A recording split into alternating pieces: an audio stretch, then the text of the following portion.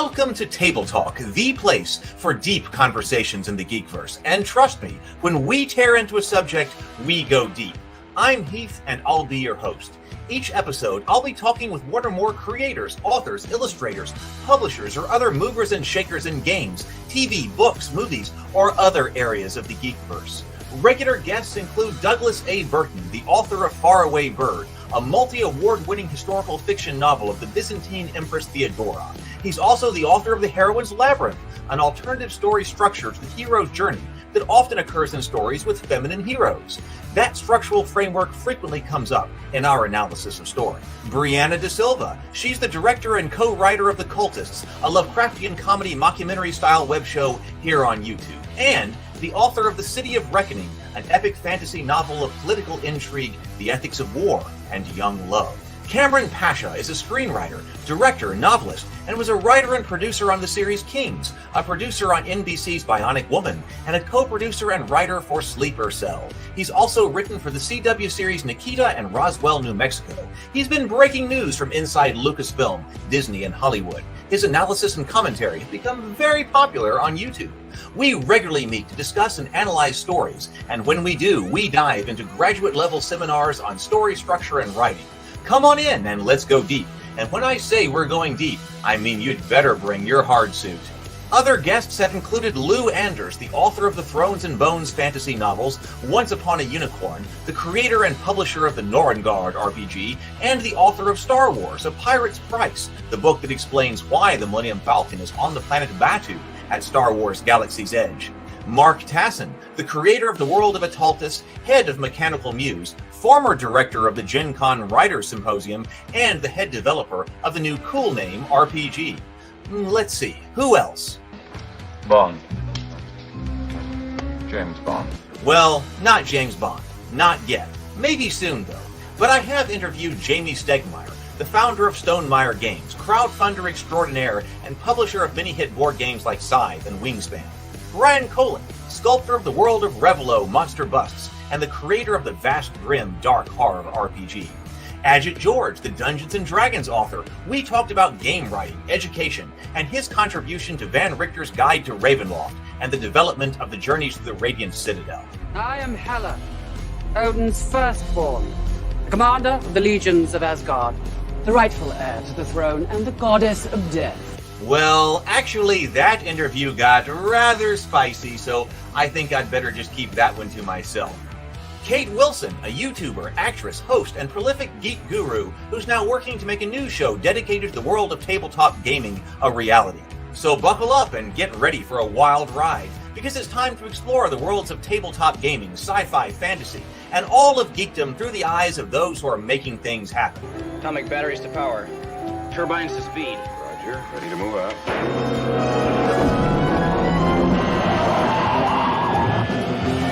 It's time for Table Talk. Good evening, everyone. Good evening. Gee, it is so good to see everybody tonight. Welcome to my office. Welcome to Table Talk. It is good to have you tonight. Things are just crazy over here. First of all, for some reason, my lights aren't working. So if you're wondering why I look different right here, I don't have the blue on. It's because I don't have my lights working for some reason. There must be some kind of systemic problem because none of them are working throughout the house. So I didn't even have time to work with that this afternoon. So here I am with, a lamp here as my lighting here. So that's what's going on here. I've been wrapping gifts all afternoon while I was trying to watch Star Trek, and then also the director's commentary and other commentary on the show, and take my own notes and get ready. And it's just been absolute chaos. But here we are. It's time to do it. And we're doing this, of course, with Doug Burton. Hello, Doug. Welcome. Hey, what's happening? It is so good to see you again. You have to do the obligatory emergency lights. That's right. That's exactly what I've got here. I have emergency lights. That's what They have to be said, or else we won't turn them on. I am on emergency lights. That's great. All right, let's see. Up to the whole chat. We got a nice, awesome crew tonight. I love it. I know we got James here. We've got James. Welcome. We've got Sable. Welcome. by the way, Doug, did you see the private chat? No. Okay. And Sherry Lee is here. Welcome. We've got Druden Fuzz. We've got Daniel. We've got John. We've got the whole crew tonight. It is so good to see everybody. And Brent is here. This is fantastic. We're going to try to finish Star Trek 3 today. We're going to try to finish Star Trek 6 today for part 3. This is part 3. So we're going to try to finish this tonight. This is part 3 of a 9-part series. Yes. Let's see. All right. So, now, if I recall, we have made it after 10 hours. Yeah. About an hour and 5 minutes into the film. Yeah. Do you want to introduce yourself quickly, Doug? Sure. My name is Doug Burton, yeah. and I'm a historical fiction author. And my book of note right now is Faraway Bird, which is a historical fiction tale about the Byzantine Empress Theodora. And the book won awards. I'm very proud of it. I'm working on book 2 diligently right now. And while writing this, it led me to write a nonfiction book due out in February of 2024 called The Heroine's Labyrinth. And that book analyzes a monomythic story structure based entirely off heroine-led fiction. So a lot coming up next year. I hope that next year is a big year for a lot of us. Yeah, me too. So hopefully I don't have anything to promote right now because my Kickstarter ended. But on the other hand, if you are watching on different channels, we're well over 1,000 subscribers, 1,050 subscribers over here on the Table Talk channel. We are simulcasting to a bunch of different places, but I would still love to have you on the Table Talk YouTube channel. So yes. That's what I would promote. So if you are someplace else watching us on the Table Talk YouTube channel would be fantastic. We still need more watch hours there so that we can actually monetize this channel and really have Table Talk flying on its own so we can do things like super chats on this channel and memberships and things like that. So if you are someplace else, I just put in the chat the link to the Table Talk channel. We would love to have you subscribed over there. Once we get capable of having super chats and things like that over here on this channel, Table Talk will be free and be free of Heath's Geekverse and not living on its own. But so awesome. Until then, we're simulcasting, but it'll be great to have everybody. Awesome. All right. Right. I think we got to an hour and 5 minutes basically because we had they were just about to escape from Rura Pente. So this is, if you're coming in here, this is our third part talking about Star Trek 6. We're already 10 and a half hours into this movie. Yes. So we are very proud of that fact. Okay. Yes. And we are. This is the most comprehensive analysis of Star Trek that has been out here on the internet. Well, you want to just start there, Doug? Yeah. So before today, I rewatched Star Trek 6. I would rewatch it anyway, but this gives me a perfect excuse to jump in and rewatch it. And I was noticing the clocks on the bridge, and they are everywhere, and they count down by the second. And man, that continuity issue was driven home even more when I realized it had an hour, and minutes, and seconds all put in there at once. And I was starting to keep track of the seconds at times. And when it would cut from one section to the other, the seconds were synced up. I was like, man, that is insane that they're doing this. But they did it, and it works.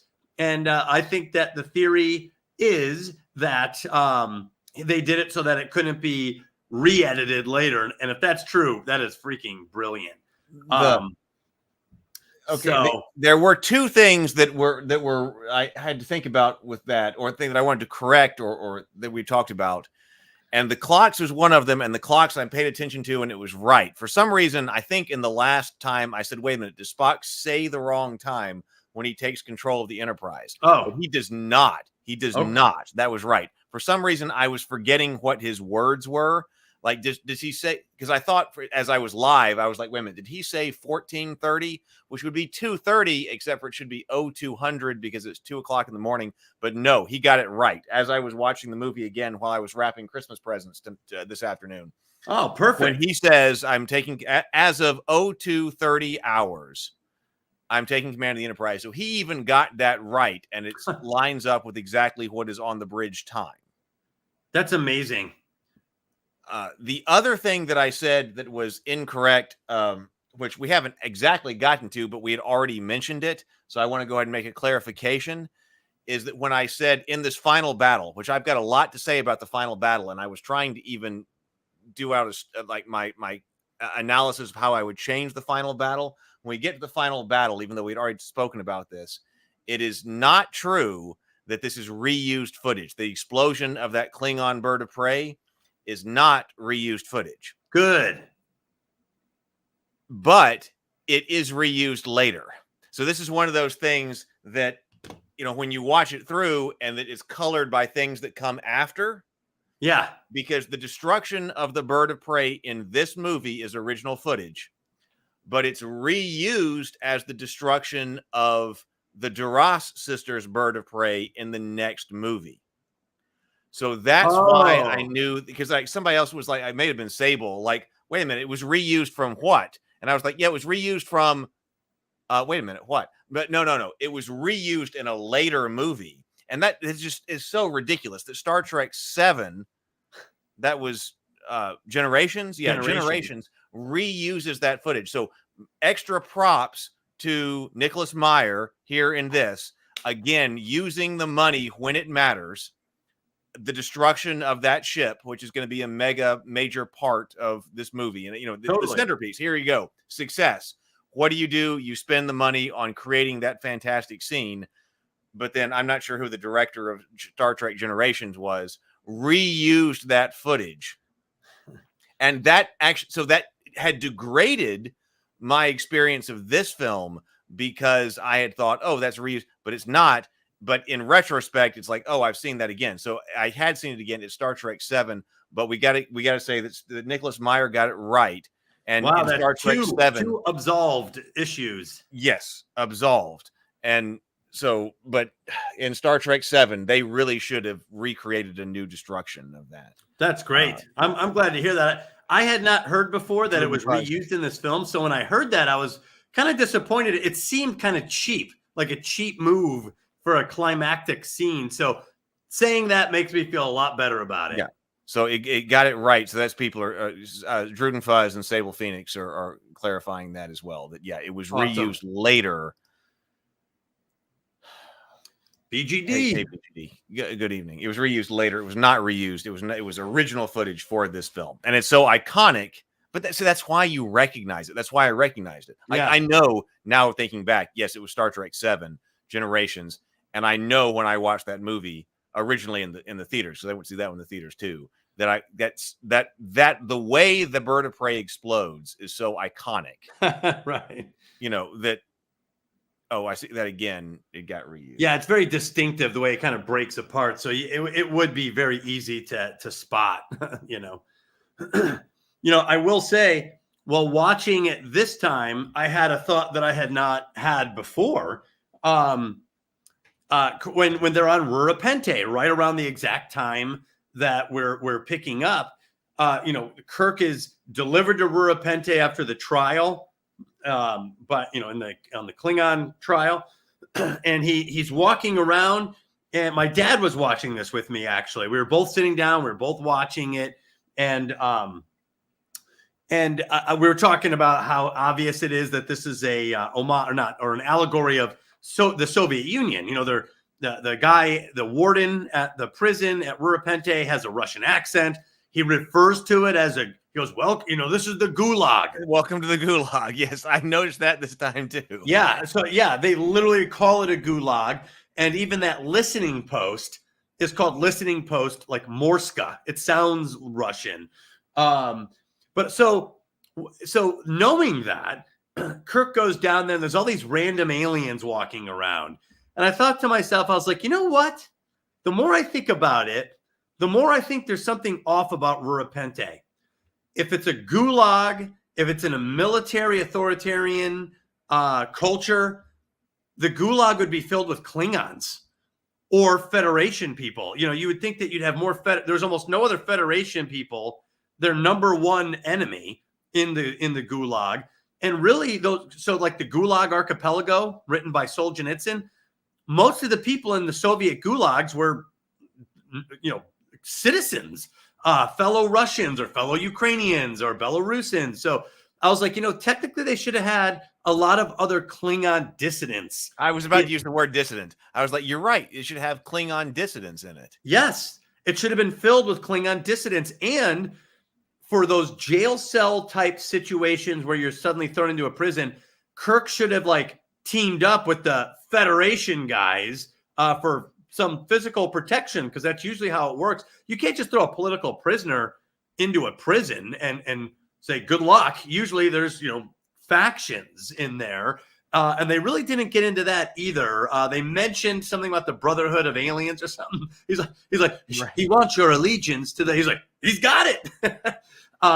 So anyway, just upon retrospect, I started thinking, if I were to do Rura Penthe, I would have it much more factionalized down there. I would have many Federation prisoners in there, at least a few more, though someone who recognized Kirk, you know, and then I would have a lot of Klingon dissidents down there. And then I would have some problems with the Klingons and the Federation guys in the penal colony and maybe other factions, you know, maybe there's Romulans in there, but as is, it's really all random aliens that we've really never seen before. Almost like they just came up with all these new races and threw them in there, and they had nothing in common. They didn't talk. There was no factional violence, and he was one of the only Federation guys in a prison, in a political prison of the Klingon Empire, which their number one enemy was the Federation. So anyway, I never thought of that before, but to me, it would have echoed. I think it would have felt a little bit more authentic.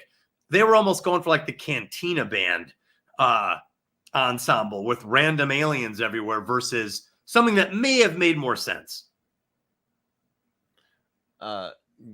Yes. And, you know, in that case, you could have had him team up with a Federation officer. Exactly. And then have that officer betray him. That was like, all right, listen, he's going to naturally trust you because you are also. That's a better plot line than the Kamaloid. Yes. That should have been. You know what else would have been cool is if a Klingon ended up being a trusty jailbreak partner. If there was a Klingon dissident that helped him escape and he ended up dying on the surface of Rura Penthe to help them all escape, you know, someone who actually gave his, a loyal Klingon and a treacherous Federation guy, that might have been really cool. A little bit of a role reversal there. Well, I think that yes. But like Kirk would naturally trust another Federation officer, but you could completely bribe the Federation officer. Like, he's coming over to you. We got to kill him. You know, he'll naturally trust you. You're going to betray him, though, because we got to kill him, but you get out of here. So I would show a Federation officer like willing to betray Kirk, like do the same thing that she did.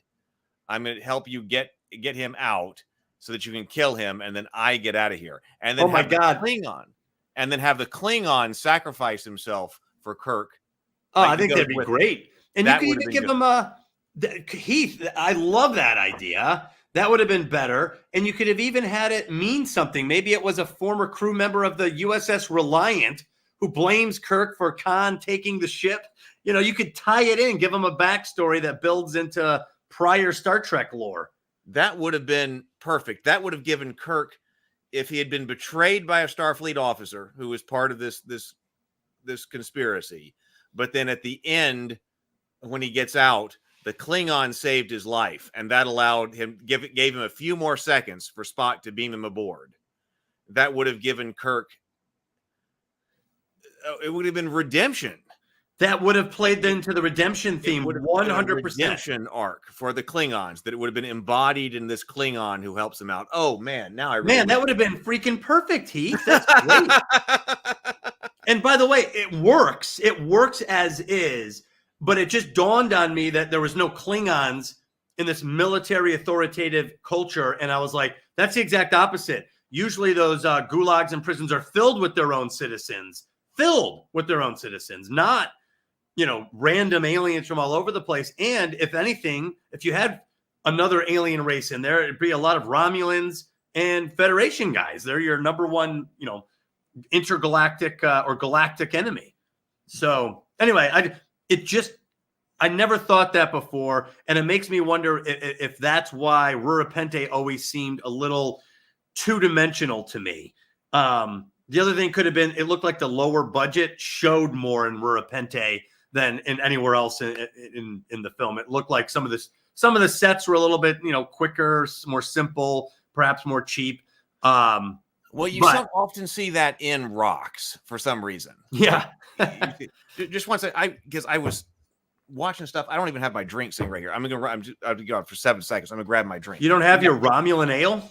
I don't have my Romulan ale, but with Rocks in a natural setting, you start to see a little bit of a cheaper budget. And it's true. And now that Star Trek 6 is in 4K, the artificiality of Rocks, you get that plastic or vinyl gleam to them, and really kind of betrays itself. So, but anyway, just an interesting side thought about Rurapente, that if you're trying to get it right, you want to show that the culture is honestly persecuting its own citizens the most, which is usually the case. But it would have been also cool. Just think how cool it would have been if Kirk trucked up with a few more Federation guys in Rurapente who've been there for years. Maybe they're pretty disheveled, and it would have been cooler to have a Federation. You could have had a female officer in there if you want a good-looking woman like they had with that. I think.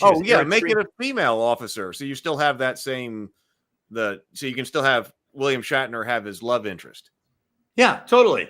It could have been the wife of Captain Terrell from Star Trek 2, and she blames Kirk. He vaporized himself for you. But anyway, it would have been cool to see that. And the more I started watching, the more I really wanted to see that. But you know how it is. You make peace with it too. And I still love the Rurapente sequence. James says, I don't think the Klingons are necessarily authoritarian. It's very do what thou wilt, which isn't the whole law in Klingon society, but they aren't authoritarian. Maybe this is why we don't see any in prison. Also, this could be a prison strictly for non-Klingons. It's a labor camp, overall. True. But I was actually listening to people address exactly that subject about authoritarianism on some of the commentary. And it is a way the Klingons evolved. And it was specifically talking about Klingons from the original series versus the Klingons as they had been developed specifically by Michael Dorn in The Next Generation, and as a result of Michael Dorn's characterization.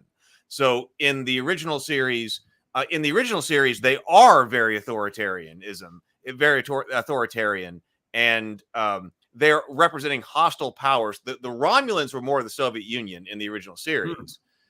And then there was the Federation, and then there were other hostile powers, which were the Klingons. And they did have, I believe, catch me if I'm wrong, but they seem to be more authoritarian there. But that as they developed later, especially with Michael Dorn, into the very honorable warrior culture and stuff like that of The Next Generation. So we are at that kind of crossover point in Star Trek history of Star Trek 6. The authoritarianism, this time we're obviously using them, that for the Soviet Union, they've taken that over from the Romulans at this point in the story and the movies and things like that. But we are also at this kind of inflection point because The Next Generation is going on now. We got the Klingons from the original series, and then the Klingons, right. Yes. So the Klingons in TOS were very East Asian inspired, as sort of right. So that the Fu Manchu flavor, exactly. Yes. So they were, I believe I'm right, like the alternate other hostile powers that are causing problems for the Federation, the U.S., and the Romulans, the USSR. Honorable Klingons, even political dissidents, would not be likely to let themselves be taken alive. Well, that's a good point, dude. Taken alive and put in the gulag. They would go down fighting. If that part had been developed, right. They didn't. That's a totally fair speculation. I'm just saying, if you're trying to mimic a gulag, gulags are packed with native citizens who have crossed the political powers that be and have been put into these into a gulag. The Gulag Archipelago the word archipelago in that book refers to the chain of gulags throughout the Soviet Union. So there were a lot of gulags, and they were packed with mostly Soviet citizens inside those gulags. So my point is, Star Trek 6 clearly is emulating that, but inside the gulag, it's I think Sable Phoenix had kind of backed up, but it's more of the Cantina band, or it's the Mos Eisley Cantina. Right? Yes. So I think when she goes into, like, she says, "Hey, follow me," and she pulls out like the plate or something, and they go in. I think that's exactly the point that we stopped last time. We get this to the elevator. Oh no, they had gone down they're crawling out right now. They're crawling because she became the little girl, and then to slip out of her shackles. We do get inexpensive special effects, because I know you noticed that she crawls as a little girl through the tunnel behind, and then she emerges as the big beast alien again on the other side. Like, easy and cheap. No need for another morph sequence. And this was a very early use of that morph sequence. This was very early use of morph, so you had not seen that. That was expensive to do at this time. Well, this is right around the same time as T2. Yes. So this is something new. Like, it wasn't brand new. It had been done before, but the ability to morph was not cheap. The blood, we said, in 3 dimensions was also 3D or 3D computer graphics, 3D, computer graphics. Right. So that was also very new. How we're going to make blood float, that was very new. But the morphing was also pretty new. So that was a way to have her not change, but without having to see her morph. Yeah, that exactly. In fact, when I watched it today, I even said, well, there's a few bucks saved right there. You don't have to spend a dime on the CGI. And it is interesting. You're right. She does morph in a little bit when they're outside. It's very similar to the T2 type of CGI, almost like liquid metal for the Kamaloid, changing shapes. They did keep her yellow eyes and her voice. That's pretty much it. So they also, I was hearing them talk about the use of funds. And again, I think there's probably some kind of masterclass in this between Star Trek 5 and Star Trek 6 about how to use funds as a director. Oh, man. One of the, you were talking about cheap things, or things that look cheap. I was also going to say, when I stepped away, some of the snow looks that. Oh, yeah. You can tell when they're not actually in an environment. I forgive it, but you can tell. But they did shoot scenes in Alaska. Right. Those long shots when they're walking on the glaciers. Yes, the long shots are in Alaska, which goes a long way, again, using the money well. I think they said on the commentary that it was 2 days in Alaska. So they sent a second crew up to Alaska to get those shots. They couldn't fly. They didn't fly William Shatner and DeForest Kelley up to Alaska. Yeah. Because so those are doubles, and then you splice in the scenes of them on set. But I would say, even though, yes, you can tell that the snow isn't real in places and all of that, shooting in Alaska on location for those 2 days was money well spent.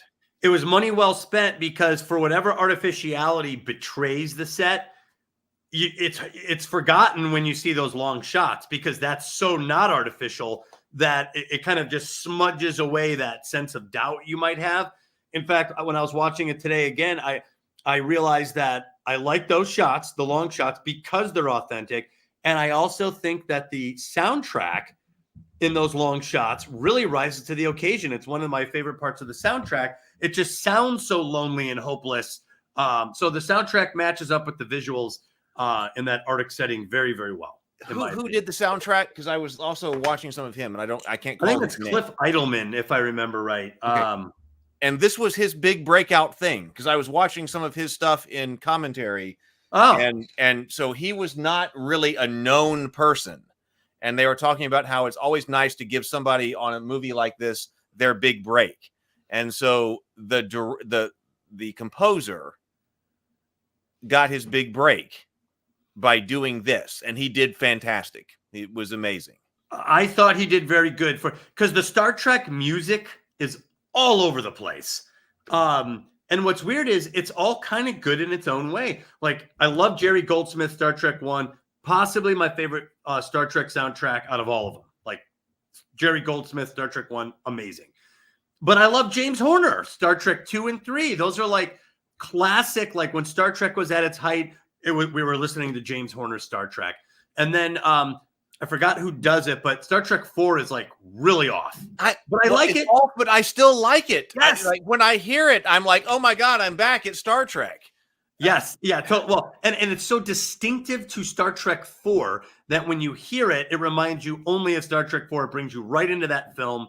I like particularly, I think it's called Chekhov's Run, which I love, and then the Hospital Chase. Those are two of the best ones on the score. It's just great.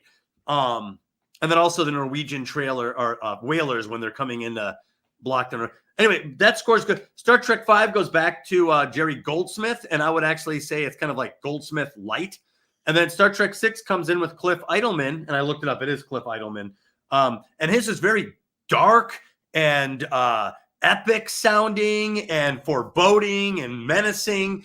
It's really good, and it works great in this film.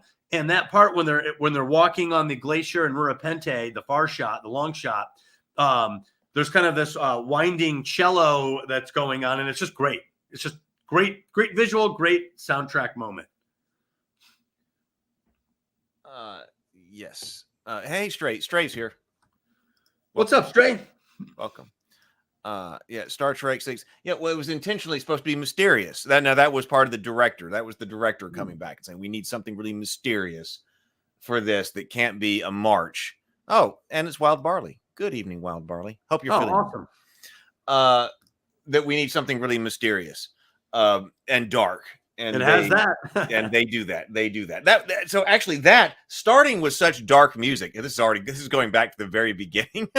Starting with such dark music, that's a departure from other Star Trek, excuse me. Right. Because Star Wars, the reason I said Star Wars is because the director, Nicholas Meyer, said that Star Wars really set the tone for science fiction, for an epic upscale march that what you're going into. And Star Trek had that for all of its other films. And then this one, he's like, we got to do something different. And so, yeah, the Black Hole had that kind of bum. Yeah, remember, it had that like that sweeping black hole, like hopeless music too. But there's a march for the Black Hole, which came out in the late 70s as well. So Buck Roger, so you're right. It's all that epic march, and then this is more like that menacing danger sound. And then of course Star Trek 6 opens with an explosion, which is a perfect way for the music to have a pause and then an explosion to open the show. That's a great 1-2 punch. So did we get to the part where they actually do escape though? They're out. They are out. So yes, they are out. I will say this while watching after my commentary. They're out walking around. They haven't been beamed aboard yet. They're out walking around. Yeah. While they're walking around in like the canyons, there is one Klingon. He's frozen in the snow. Yes, just like Heath. Everyone look at Heath. That's exactly what he looks. That's it. They're like that actually. But I know the icicles hanging off of him. That's iconic to me too. It's something I think about as a kid, like that. That guy frozen to death. Heath, you need to go to an audition for Frozen Klingon. Frozen dead Klingon. That was excellent. But so there is that. That's the only Klingon I saw. And he was, and to I think BGD's point, he didn't stay in Murapente. He was the one guy that broke out. So the warrior ethos is intact with him. Yeah. All right. So there we go. Yes. Yeah. Yeah. And the snow in the beginning when they first got to the gulag, and he's like, on the surface, nothing survives. And he throws that guy, and the guy's like swimming in the snow. And that's when I thought the snow looked really fake. that was some fake snow. Yes. Yeah. That was some fake snow.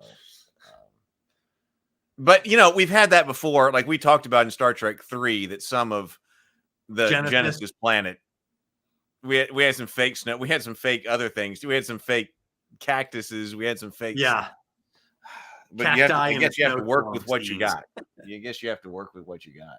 Yeah. Well, and again, I think everyone here is going to agree. Star Trek 6 is forgiven for any minor betrayals of authenticity in the sets. The budget can only go so far, and this was a huge departure setting-wise from the rest of the movie. So I think it makes sense that this is where there would be a little struggle to maintain that level. But everything else in Star Trek 6 looks really good to me. All the the starship sets I thought were excellent. That's where they spend the money. The starship sets, the return to the feel of a submarine. Totally. That's actually used, because it's a fine line. Okay, talking about that, it's a fine line to come up with a Federation starship that looks used, that looks like it's a practical, functional vessel, let's say in a way that the Enterprise D does not in the TV show. Yeah, I love it for other reasons. What's that? I said I love it for other reasons. I love Yes. the D for other reasons, but it's not like the Enterprise D looks like a well-used, functional vessel. But you also don't want a Federation vessel for your world building and stuff to look beat up. Right. You don't want to look like they're not maintaining their fleet. Right. So that's a fine line to walk. And I think that it's walked very well in Star Trek 6, because you get the I'm used, I'm functional, I'm a vessel that is out there, but I'm not beat up. Right. Exactly. That I'm also maintained. And he hit that, Meyer, the director, he hit that very well in Star Trek 6. And that's one of the reasons why I love it. To me, it's like the realization of what he wanted in 2. 2 also has that. The Wrath of Khan also has yes. that. But now he has more experience, more whatever, more experience, more understanding, whatever. He put it on screen on Star Trek 6, and I love that. And I think what helps to underscore that is you do have the Enterprise and the Excelsior. So you have the new ship of the fleet, the older, smaller ship of the fleet, and they both prove battle worthy in the final climax. So you do have this sort of, the welterweight and the heavyweight in the fight, and they're both landing knockout punches. So, it is contrasted nicely that these are both fully battle worthy ships, despite the, difference in technology between them. So we do then go to what I was told in the commentary was the very first shots that were filmed for the movie. It's fun how you always remember that, which is the Klingon listening post. Oh, that was one of the first scenes filmed? That was the first day shooting. They said, the director said in the commentary, the first day shooting was actually shooting those Klingons at the listening post. Listening post Morska. Listening post Morska. Right. So that was the first thing that was shot.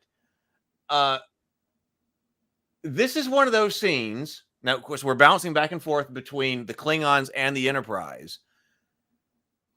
That's really iconic, and I really love, but that doesn't make a lot of sense. Oh, the joke with the language barrier? Right.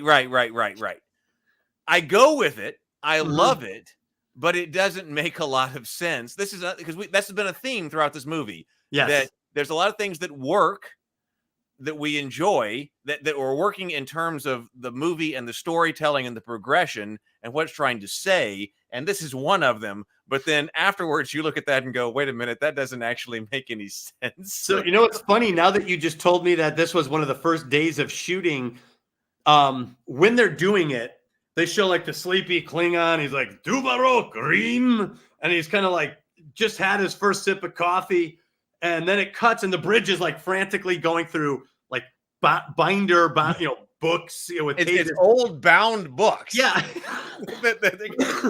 And what's funny is must be proof that they weren't ready yet, because you hear Chekhov's voice saying the universal translator would be recognized. That's why we can't use it. But if you watch the scene, it's just a scene with Chekhov with his back to the camera. Yeah. So they went back into post-production to add him voicing that over as if he's saying that, which he didn't. So on the first day of shooting, they missed the critical detail. It may have been the Klingons that were the first day of shooting. I'm not sure if it was the Enterprise. I took it to mean that the Klingon side of that was the first day of shooting. Okay, interesting. But I'm not sure, but I took that as I was listening to it. The Klingons the first day of shooting. Okay, could be wrong, but you are completely right that it's obvious that Chekhov's line is dubbed in.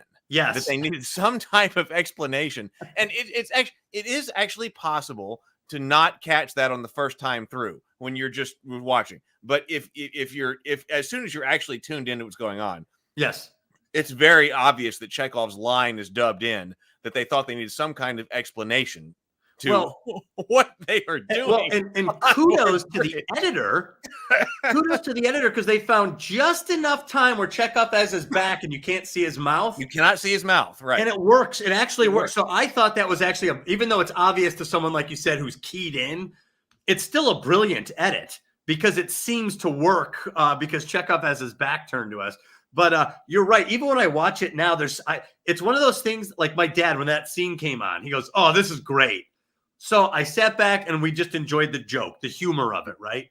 But I still wanted to argue. I still wanted to be like, you don't have to use the universal translator like this. You can have a screen that just tells you what they're saying. I know. And then you instead of like trying to find each language in a page. I know. Right. There are like 3 or 4 levels of problems. Totally. In this scene, if you start analyzing. Okay, and that's one of them. But first of all, we do have physical books again, and that is a Nicholas Meyer thing, because Nicholas Meyer introduced the physical books in Star Trek II. It was the best of times. It was the worst of times. Right. So he wanted there to be physical books in the Star Trek universe. And so that's physical books again returning. So that's a Nicholas Meyer thing. So he's basically saying that books will always be important. I like books will always be important, right? So they must have got him out of like some closet or something. Like those things are sitting like they look like college, like where you have the 3-ring binder. You have to put the paper in manually. And it's funny too because the one guy's like Nudavro Kareem, and Scotty, it makes it look like, what do you say? Oh, I heard. And then flips to like page 64. What is your destination? It's like he's flipping to like common Klingon phrases over subspace. Like that's okay. I found it. That's almost more impressive than a computer. You bring up that point, and Scotty's there. I mean, he's the chief engineer. Like this movie again, we bring up that the actors of the core cast must have loved this. Yeah, totally. Because they all get to play such amazing roles in the story. That's one of them. That Scotty's going to be there as part of this weird thing they are doing, except for it actually doesn't make any sense for the chief engineer to like, don't you have something else you need to be doing like in engineering? And can't we get somebody else to look this up? Can you imagine James Doohan got to be there and it makes sense. Can you imagine Uhura, who's the chief communications officer? We got Klingons. Go get Scotty from engineering. Get him up here. Have him read everybody. Bring these books up here. Right. So we got to go get the books. Right. To translate Klingon. First of all, that no one on the ship speaks Klingon. Yeah, that's bizarre. That's bizarre too. Like as Brent is saying that this is something Brent says, isn't Uhura supposed to be a masterful xenolinguist anyway? Yes. That's something that's kind of added in the J.J. Abrams movies, admittedly. But it's consistent with her role. But it would have been consistent with her character if she spoke enough Klingon to say, "Hi, we're flying over there." Like you would think that somebody on board the ship would know enough Klingon because it would be like U.S. military personnel knowing Russian. Yeah, 100%. They certainly did. Right? You would have to have like 17 guys like all around you that could speak Russian if you're going to be, the scene might have even been more funny if suddenly Uhura started barking actual Klingon and it was totally and have everyone's like reaction looking at her. But even if she gets some of the words wrong, and you could still have the subtitles wrong up there. Yeah, totally. Right. The Because no, right? Yes, I was about to say give some kind of minor and like putting out some type of call over the Enterprise intercom. Does anybody have a minor in Klingon on board the ship? I took Anyone 2 with years a in high minor school. in Klingon? Report to the bridge immediately. Like that of the 300 whatever personnel, at least a few people at the Starfleet. Hey, we'll have minored in Klingon. We are locked in a cold war against our galactic enemy. Does anyone speak that language? Come on. And they were all apparently like, no. Klingon. I should have taken Klingon. I took Romulan. But exactly. They would have had some. There's a billion ways to solve that. They went with the least likely. But I think the reason that scene works. I was watching it. I was like, why do I accept this scene? The subtitles are pretty damn funny. We am thy freighter Ursva, with things and supplies. I mean, the subtitles are freaking hysterical. Like that always works. And I actually don't like the scene that they all fake laugh until Uhura switches it off like she's irritated. So I think she sells it with her irritated. This is stupid. Like, okay, because there's the other officer is like, laugh. Oh, okay. I wonder if she won like some sort of a sweepstakes for that role, that she gets to be the laugh everybody. That's her role. She could be like, that's me in Star Trek. It also, and then like the other thing that you said, that like the universal translator should at least be putting transliterations of the answers. Like ChatGPT could be doing this. Totally. Transliterations of answers up on the screen. So even if you have to read it rather than using that's what should be happening. So there's so many problems with like it's almost like the ship opposite. would be functioning. It's like the opposite of the Star Trek 4 problem. Remember when Star Trek 4 they go back in time? He's like, they're still using money. We've got to find some. If you and I went back into the future onto their I'd be like, they're still using books. What the hell is going on?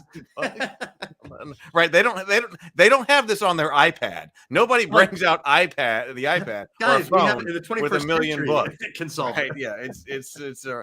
So Wild Barley says, I like the idea they wrote Scotty in helping. He'd think of a better plan than the scramble. I would like to think that, they would think of a better plan. I would like to think that too. That like you would think Scotty would say, hey, wait a minute. The universal translator can display this on the screen.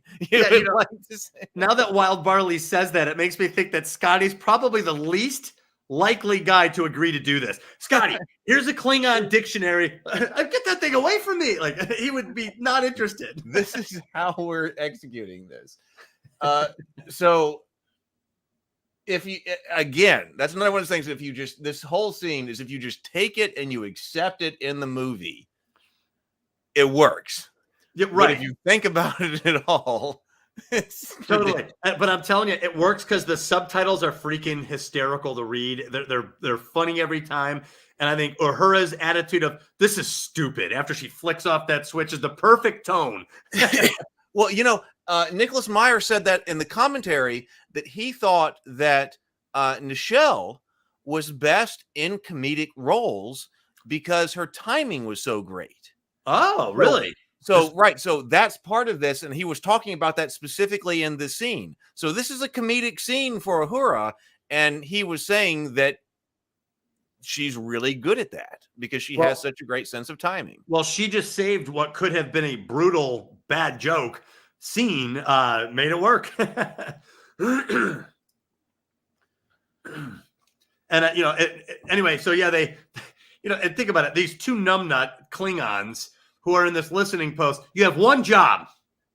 Make sure someone from the Federation doesn't sneak through. These two guys, one ship shows up. Federation warships don't fly through here.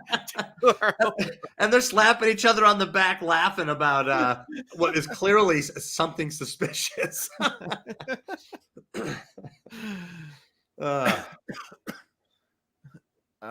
Yes. So. Yeah, some rural bumpkin Klingon accent. I mean, that's the way it was portrayed, but yeah, totally. Yeah, that's completely it. We is condemning food, things, and supplies. Things and supplies. That's the most unspecific disclosure ever. What have you got? Things. Like, go through customs, like, what's in here? I'm like, things and supplies. Things. What do you expect? I brought over. But yeah, so Chekhov is there. So all right, but yes, that classic scene. But then we head down to Rurapente. And this is where they're kind of finding that clearing that they're gonna they're starting to fire and stuff. Yeah, right. So they emerge from the beaming shield. And what's interesting is that ever since we discussed the complete non-addressing the fact that Kirk surrenders the Enterprise and then they just fly off. Here they are. So you don't commandeer the Enterprise. The Enterprise must have just snuck away. Now it's zooming through Klingon space, past listening posts, and right when they emerge from the shield, they're right. Enterprise is in town. They're there. They're hanging out near the. They say 2 sectors. It must be 2 sectors, but man, they are able to pick up on that in minutes. They're on the spot within minutes. Right. Yes. Yeah, and that's where is this? And maybe the chat will know. Is this the first time we've ever heard of a Comaloid in the Star Trek universe? Yes. Well, I believe it is. And they said they were talking about the Viridian patch on the commentary, being that was something they made up to deal with plot problems. Totally. And then the Comaloid was also something they made up to deal with plot problems. So I believe that's the case, that a shapeshifter. I mean, who knows? It might have shown up in one place, but shapeshifter was brought in for a plot problem. We'll have her. Well, it's funny, if you're going to bring in a shapeshifter, why not use them for the assassin against the president of the Federation? Surely that would have been better than a Klingon mask. But anyway, well, that's true. Now she does. Oh, we have a biblical reference with her. We do, because she says that because they ask her how do we know that this is McCoy asked. Forgive me if I'm wrong or something, but how do we know that this is the real you? And she says, I thought I would assume a pleasing shape. And this is a biblical reference. So I was hearing that the devil can assume a pleasing shape. Interesting. I thought I would assume please. So that's interesting, Heath. I didn't know that, but you're right. And that's kind of used often in the false god archetype, where they say, I'm going to assume a pleasing shape. I think Contact did it. Even South Park makes fun of it. Doesn't Star Trek 5, he says something similar. The fake god. Doesn't he? How do you want me to look? Because he changes shape. Oh, yeah, he does. Yes, you're right. He does. He changes to a bunch of different things, but like this is your expectation. Yeah, so assuming the pleasing shape is the false god or the Satan, maybe not satanic, but a ploy of Satan. So consistent with her, since she's a villain. Let me look it up. Let me just Google it. Assume a pleasing shape. Yeah, that's what she says. That's what I was. That's what they were saying in the commentary. Interesting. Oh no! Oh, so they misattributed it in the commentary. Thank you, Druden Fuzz. It's another Shakespeare reference. The number of Shakespeare references in this is huge. So actually, they said it was a biblical reference in the commentary, but Google is telling me that it's not. That is yet another Shakespeare reference from Hamlet. The devil hath power to assume a pleasing shape. Oh, so who was it in the commentary that misquoted? The director. Do you remember? Who? Nicholas Meyer. It was the Nicholas Meyer, and he also co-wrote it, and his co-writer was also on the commentary. So I don't remember exactly which one of them said it, but I was listening, and they said that was a biblical reference. That was the devil said, but no, it's a Shakespeare reference in a film that's rife with Shakespeare. And so it's another Shakespeare reference. Man, wow. But you would think that writers who have such an homage to Shakespeare wouldn't miss that. Yeah. They probably just it's so no, the commentary about the devil appearing pleasing is said about Satan in the Bible. So it's a Shakespeare quote referring to the Bible. So that's probably why there was some confusion there. Okay. Well, yeah, I guess that there's a little crossover, but still, Well, I'm glad we figured it out here on Table So Talk. now, so thank you, Druden Fuzz, for bringing awesome. that up. So now we got the right link to that. That's one of those things. I'm not sure when the commentary was recorded, but it might not have been easy to look up. But yeah, so that's actually an interesting comment James has thrown up there. This one right here. How it informs some of the scenes by an homage. Just like Star Trek 2 is an homage to Ahab, where he's like, my last breath I stab at thee. Not only is he quoting Ahab from the book, he's living the scene himself. So I think that's what James is saying. Some of the scenes in Star Trek 6 actually live out or emulate the scenes you might find a scene or specific scenes in Shakespeare. Yeah, that's amazing. So but she is, and what's interesting is when they get to this little alcove here, if you watch Kirk, if you watch Shatner, his body language suggests that Kirk figured out that he's been like sitting on this for a while and he's kind of getting irritated.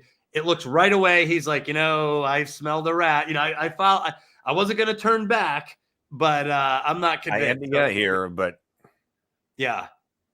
The flare doesn't melt the snow. Yes. Hey, Sable, it's not really snow. But it melts the not really snow.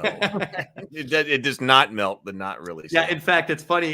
It's another kind of on the cheap side. They set that down and it just glows, so there's just a light underneath it. Oh, BGD just pulled a Spock on us. Hamlet, Act 2, Scene 2. Act 2, Scene 2. Good job, BGD. That's awesome that he knows the actual act and scene. In fact, what's funny is Kirk doesn't say it. He just decks her. Right. He just punches her. So he just announces his disapproval with his fist.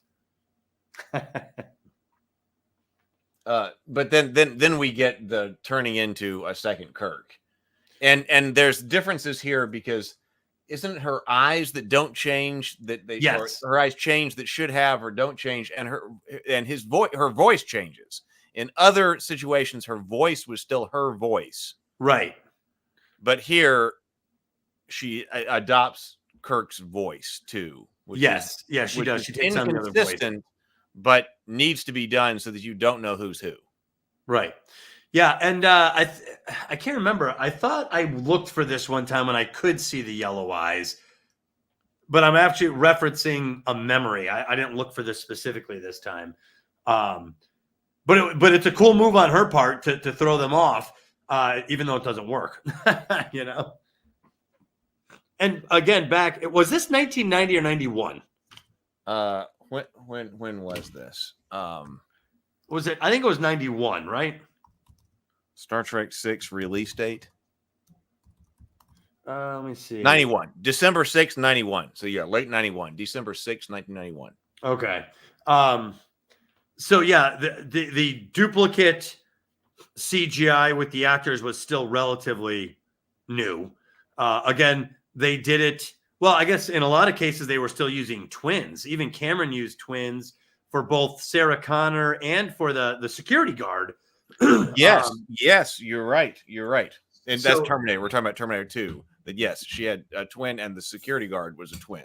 Correct. Do it in camera.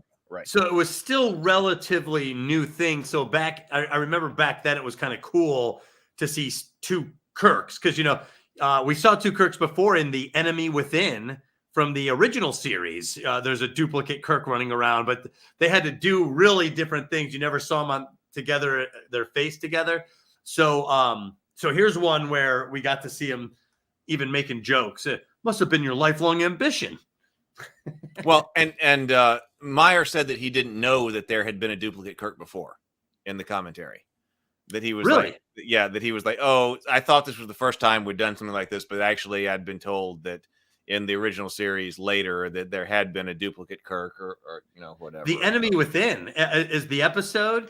And Kurt and Shatner. Now, and I got to say, just to be clear, I actually have a high amount of respect for William Shatner as an actor, specifically in all the films. But when you go back and watch some of the 1960s original series, there is some overacting in it. And The Enemy Within is one of the best. Kirk is there's evil Kirk and good Kirk. And Evil Kirk is absolutely a delight to watch because it's so over the top.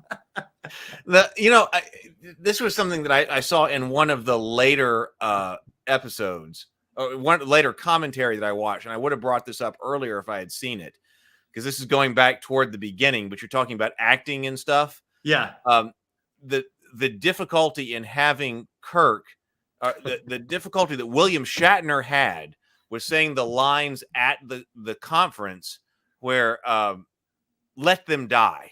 Oh, that line in the commentary, it was very interesting because William Shatner was talking about how he didn't want that line said and whatever, and he said at one point, "Okay, I'll say it how you want me to say it, but then I want to deliver to give meaning to that in action after that." And so it actually played that on the screen. He said, "I want to make it sound like I said something, but then I immediately want to take it back." Okay, and they got that right then. Well, no, but they cut it. So they played up during the commentary where William Shatner delivers the line, "Let them die," but then he takes a breath and then he puts up his hands like, "I'm sorry, I didn't mean to say that." They cut that out. Right. So he said, "All right, I'll deliver the line like that, but then what I want is to be able to give a visual clue to that. That's not what I meant. God, I was just speaking off the cuff." So it was showing, I believe it said it was like outtake 23 or something like that. Kirk says, "Let them die," and then he erases it. And he said he got Nicholas Meyer's promise that he was going to keep that in. But he said, because he said he knew that any director at the pause, like, "Let them die." And then there's a pause. And then he gives the, "I take that back" motion. Interesting. And he said, "I knew that was going to be cut, and it was cut." And he said he broke his promise on that. Well, what's interesting is I still got a little bit of that context now that you've said that, because the next scene is he's kind of turned sideways and he's like, "Has it ever occurred to you that this crew is due to step down?" So the tone shifts. And what's interesting is I've always assumed there was an edit there. And now you've just filled in the missing clue. So his tone is so different from that one scene to the next that they should have left it in. Why did he cut that? I guess it was a pacing issue. Maybe.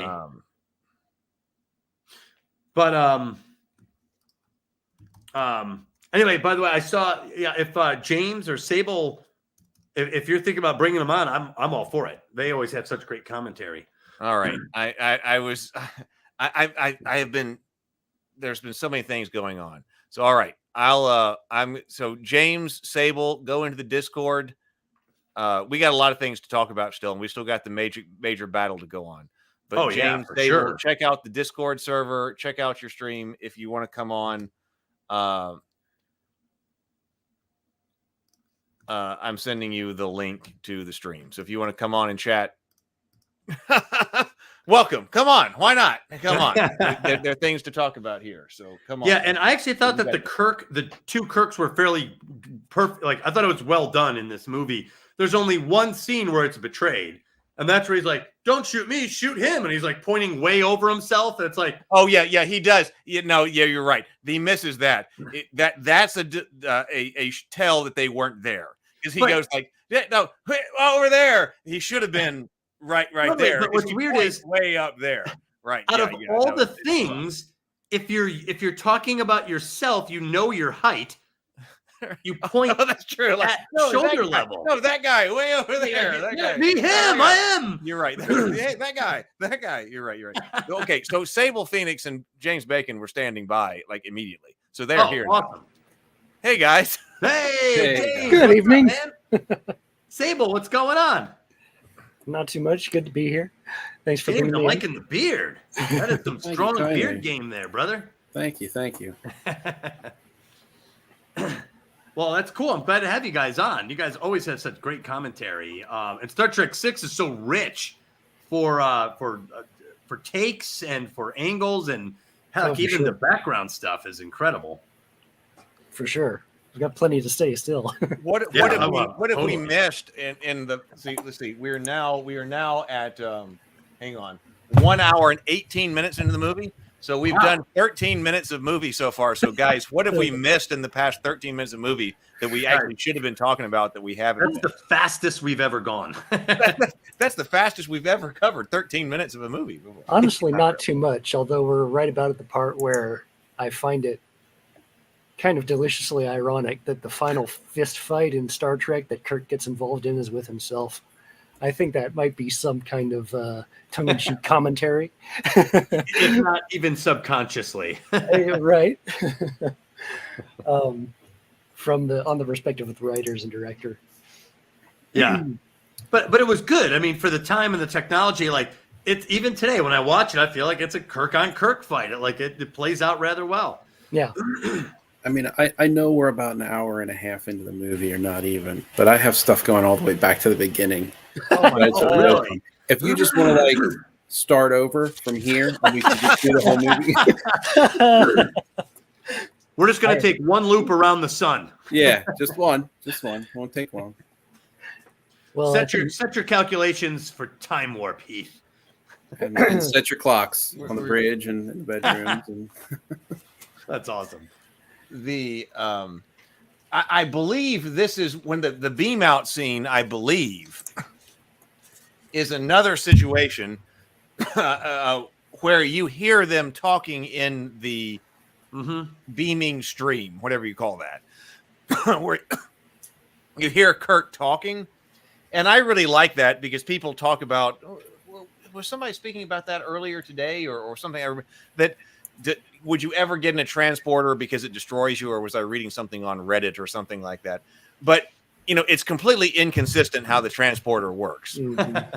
From movie to episode, exactly what's going on with the transporter. Different episodes have it work different ways. But I really do like the ones where you can move in the transporter beam and you can talk to each other in the transporter beam. Star Trek 4 has that. Star Trek 2 has that. Right, jumps on him. Right, I know she's really good. I think we probably mentioned this. She's really lucky that she didn't rematerialize attached to him in some type. Or it could be like the fly rules. Jump into the transporter beam. That's not a good. Imagine if it's the fly rules. He gets back on the Enterprise as himself, and over the next couple of weeks, he slowly turns into Jillian. But I do like, because that way you can sidestep the idea that are you destroyed and then rebuilt.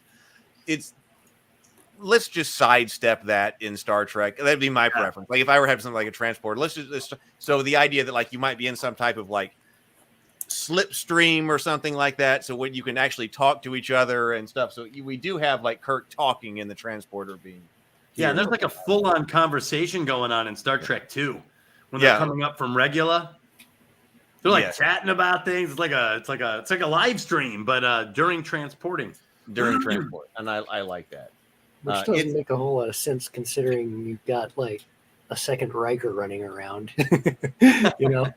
Right. Those are the episodes when clearly you are completely deconstructed and then completely reconstructed in order to do the double Riker or the double Kirk and something or something, whatever. But if I were writing it, I would be let's not have that. Let's do this one. I don't actually know if Roddenberry laid down rules about the transporter. Transporters cause so many metaphysical issues for me. In order to have the transporter work correctly, you have to have the science of consciousness nailed down, because otherwise you're just killing a clone and making a new clone and reconstructing the brain in such a way so as it might be able to reproduce memories that it's effectively never had because it's brand new as soon as it walks off the transport pad. Just metaphysically, it makes me scream internally. But I can ignore that because it works within the context. It is a fantastic story device, however.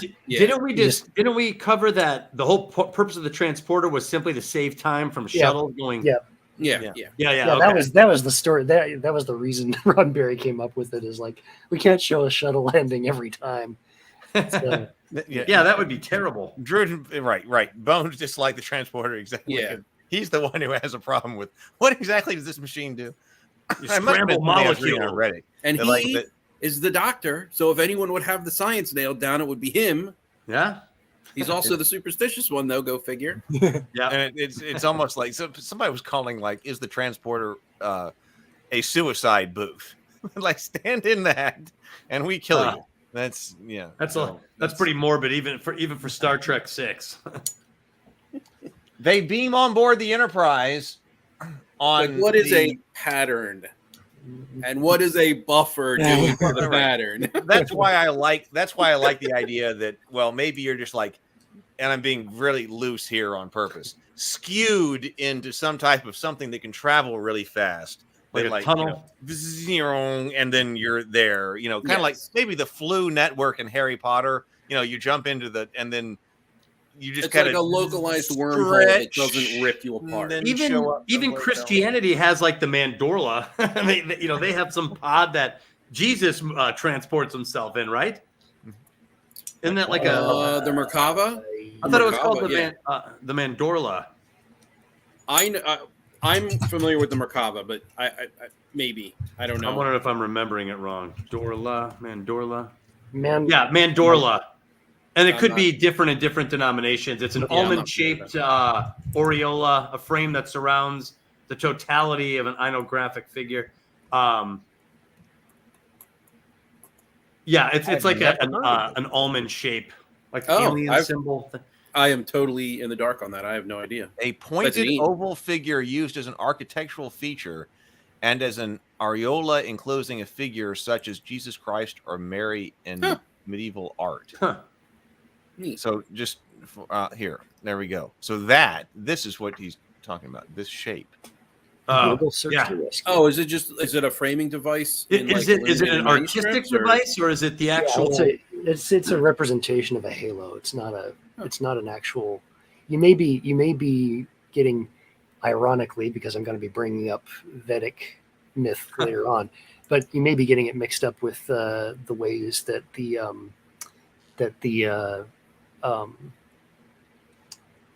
that figures such as the devas would travel in Vedic myth. What did you call it, James? Merkava or Merkaba. Merkaba. That's a tank. That's a battle. Yeah, it's essentially the mobile throne of God. Yeah, yeah. That's Israel's main battle tank. Yeah, Israel's IDF tank. Oh, yes. I'm sorry. It's also the name of a tank, but it is the chariot of God. Yes. Okay. Anyway, I was under the impression that the Mandorla was an actual thing that Jesus traveled in, that Christian mythology or Christian lore explains on how he could move from one place to the other. My point was that even religion tries to address how it happened, Well, I do to the transporter scene. I love the transporter scene. Obviously, beam aboard the transporter you're looking at, transporter pad, is the next generation transporter pad, which we've seen before when the Klingons beamed aboard. But I do love this. I think it was brought up. It may have been you, Sable. Since you're all about to die anyway, why not tell you? And then that's the exact moment. I love it. That's great. They beam them aboard, and then Kirk is, damn it, Robert. What is going on? And I love the comedy here of Spock not understanding. And, he was just about to explain everything. And doesn't Spock say, like, do you want to go back? And McCoy's like, no. Absolutely not. It's cold. And what's funny is it's a more significant conversation than you might initially give it credit for because there's so much humor packed in. And you were talking about the shapeshifter earlier about how, why didn't you use the shapeshifter as the assassin instead of the Klingon mask? It's important for Kirk to be able to fight himself here because thematically he's defeating his old self, which includes the hatred of the Klingons and the hatred for the Klingons for killing his son. So it's very important that Kirk fight himself. That's true. This is the exact part of the film that transition takes place. Yeah, and then after defeating himself, he immediately ascends, and from that point forward in the film, he works either in conjunction with the good Klingons or independently against the bad Klingons. So it's It's a very pivotal moment in the film, but I really feel like it's lost. It's not well communicated. It should be. I think that's a great comment. Thanks for picking up on that, James. You're doing something that I was not saying very well at all. That's a great point, James. And actually, I would combine what Doug and I were talking about earlier with what you just said. I would have Kirk find a female Federation officer, but go ahead and have her be the shapeshifter so that she'll turn into him and play that up that he's going to fight himself. But that way you would have fight himself, Federation betrayal that's going to betray him, and then also have Klingon officer who helps him. Have all three of those. That would have really drove that home, because James, thematically speaking, this would be the segment that would have to be in if you're going to make that work. And here it is. It's right there. It's in this exact segment. So that's perfectly done. And you're right. You're right. The humor is what you would focus on at that point. It was back, especially in 91. Oh my God, it's Shatner fighting Shatner. That was cool. So it almost disguises the allegory there, but then it comes up in a joke, the idea that couldn't you just wait one more second? You're right. You end up laughing and moving on to the next scene instead. I'd even build on that. If we're going to have this particular setup, make the Klingon integral to their escape plan, because he has access to a vehicle. And because what we've got here, mythologically speaking, is they're coming out of the underworld, right? They're climbing out of the underworld. That's where Kirk has been cast down into in the courtroom scene we were talking about last time. Yes. Now they're coming out of the underworld, and they're going across these vast wastes, these glaciers, basically, which are thematically speaking the river Styx in a way. Well, it's liminal. You're crossing the river or the border or whatever from the underworld back into traveling back into the real. It's still a hell, because you cannot survive. It's not conducive to life. So then, if the Klingon is the one possessing a vehicle that they are using, that's Charon. And he's ferrying them across the river. Yeah. So that would be thematically and mythologically, archetypal. I see what you're saying. Have him provide the vessel to cross the Arctic to get out of the shield, right? To get out from under the shield. Yeah. That'd be great. And then you'd almost have to have a token provided, right? Some sort of some kind of a token or exchange for whatever. That would be awesome. Well, I think, honestly, I think that Spock is likely the ferryman in this particular movie, because Spock both forces him into the situation and then brings him back from it. So he forces the crossing both ways. Well, he forces the mission, but Kirk insists on going to the Klingon ship. Which but there was a protestation by Kirk in that room when all of the other officers had filtered out. With the let them die moment. So and Spock second guesses himself. However, in that moment, I don't think Spock realizes this. I'm gonna rely on my notes if you don't mind. And I know I'm kind of going way back to the beginning, but it's important to make in this moment. It ties into what we're talking about. It's what we do here on the show. So do what you guys do. So his actions, Spock's actions in volunteering the Enterprise, and Kirk specifically, actually saves the entire Federation, the Klingons, and the galaxy writ large. Though he second guesses himself based on Kirk's protestations and the fact that no one can see the future, he acts based on wisdom, and putting Kirk in proximity to the now dying Klingons brings him out of the past hatreds and into the present and future progress between the Federation and the Empire, which is what happens exactly when he volunteers him for the mission and then beams him back aboard the Enterprise. Because from that moment forward, after old Kirk dies, from that moment forward, he has done nothing but work with the Klingons in an effort to save both the Klingon Empire and the Federation, and thereby the galaxy writ large. So I think that I would, in my view, I would say that Spock is probably Karen the ferryman, but my view isn't the only view. So, well, you know what's interesting, James, is the scene after that they come up is the first time Kirk suspects a Federation officer. He's like, I had a thought about that. Remember, they're like, why not just vaporize them? And he's like, he's like, they're walking in the corridor and they're talking about something. And Kirk is like, I have a thought about that. They're like, we think that someone's on board. Can I talk to you for a second? And then, first someone says, we think someone's on board because they changed the data banks. And Kirk goes, I have a thought about that. And then after is when he pulls Spock aside. And my dad even pointed out, he doesn't say it in front of the other officers who he also trusts. He just says it to Spock. So if he's your Karen, he confides in Spock for the first time that he believes that Starfleet is involved. So it's the first time that he's over his racism to be able to see the situation clearly now. So so even thematically, from that standpoint, it lines up based on the behavior of the characters. And that's the next scene, which we'll get to, but I'm just saying it's a perfect bookend to what you're saying. No, I agree. It also provides symmetry with Spock sacrificing himself to save the rest of the crew several movies before, and then Kirk bringing him back. So this is Kirk saying, no, take me aboard. I'll sacrifice myself for the crew, and then Spock bringing him back. So it's sort of like cyclical, and it's a bit of an echo. I don't want to say it rhymes. I was gonna. It rhymes. It's like poetry. Kirk says to It's Spock, like poetry. because Spock says, no, I will go. I'm responsible for getting us into this. And Kirk says, no, you're going to be responsible for getting me out of this. Yes. And he does it. He gets him out of that with the transporter scene. Well, and to James's point, the actual sentence for Kirk was supposed to be a death sentence. Because he even says, in effort to foster, for the upcoming talks, the sentence of death is commuted.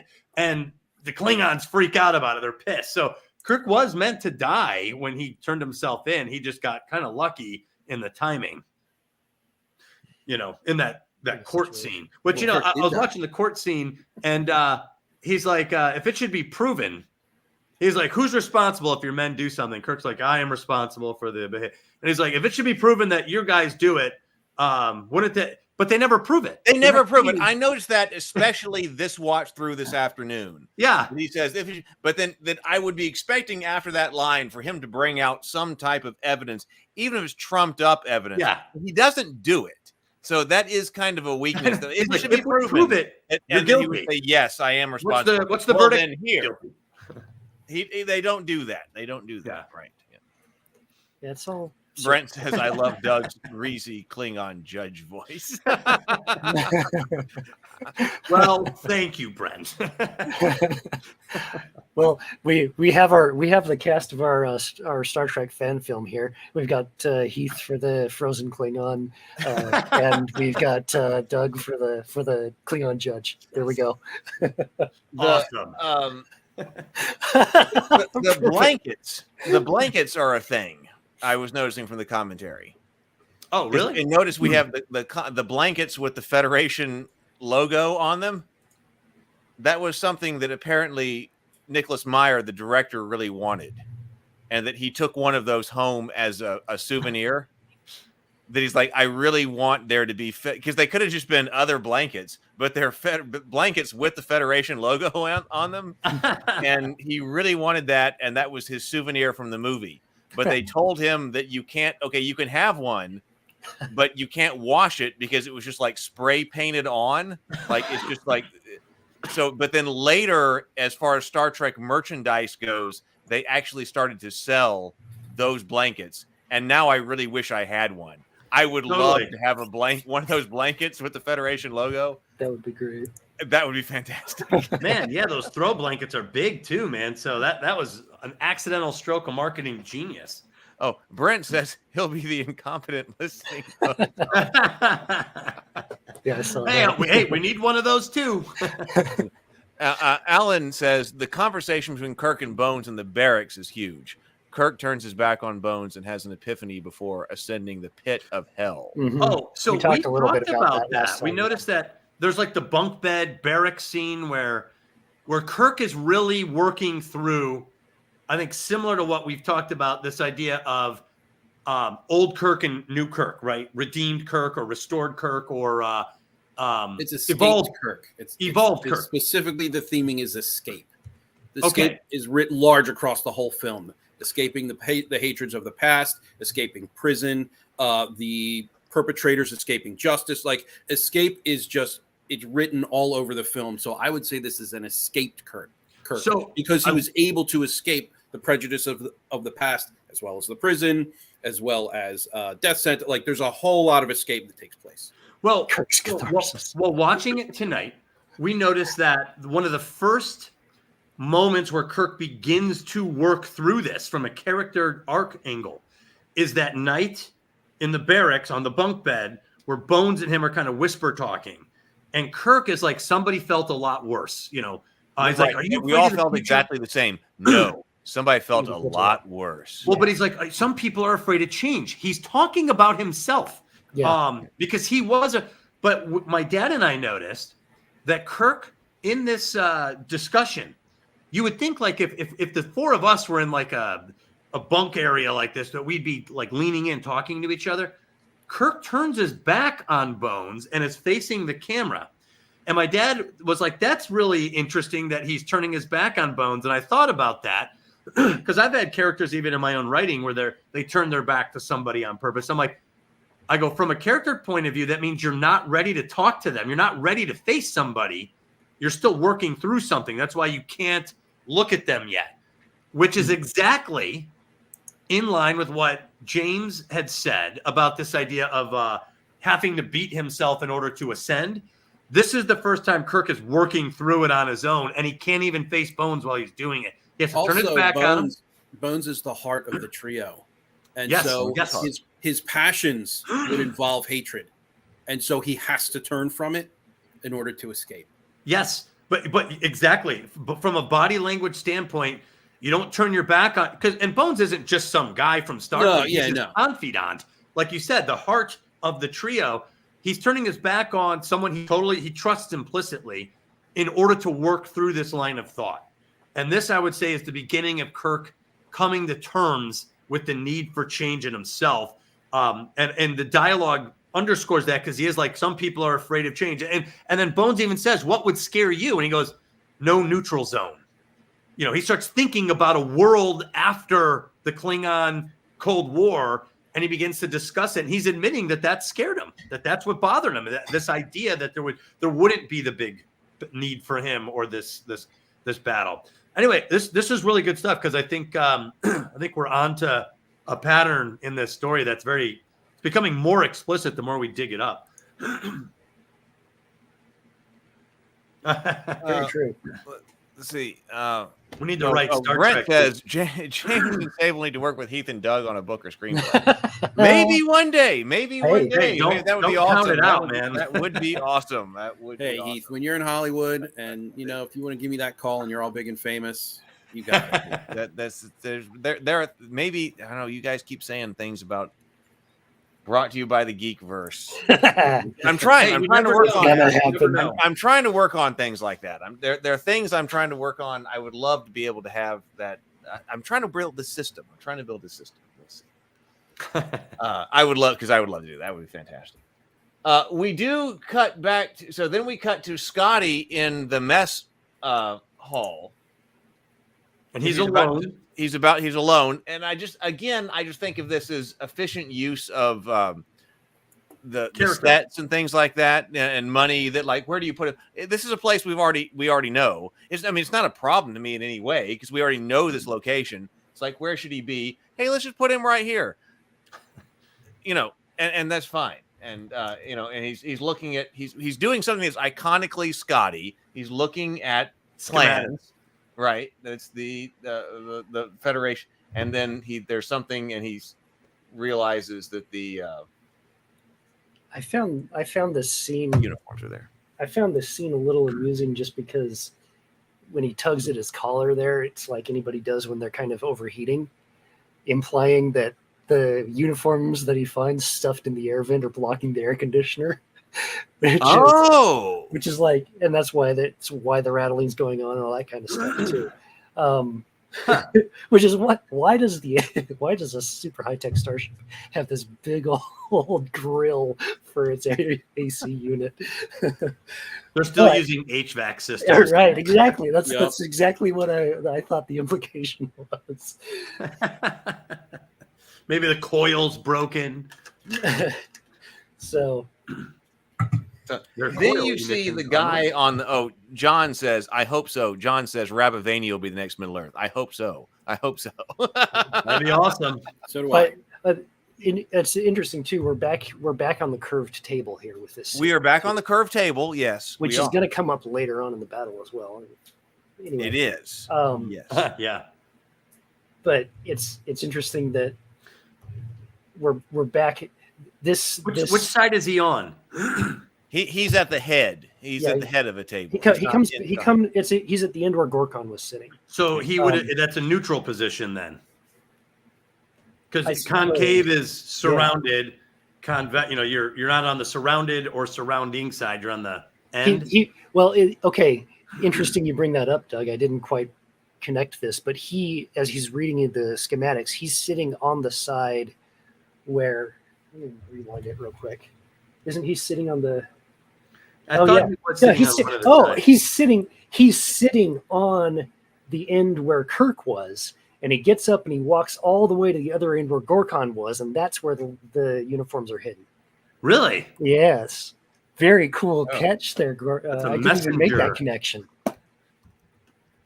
Boy, good catch on your end. I wasn't even thinking about this former seating position of the specific characters, but that's great. No. I'm wrong. Hold on. No. He's sitting where Kirk was sitting. He's sitting where Gorkon was sitting, reading the schematics, because the camera is reversed from the previous from the. I'm looking at it here. And okay. Camera's reversed from the actual banquet, so he's sitting where Gorkon was sitting, and he walks all the way down to where Kirk was sitting, and that's where the uniforms are hidden. So that would mean. Okay. There's something there to unpack. I'd have to think about it. I'm about to rewatch. I'm thinking about it too. Well, it's interesting that you have because you're right. It's a camera reversal. You're like, where is you sitting? Because the curve of the table is reversed. Yeah. In fact, I almost said something about that because I was like, oh my God, did they change the table, in the scene and on the set? But no, it's a camera reversal, which is why the table looks reversed. So he pulls at his from the opposite direction. Yeah. Okay, looks down. And then you look up. Okay, so then you look up, and it is a camera reversal, right? So he must be sitting where Gorkon is sitting. Yeah. Is that what you said? So he's sitting where Gorkon is sitting. Yeah. But those are the two all the way down to the end. Ceremonial. That's mom and dad at the long table, And then walks down to Kirk. Yes. So he was. And he walks along the Klingon side of the table. He walks along the Klingon side of the table. Sitting. That makes it more complicated since it's a reverse shot. Yeah. So figuratively, that would be sympathetic toward the Klingon plight on some level, perhaps. I see. I really love to know how much that was it could. I mean, I'm wondering if it was conscious or not. But again, this kind of goes back into the writing from your subconscious type of a thing. The subconscious tends to come out, but this could be yet another very, very subtle kind of a subliminal clue that the perpetrators of the actual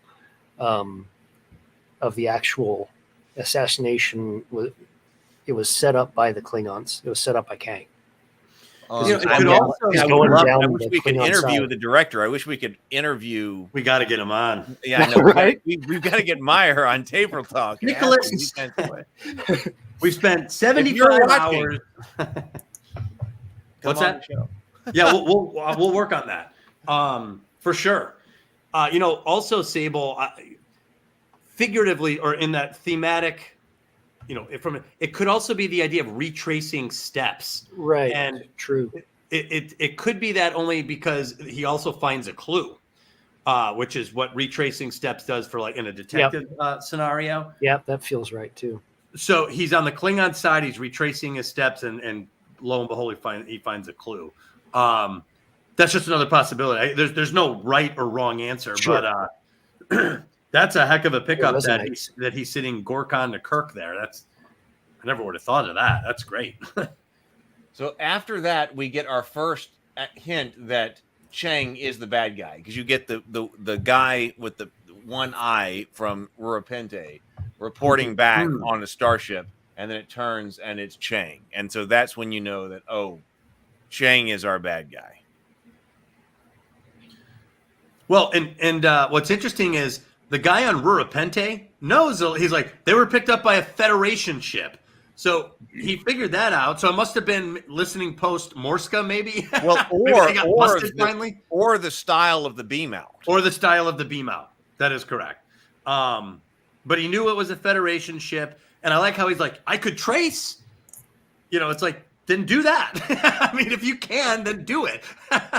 But he cuts him off and he's like, because it almost implies like Chang knows where he is. Yeah, so, that's true. That's true. I know where he is. No need to trace. At the very least, if they know where the peace conference is, they know it's on Kittimer, and if the Enterprise is coming from Rurapente through the neutral zone, they know, and presumably going to go in a direct line. Regardless of whether they know where they are exactly, they know where to intercept them. Well, here's an example where, so I haven't seen, but in Indiana Jones Dial of Destiny, a lot of people have complained about a scene where Indy gets on a sub or something and a guy looks in his binoculars like, oh, they're heading east. They must be going to this city. And people were pissed at that. It's one of those things in movies where a character figures something out way beyond the clues that are given. This scene here in Star Trek VI is excellent because it gives Chang a chance to figure out Kirk's move simply by using deduction. Mm-hmm. And he's got great dialogue here where he's like, the one Klingon's like, Kirk can't know the location. He's like, would you take that chance? And I'm like, dude, perfect. That's a military leader. That's what I want to hear from a military leader. We're not going to take the chance. He can't know, but we're not going to take the chance. So I thought it was very effective dialogue for Chang to play his next chess, piece. Definitely.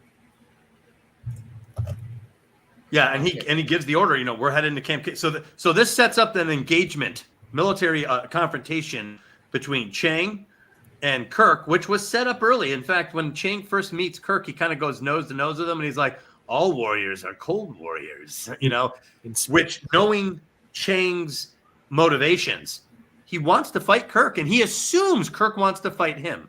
Yeah. And it was as I was watching the movie through again this afternoon, I noticed that when Chang is up in Kirk's face as they're leaving the Enterprise, on the beam out after the dinner as they're beaming out, Chang is up in his face, and the only thing that calls Chang back is Gorkon. It doesn't pound the... Gorkon pounds his staff, Boom. And that's what calls Chang back. And he goes and stands on the transporter pad and beams out. So now we're in a situation where there is no Gorkon. So that just was so obvious to me, and on this watch through when I saw it, that it's Gorkon that is holding Chang back. But now when Gorkon is dead, Chang is now off the leash. Yes, and even let slip the dogs of war. And it's funny because in that scene, what's that? Later, yeah. I said that. Right. That is later for sure. That's and then we haven't gotten quite there yet. I tagged that. But what's funny is when on the beam out where Chang is in Kirk's face, I love Kirk's expression. It's kind of like a sneer. He's kind of looking at him. He's just kind of whatever, dude. Get out of my face.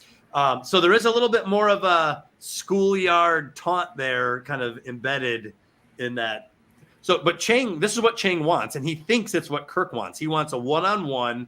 He wants to fight, Cold Warrior number 1 from the Federation, and he sees himself as Cold Warrior number 1 for the Klingon Empire. And that's where he's headed. He sets course, and the bird of prey swings out and heads to Camp Kittimer.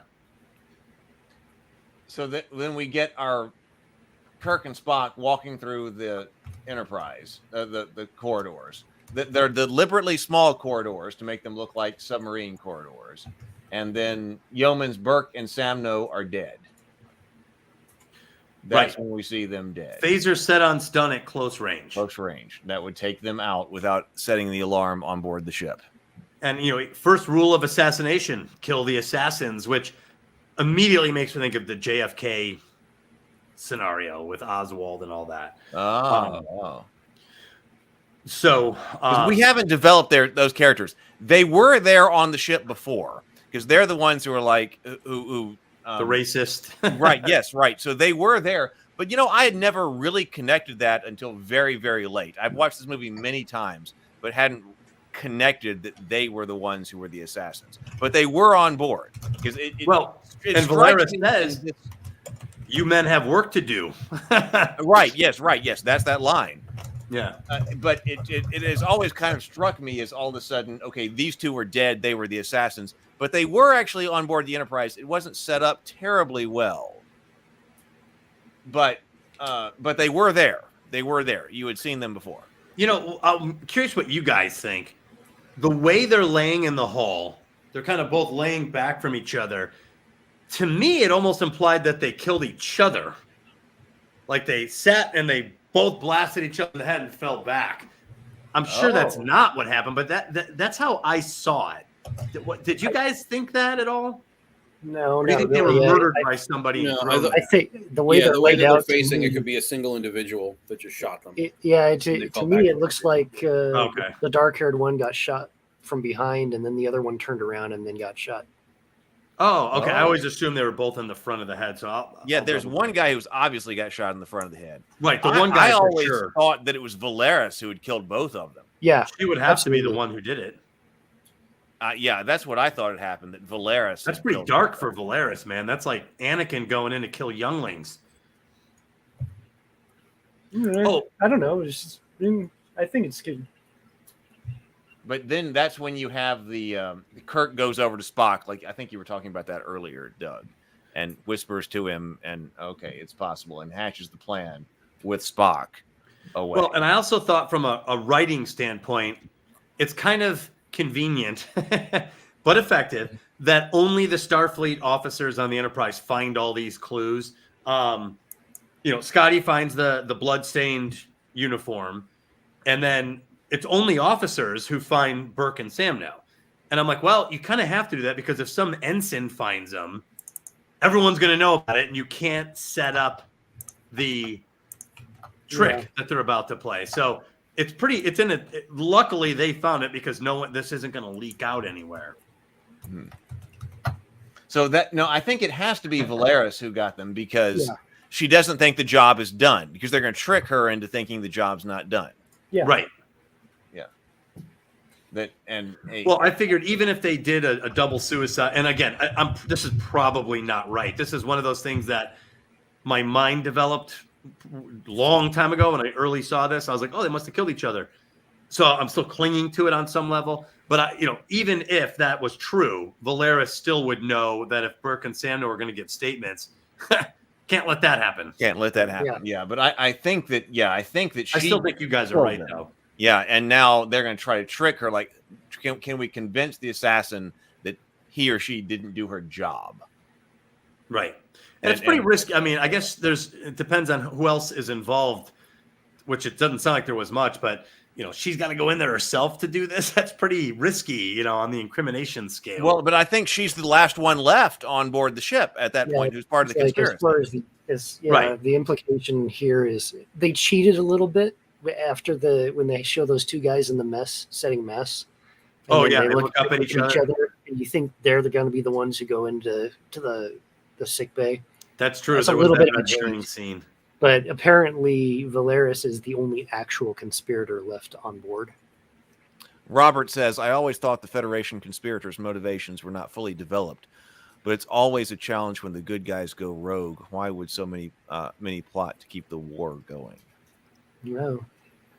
Well, that's been the conversation through this whole film, right? Well, totally. And people have plotted to start wars. So it's not unreasonable to think of people plotting to continue a war. There's been tons of, the Spanish-American War, the sinking of the Maine. Didn't they dredge that up and found out that the bomb blew from the inside, so it looks like actually we might have. Maine was an inside job. Yeah, well, I mean, possibly. Or the Gulf of Tonkin has some weird stuff, which helped to start Vietnam. So, Pearl Harbor. Yeah, Pearl Harbor. There's a conspiracy theory there. Any major attack like that, you automatically are gonna have people digging into it, trying to make it seem like it was staged.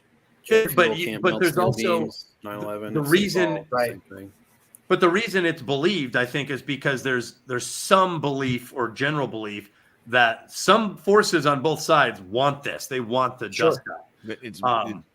So what I'm saying is, as it applies to Star Trek 6, is wanting the dust up to simply continue that status quo. At least we all know what we're doing in this, having a war with each other. That I could believe that. That didn't seem that crazy to me. Yeah. Mistrust and a kind of an emotional investment into it as well. I've spent the better part of my life fighting this war, and now it's just all going to go. We're all going to make nice, really. Well, there's a hatred factor. There's it's an impassioned, like, I don't know if you have ever hated anything, like genuinely hated anything, but it is very, very hard to overcome. It is very hard to overcome. Well, but even the almost infrastructure, cultural infrastructure, like that lady in the beginning, she's like, Bill, are we talking about mothballing the Starfleet? Like, that's a huge idea. Are we going to get rid of all this? Yeah. Don't ever underestimate the power of money, even if they're in a society where money technically doesn't exist. Yeah, well, the industrial infrastructure, military industrial infrastructure, and their resources, their allocated things that are. Yeah, there is still, even if there's no quote unquote money, things still have value, and there's a lot of material and time and a lot of other stuff tied up in Starfleet.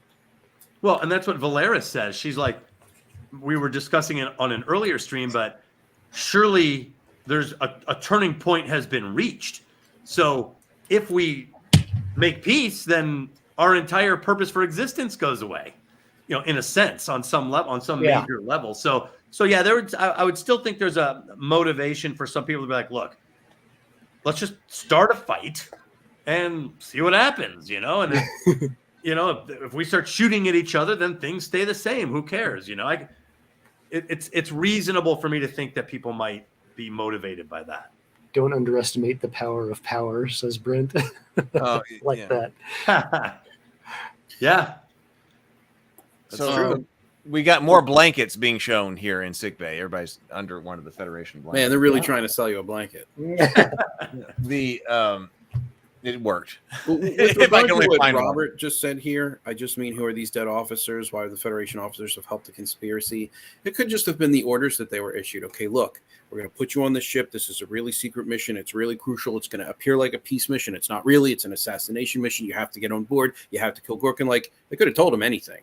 It sucks that we have to fill that in, but there are very reasonable, believable reasons for them to have just not been given a full picture, Well, you could even compartmentalize it. You could tell them something like, they're going to open fire on the Enterprise. You have to kill Gorkon before he does that.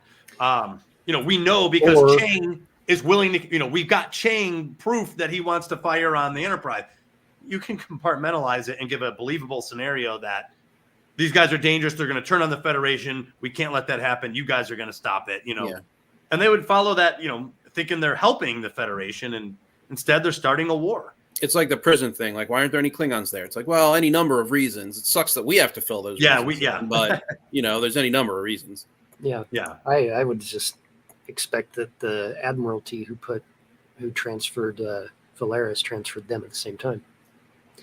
Oh, so my dad and I have talked about this before too.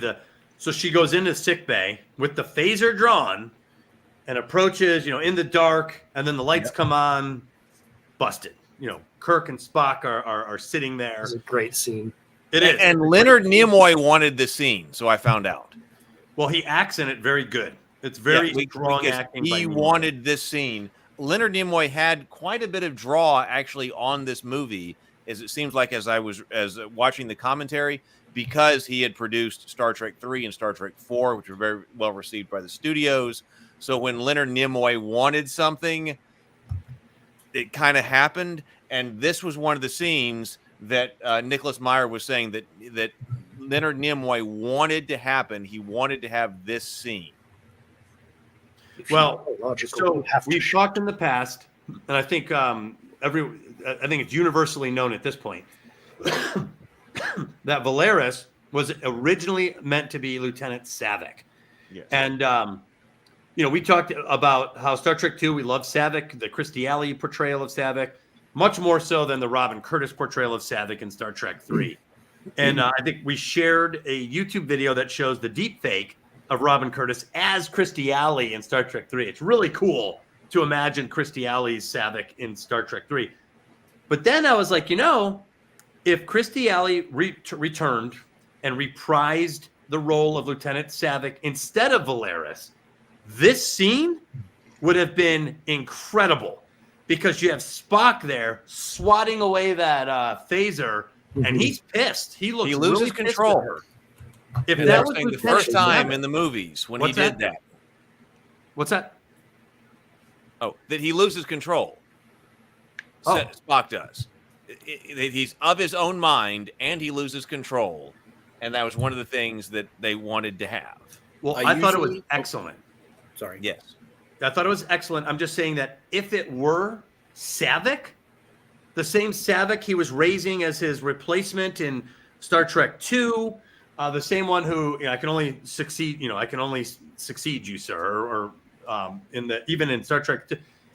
If it was actually Saavik this whole time, this scene here would have been 50 times more impactful, and it's still impactful as it is with a new character in Valeris. But with Saavik, this would have been unbelievable. I usually say this in chat every time this comes up, but chat scrolls too fast and no one ever reads it. But I'm going to say it live now here. Is this some of the hatred you were talking about? Leave Saavik out of this. She's a good one. We don't talk bad about her. What's that? I said you leave Saavik out of this. She's the good one. Valeris is the bad one. Saavik's the good one. I got you. I'm just saying. I'm playing. I'm just playing. But you know what I'm saying? It was originally written that way. Yeah.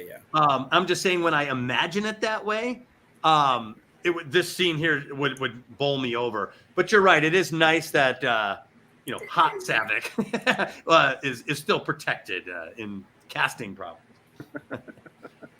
This is one of the iconic lines in the whole movie to me is, what you want is irrelevant. What you've chosen is at hand.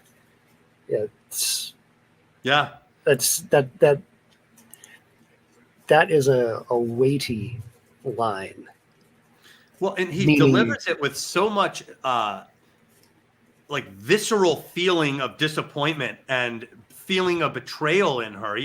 It's a true mentor who's absolutely turning against his pupil right here, right now, because it's provable, and he's not unclear about where he stands morally or ethically on the issue, and he's really disappointed in her.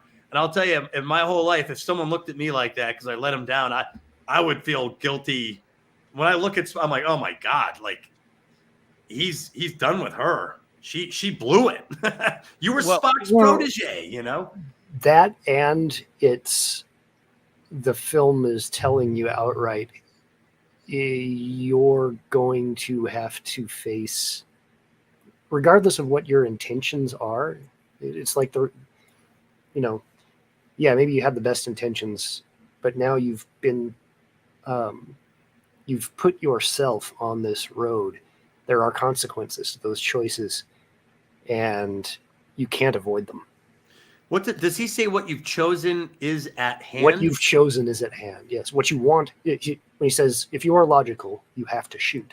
Mm-hmm. I do not want to. What you want is irrelevant. What you've chosen is at hand. It's like... Even that phrase, really... now that I stop and think about it, at hand means still happening. So that gives a certain immediacy or urgency to even that back and forth.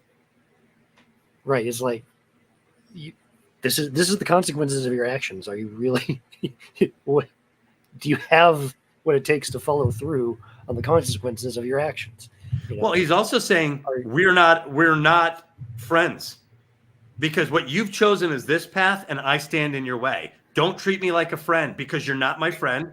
You're Yeah, this other right. person that I misunderstood. Yeah, if you're truly committed, you have to go through me. Exactly. Right. And she's like, well, maybe I'm not totally committed. He's like, it doesn't matter. You've already set this path. You know, you're down this path. There's no going back. You've crossed the Rubicon already. You can't turn around now. Yeah, I love this scene, and it works every time. And I always get really quiet and just feel that scene as it plays out.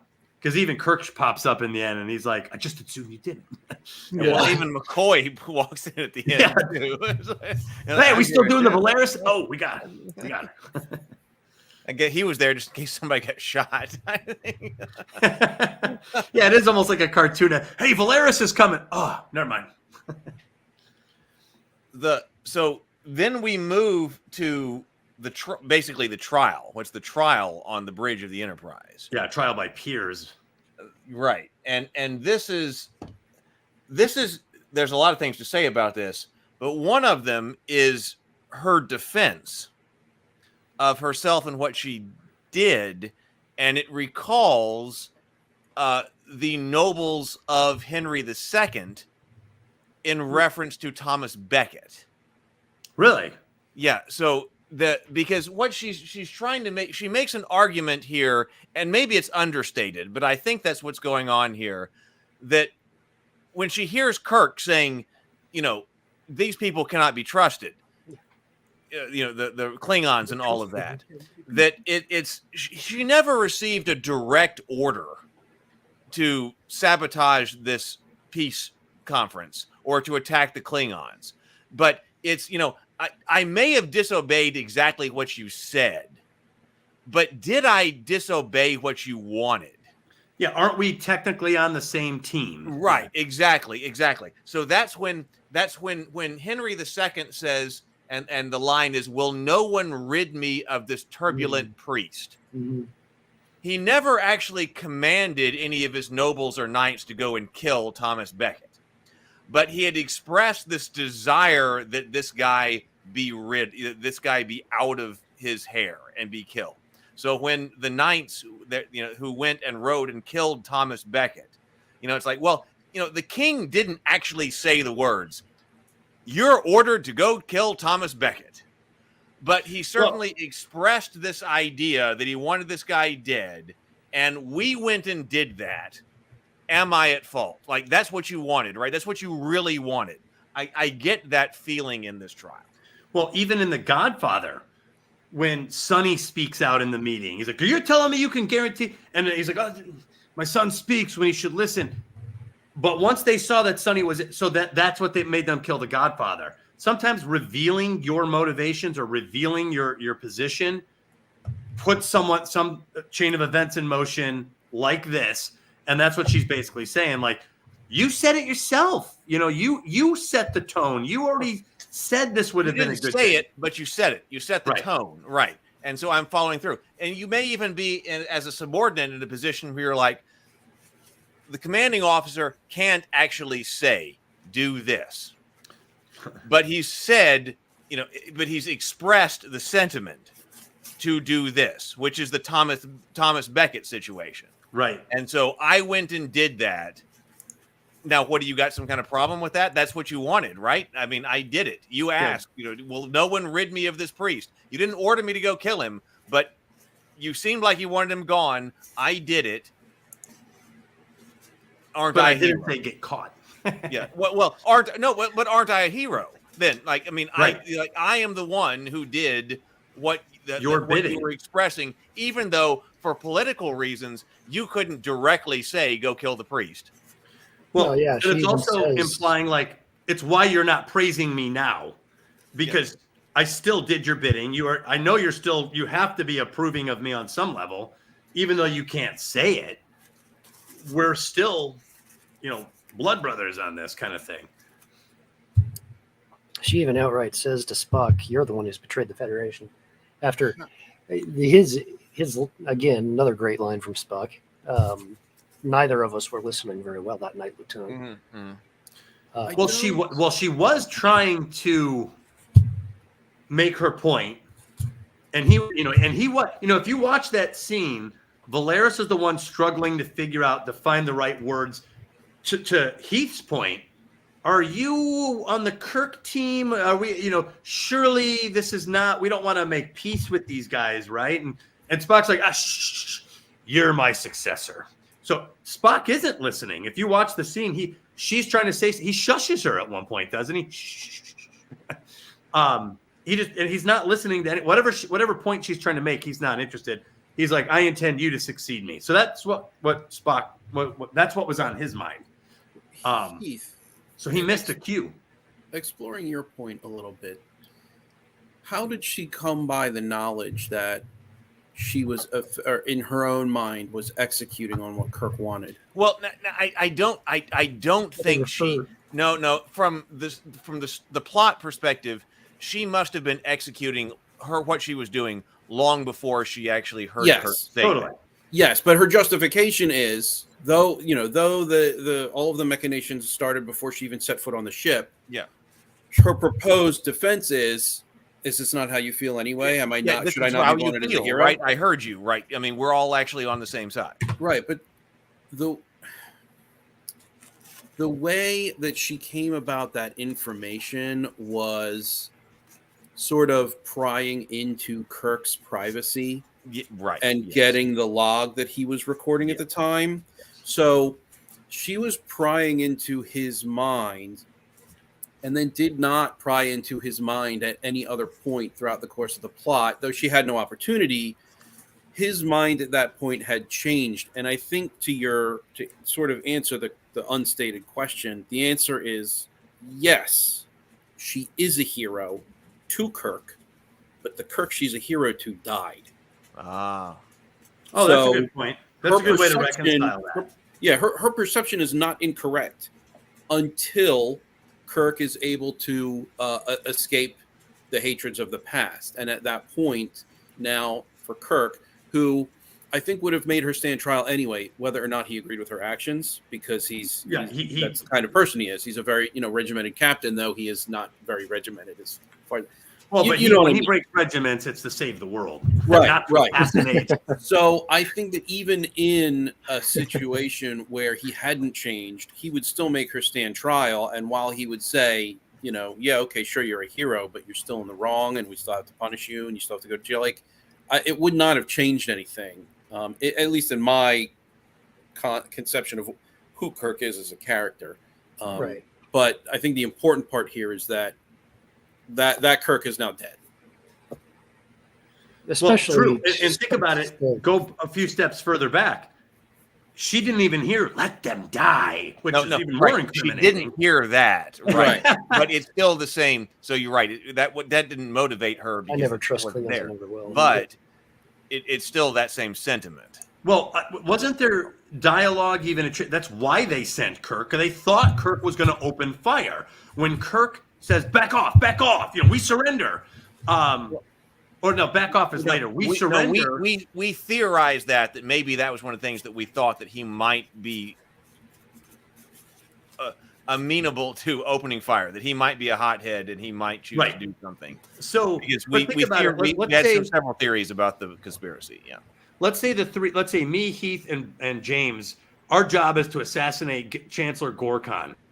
And we're on board the Enterprise, we're like, and then we hear Sable go like, I hate Klingons, I hope they die. We're like, Sable's on board. He's cool. Yeah. He's one of us, man. So she had to be like, oh, okay, good. Kirk thinks like the rest of us. I'm not going to say nothing, but I know he's friendly. So there would have to be that feeling from her if she heard him say that, and she's already committed herself to this plot. She would have to feel like Kirk is, clearly on her side. And in that moment that she made that decision, she was right. He was. Exactly. And that's why I think it's totally relevant for her to be like, you said yourself, sir. She's like, didn't you say this? I heard you. I recorded you and incriminated you with it. But she heard him and she calls him out on it. And James is right. Kirk, what does Kirk say to that? What is his response? He sits down silently. He doesn't respond. There should have been. I also think it's ironic how the complete lack of self-awareness when she's making this argument as well. It's like, oh, how they conspired with us to kill their own chancellor. How trustworthy can they be? It's like, are you hearing yourself talk? Well, but that's different from a Starfleet officer conspiring to kill their Starfleet president. They're just like, help us kill our own leader. So from her point of view, I can see why she's like, God, that's barbaric. Of course we'll help you kill your own leader. You're our enemy. Why would you give him up to us? What a terrible group you are. Was probably how she looked at it. That's different from her saying, hey, we'll kill our president. But she's not above murdering the co-conspirators. So not at all. No, I mean, she's totally in the wrong. I'm not trying to make any. Oh, I know. It's just for as logical as the Vulcans are supposed to be. Well, I'm just trying to find her lane in this logic. And I think her lane is, these are our enemies. They're weak. They're trying to conspire with us to perpetuate the war.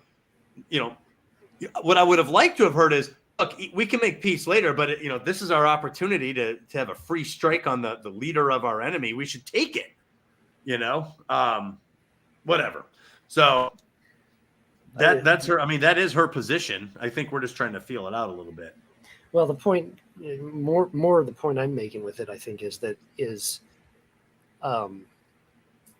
logic or no, you can use logic after the fact to justify whatever you want, Sure, rationalize. And rationalize. That's it. Rationalization. That's the one I'm thinking of. Yeah. So, not that anything you're saying is wrong. It's just that, to me, this whole scene is deeply ironic. It's like this Vulcan who's supposed to be rational to a fault. Well, as we see, that's not really the case. They operate on emotion too. So, yeah, and I think it's the challenge. And because her argument is completely emotional. It's emotionally based. It's not logical. But you can make a case that it's tactically sound. If this is our enemy, shouldn't we take the shot? Sure. Oh, yeah. Tactically, there is a warrior ethos at play on both sides. She is an unlikely. Sable. She is an unlikely source of this logic. I think that is true. It is surprising to think that she, a Vulcan, adopted this logic, but given what we've seen about Vulcans typically, they seem to be a little bit more practical or pragmatic. And it is Spock and Sarek who initiate this peace initiative. They're Vulcans. So I think she is an unlikely source of this logic, but the logic itself, there is a logic there, even if it's bad logic. Sure. I also think that it's interesting, and this is going to be just a silly little comment. I have no further thoughts on it, but I need to think about it more, is that when she asks Kirk his thoughts, he doesn't tell her anything. And when she gets Kirk's thoughts at the beginning of all of this, it's because she's sort of invaded his mind unbidden. So she steals thoughts from him, and then when she asks for them, he stonewalls her. It's almost like he doesn't, like she's not worthy of discussion to him or something. Or that she is so incredibly lost with regard to discerning Kirk and his motivations and his thought processes. Interesting. Because he doesn't respond. Yeah. And even at the beginning of the film, he also doesn't respond to her when she cautions him about regulation. He kind of just stares at her. He just stares at her kind of wryly, and then Spock's the one that corrects her. And then Kirk, I think, issues the order a second time, if I'm remembering correctly. You know what? You might be right. He doesn't talk to her at all. He just I don't think he says two words to her the whole time, except for when she invades his privacy. But you're right. He has that weird dazed stare. He's like, right. Just like did you seriously just correct me on my bridge? Is that seriously what just happened? That's what I get from him. That's interesting. Next time I watch it, I'm going to see if Kirk ever really talks to her. That would be an interesting thing to analyze, like the back turned or all these other little things that are like the table shape and stuff. That is interesting. That means he doesn't understand him. There's a barrier there on some level. Well, she does. I think he does say something like, "You heard the order." You heard me. Yeah. That's it. But that's not a substantive back and Right, forth. right. That's just a reasserting what he said in general to take the ship out. What Wild Barley says here is actually the direction that I would have gone with this this exchange. Wild Barley says it's logical, and I think Wild Barley is talking about Valeris's. That's a good point. Motivation. It's logical to a Vulcan under the right frame. This is the golden age of the Federation. It's facing a total sea change that might undermine that golden age. I didn't take it as logic versus emotion, that all of a sudden she's making an emotional argument necessarily. I thought that both of them are making a logical argument, but you're seeing a deficiency in pure logic, because if you assume certain things, there's oftentimes, especially in international relations, like when you're talking about, are you talking about rational actors, or how would rational actors behave? Well, you can only determine that based on a certain prior suppositions, and these things, the priors those person believes. And so, is it logical to do X or Y, or is it rational to do X or Y? Well, it may not be if you believe certain things, but if you believe certain other things, then yes, X and Y completely follow logically. And so that's what I was thinking here, that you've got two different foundational suppositions. And if you're working logically from those things, then what is your outcome? So I think that's what Wild Barley is getting at, and what I would have gotten at, that what are your priors? What are your foundational beliefs? And then when you work out logically from that, where do you arrive? And how much do you know to make a rational decision? For example, I remember reading a book on Joseph Goebbels, and a lot of this book was reading his diary and trying to analyze his diary. And one of the things that was really creeped out is he was writing down how some of the communicades went. They were relocating Jews, or evacuating was a word. We're relocating, we're resettling, we're evacuating. And at one point they were talking about how they ran out of food in some of these camps. And they're starving to death. Wouldn't it be more rational to gas them instead of letting them starve? Like, yes. And I was like, that sounds like a reasonable decision in that context. If they're just starving to death, isn't it more reasonable to do this mass murder? It's like, well, yeah, let's do it. Let's just do that then. That will spare them. So in their context, without all the other information, without questioning why they're there or any of what came before, this one little detail, is it better to do this than this? Is it rational to let them starve? Is it reasonable? So reason can be flawed, and logic can be flawed, to what you're saying, Heath, based on what you know, what is actually true versus what you think is true, and what you're being told is true. And what you is the premise believe. sound? Correct. Well, yeah, is the premise sound or not? And so I guess it comes down to what you invest your belief in too, and that this is, as I've mentioned on other things before, in like tabletop or in morning grind and that kind of stuff, is like humans and Vulcans, but they're humans, they operate. Alien in Star Trek. Every alien in Star Trek is just a human. Yeah, exactly. All of them are just humans with different foreheads. Sometimes they're blue, but they're all humans with different foreheads. They're all some aspect of humans dialed up to 11. But regardless, you're making any decision you make, you cannot make purely on logic. It's always based at an emotional root. It's based on what you believe, regardless of the information you're presented. If your belief about something skews the premise of your logical thread, your conclusion is going to be skewed, in that same way. I totally agree. And I've even heard that morality is an effort by Can't change your mind, John. Sorry. Yeah, isn't that hysterical? Sorry, you were saying something really serious, and I looked down, I laughed. In whatever Star Trek Picard I watched, I guess that was the first season, they tried to make Romulan space elves. Yeah. Yeah. Do they have long hair? They did. Well, and or at least one guy did. With the swords, yeah. Romulans are cooler than Vulcans. I'll die on this hill. I'm a big fan of underused. Romulans. I'm a big Romulan fan. Me too. Me too. I loved the Romulans in the Next Generation, Yep. a TV show. Yep. I wish they were used more, and I really wanted them to be used more in the movies. And then when we finally got a movie with Romulans, it sucked. Not what we wanted. I'll I'll tell you what. In Picard season 3, there is one Romulan, but it was enough for me because in my view it calls back to an old TNG episode. Oh, Balance of Terror. Huh? Balance of Terror. That's original series. No. TNG. So there's an episode in the Next Generation, and I can't remember what the name of the episode is, but they're all called to a planet. So the Klingons, the Cardassians, the Romulans, the humans, they're all called to a planet. They all find that there's this progenitor race that seeded life on other planets, and this is what all of the species grew out of. At the very end, there's a conversation between Picard and the Romulan captain on whether or not you think our species will ever be able to see eye to eye. And Picard and both Picard and even the Romulan captain, who has been a total jerk this entire episode, sort of rest on the idea that Hope would say yes. And then in Picard, he's married to a Romulan woman. The Chase. Yeah, that's it. That's the one.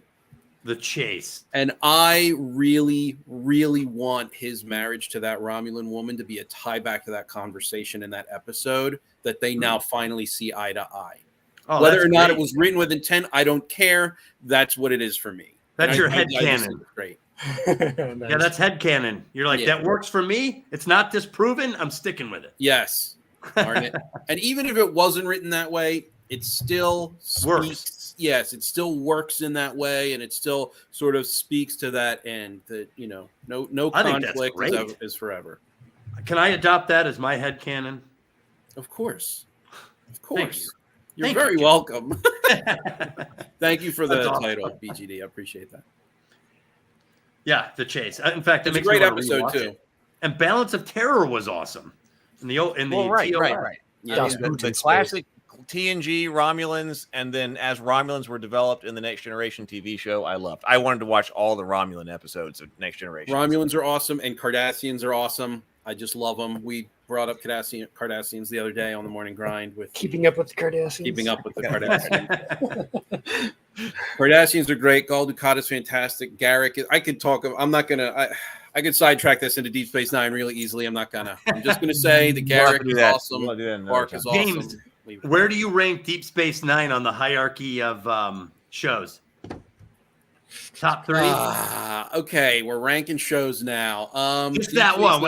That's a big. It's a big ask. I was just wondering where that one ended. Deep Space Nine, I would say, is top 2. It depends on what your interests are in. Deep Space Nine was the first Star Trek to serialize plots across multiple episodes, so it has that going for it. The characters are extremely strong.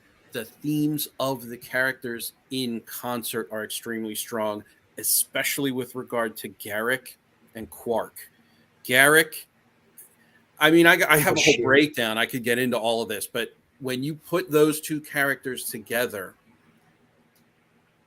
man, it's a really, really important theme. It's a really important message. It has to do with selflessness and selfishness, and how selfishness is not always evil. Selflessness is not always good, but we need every single shade and everything in between in order for species to be able to survive and excel.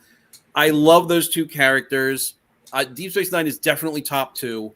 Then the next one is either going to be TNG or TOS. It depends on the day that you catch me on. Yeah. But Deep Space Nine, absolutely in the top 2 every time you ask me. It's just such a great show. Freaking great. That's what I was hoping you would say, because I have not seen Deep Space Nine, and suddenly I'm hearing people say Deep Space Nine is phenomenal. So I was like, I wonder what James is going to say. I got to see it. I think I'm going to dedicate myself to watching all the episodes. Yeah, man.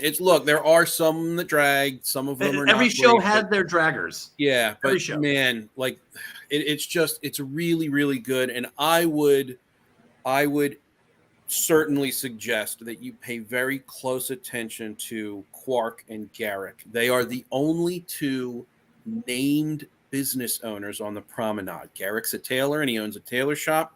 Quark owns the bar. And even that says volumes with regard to like commerce and what you would go to each individual proprietor for. Tailoring it's hemming, it's precise. Bar work is messy. You deal with a lot of different people at a lot of the same time. Like, chaos. Yeah, like even that is very, very important to take note of. And I could just talk a blue streak about those two. Wow. I'll I think say- even for the holidays, I'll have extra time on my hands. I'm just going to dedicate myself to watching Deep I'll Space say- Nine. I don't know much about I'll propose one caveat to that. Before you watch Deep Space Nine, watch Babylon 5, because Deep Space Nine would not have happened without Babylon 5. I gotta do Well, Babylon I've 5. seen some of Babylon 5 back when it started. I had not finished it. For whatever reason, when Deep Space Nine came out, I just disconnected, or I wasn't interested. I thought I was like, another Star Trek show. Deep Space Nine's really good. But everyone's saying that, and not only just saying it's good, like James is doing, like they're like it's. And I saw someone in the chat. It's the best. It's one of the best Star Treks. So I'm like, man, how did I misjudge that? So anyway, I just wanted to hear from one of you guys, like where you guys stood on it, because it's top two for sure. Probably number one. I'm just being a little wishy-washy about saying so. But I think the old stuff always gets a special treatment. Yes. There's like, I can remember more about where I was with TNG when I would watch TNG. I remembered it was on when I got home from school. I remembered having it on in 4 different television sets in the house to watch the series finale because I didn't want to miss anything. So if I needed a snack, I had the TV on in the kitchen. I had it on in the living room. It was on in the base. Like, I just didn't want to miss anything. And so I have a lot of those memories with TNG. And so they're very, very fond. And as is the case with most of the things that I have nostalgia for, the situation and the circumstance really kind of infuses into the property. But Deep Space Nine is objectively probably, or even definitely, the best Star Trek. Wow. I'll have to watch it. Cisco is fantastic. Wild Barley says the boogeyman of the Klingon Empire is one of the Federation's greatest membership-boosting assets as a collective security organization. I like this thought too. Chang's genius is exploiting it as a lever to affect. That's a really good point. Yeah, it's a really good point. Yes, that is perfectly said too. Coming back to the conspiracy too with this scene, I find it incredibly interesting how this scene ties two previous. I already brought them up before, but this scene ties up two previous scenes into this moment of revelation, where we have the shot where she says, "I do not remember," and turns and steps down and looks out of the viewport, and we go to the reference where Spock says a lie. A lie. Yes, that's and often challenged. And then we go to an exact duplicate of the shot where earlier in the film, where Spock was in her position and everybody else was arranged on the bridge similar to this, and he was digging into the path of logic as they were examining the still frames of the torpedo hits, right? The torpedo fire, the torpedo shot again. He's challenged also in the galley scene. A lie, exactly. An error. That's it, and that's right. Is like so. Visually, we're tying back to the torpedo exam scene, and in the dialogue, thematically, we're tying back to that previous. A lie, an error. And I find this,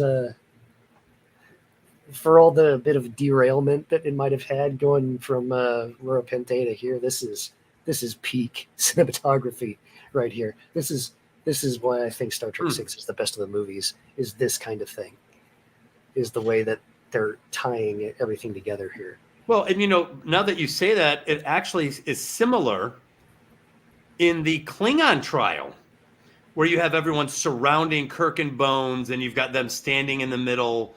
And we talked about the attack from below because Chang is standing lower.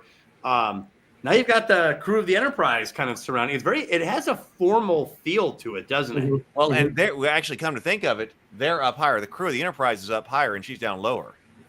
Yeah. Okay. But Exactly. she just stepped back down there. She was down there first, and she stepped up to face Kirk, and he sat down, and they were level.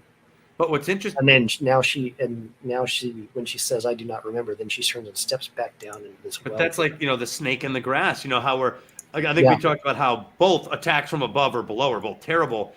Genetically, we seem to be predisposed to like watching where we step. To this day, as an appraiser, when I'm walking around a house, if I'm in acreage, I am constantly looking for rattlesnakes because I've seen them. I'm terrified, of stepping on something or running into something that I'm not looking at down below. So it's interesting that she puts herself in the, dormant predator position, down below the crew there because she's hiding again, being defiant. She's not surrendering. Yeah. Yeah, I do not. And she turns kind of sideways, doesn't she? And then she says, "A choice." A choice. Which makes more sense. Which also refers to what just happened in sickbay. What you want is irrelevant. What you have chosen is at hand. Well, okay, that's a great my point. choice. You're right. So here's my choice. That's a good. Yeah, she stands by it. That's what she's It's saying. such a great scene, man. Huh? It's such a great scene, man. It is. It is a great scene. And so many layers. There's something about having all of my Star Trek heroes on the bridge focused on her in this, quasi-trial scenario with Spock. He's not even being a prosecuting attorney. He's not even being a prosecuting attorney here. He's really digging for information. He wants to know more about it. He's not trying to prove or disprove her guilt. He wants to know more about why. But now, immediately after this, he becomes a prosecutor for sure. Now, then he goes and extracts the information from her. And this is questionable morally, right? I mean, just taking it from her. What's interesting is this almost fits a poison apple scenario where the villain tries to physically extract the cause or the most important thing of the heroine.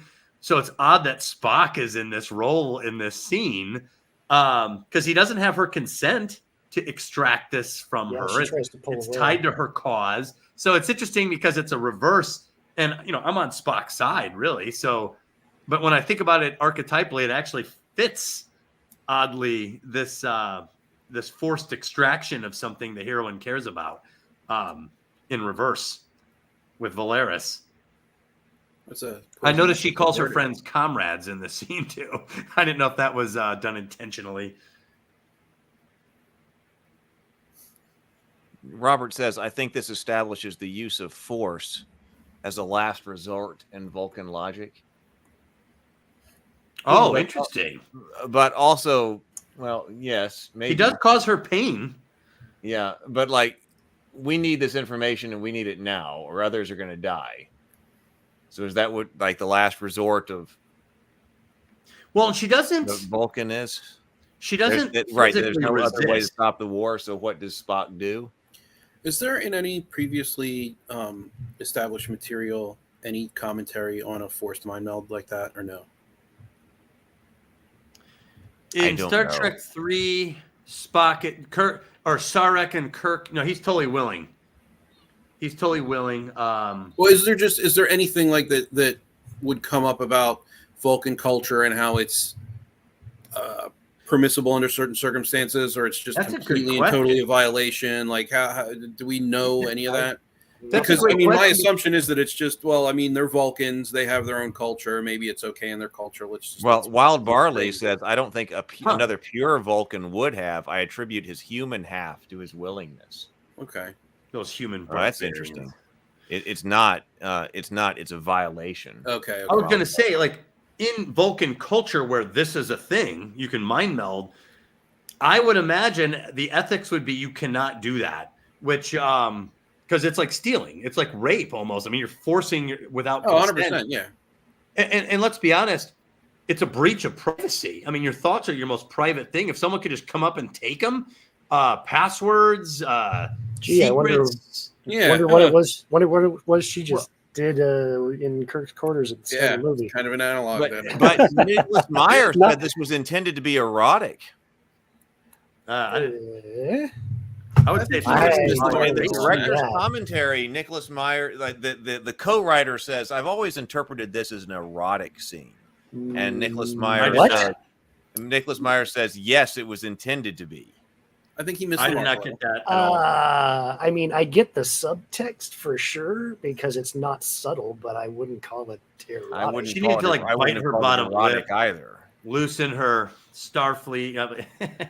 It's in fact, it's very uncomfortable. I would say it's more uncomfortable. It's not erotic. It's to me, it is a symbolic rape, which is what a poisoned apple is, and that this has those hallmarks. Even though, like, I'm favoring Spock in this scenario, it has the hallmarks of it. Right. Well, so Wild Barley is bringing up that it's intrinsically the R word in Enterprise, so that tracks. But of course, Enterprise wasn't established at this time. You know that this is going on. And now it's I think even further than that, established as a completely different timeline. So well, but at least they covered it. It sounds we have material. But they had to address it, so they addressed it later. But at the time, that's good to know. I watched some of Enterprise, and I did really enjoy what I watched. I'm not sure how much I watched it, and I can't remember, but I did enjoy watching it. Yeah, in fact, when I was watching it tonight, like I said, the poison apple is it's a symbolic rape. You're taking something the heroine cares about, her cause, her sacred fire, by force, and without consent. That's the key with the poison apple. It's an attack on the heroine. And ever since when I was watching it today, she's even like screams out like and it's like, oh man, like dude, Spock. I don't know if this is okay. and the way he acts afterwards, like, okay, maybe it was written intending it to be whatever, maybe, but the way they act it is not. Yeah. And even at the end of it, when Spock takes his hands off and says she does not know, and he's frozen too, like he his looks expression, remorseful. you can tell, she's stunned and violated and has actual tears in her eyes, and he's just like, okay, I did this awful thing and it didn't even get us what we need. And he's just like, has to collect himself. It got them the conspirators' names, but it didn't get, when he dug deep, it did not get the location. Robert brings up the zeroth rule Asimov's zeroth rule with regard to, I think, to prevent the war extraction is the needs of the many outweighing the needs of the few. In the context of a, green-blooded robot, I think that's pretty, because he's half human. I think that's a neat insight into why Spock's willing to do that, considering it is a violation, whether or not we knew it was a violation contemporary with the movie being released in theaters. But I still think that's a pretty solid insight. It is, but you also would have to face the consequences if this is a violation. True. But these are also Valeris consequences, sort of, kind of. So, wait, and what are you talking? I'm not following. Wait, what did I miss? Asimov's zeroth law is that a robot should not. No, the zeroth law is the needs of the many outweigh the needs of the few. Robert's saying, I think to prevent a war. Asimov's law, though. Maybe that's what threw me. Asimov's zeroth law is his laws of robotics. It's a robot. There's three of them. I don't think that's what we're talking about. There's four laws. A robot can't harm a human being. A robot can't harm another robot. And then there's three laws, but there was a fourth that he added in, which ended up being called the zeroth, which was a robot cannot harm humanity as a whole. Well, I thought the zeroth was the needs of the many outweigh the needs of the few. No, I could be misremembering. Well, but okay, forget the zero. The point is that it makes sense. That's a Vulcan principle that's has been established up at this point. Right. Chronologically.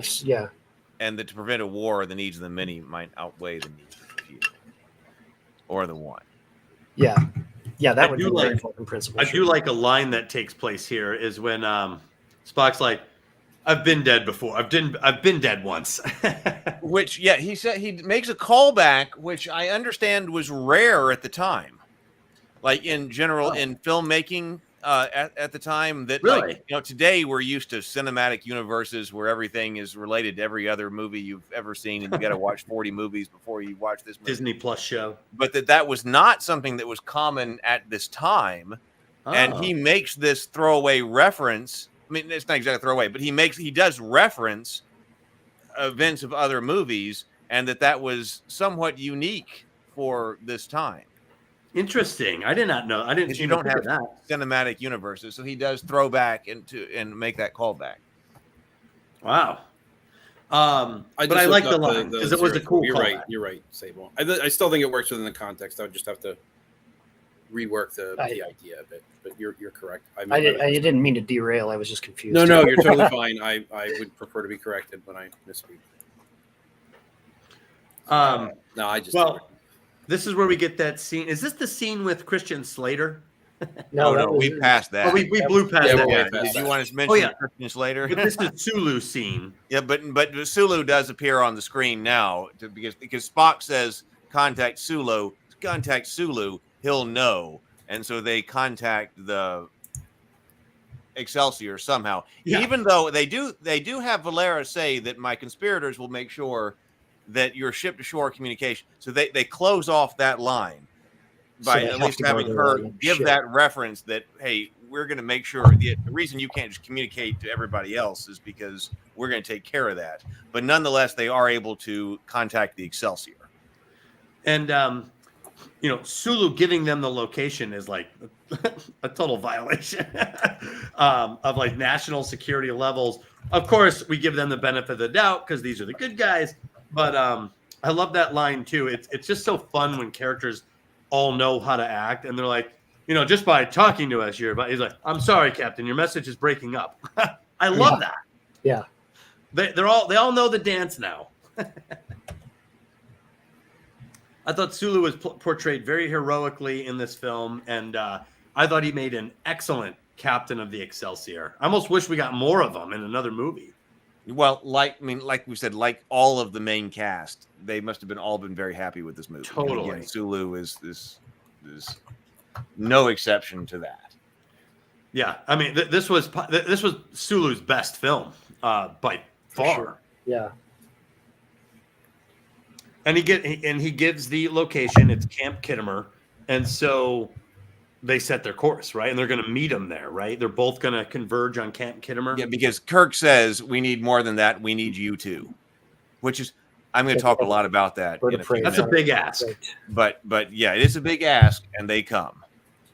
Are we going to talk about Chang and Shakespeare?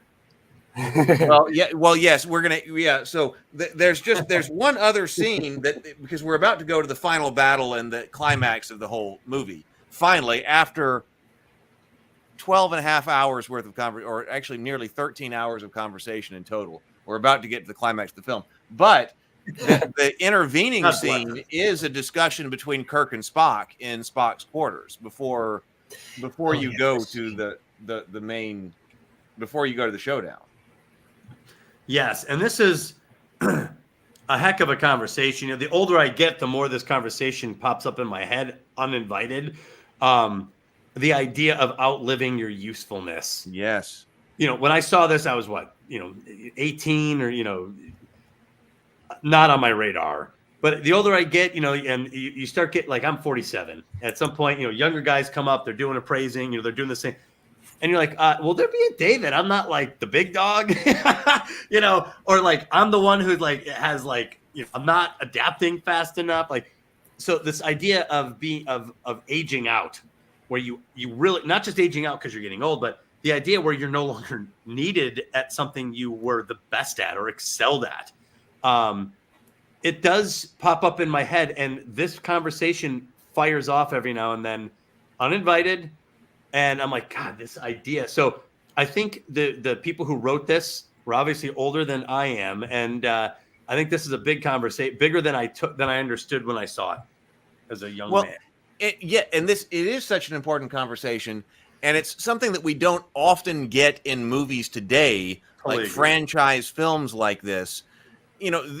This is a Star Trek, action movie kind of thing. It is a mystery and stuff, but it's a Star Trek movie, and yet we're dealing with themes of aging. We've got an older crew. What are we addressing? That's not just, hey, let's go blow things up and shoot people. Right. Well, and this is two characters who we have followed through 3 seasons in the 60s, through now 6 movies, and they're discussing their very purpose coming to an end. That's a huge thing to grapple with.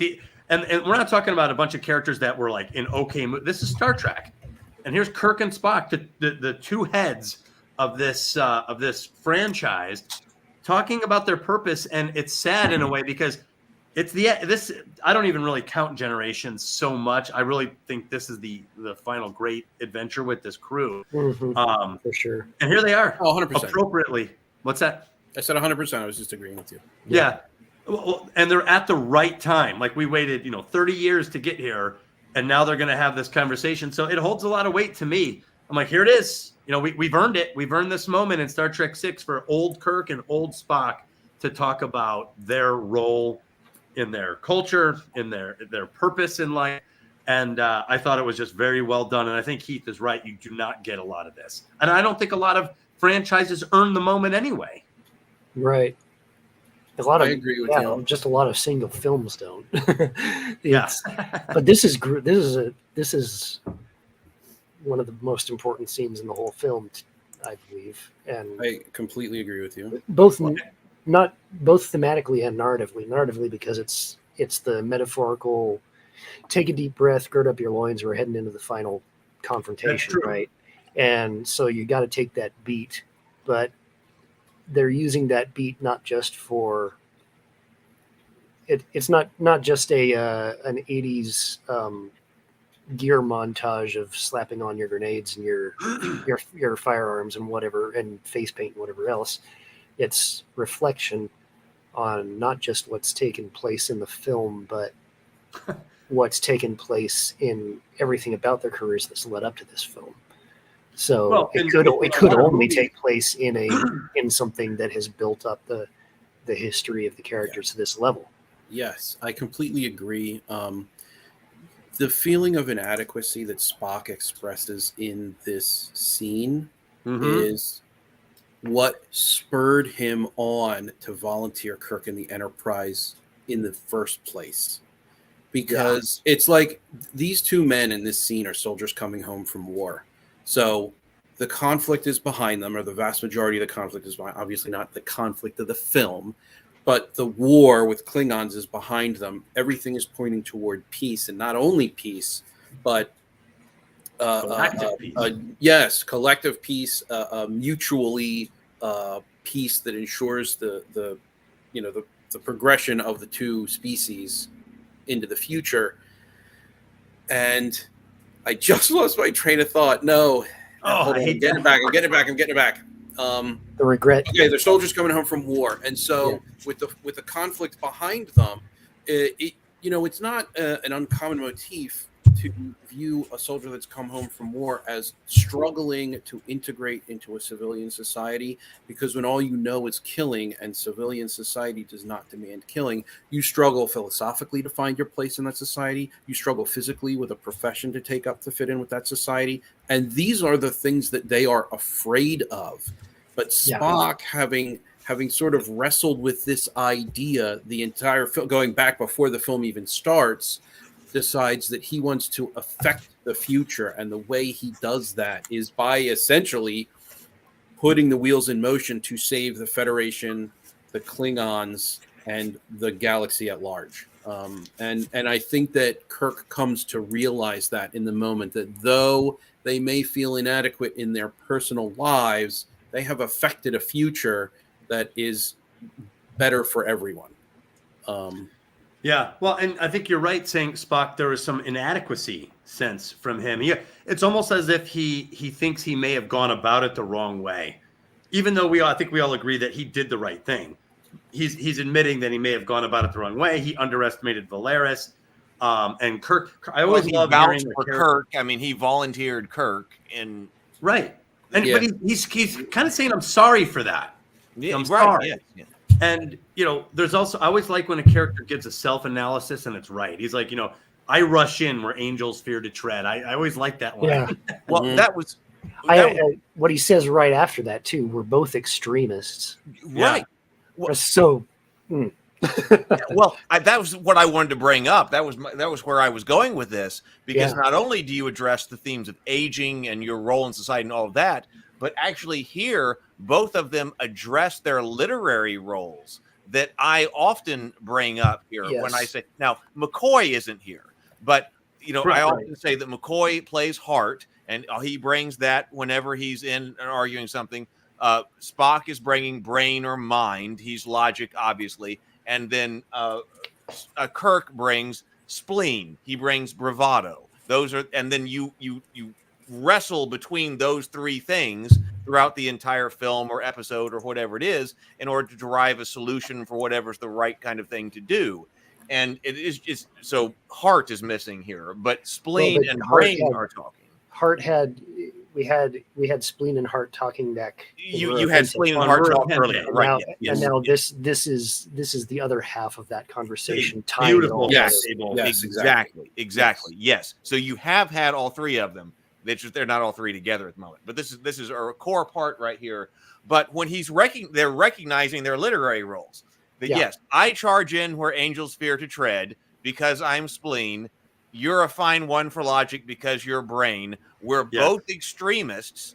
Exactly. That's your literary role as characters as we explore all of the things that are going on in the plots that we're tackling and the stories that we're tackling. Yes. The truth is somewhere in between. Yeah. That's exactly what you're supposed to come up with from a literary perspective. They address that directly here.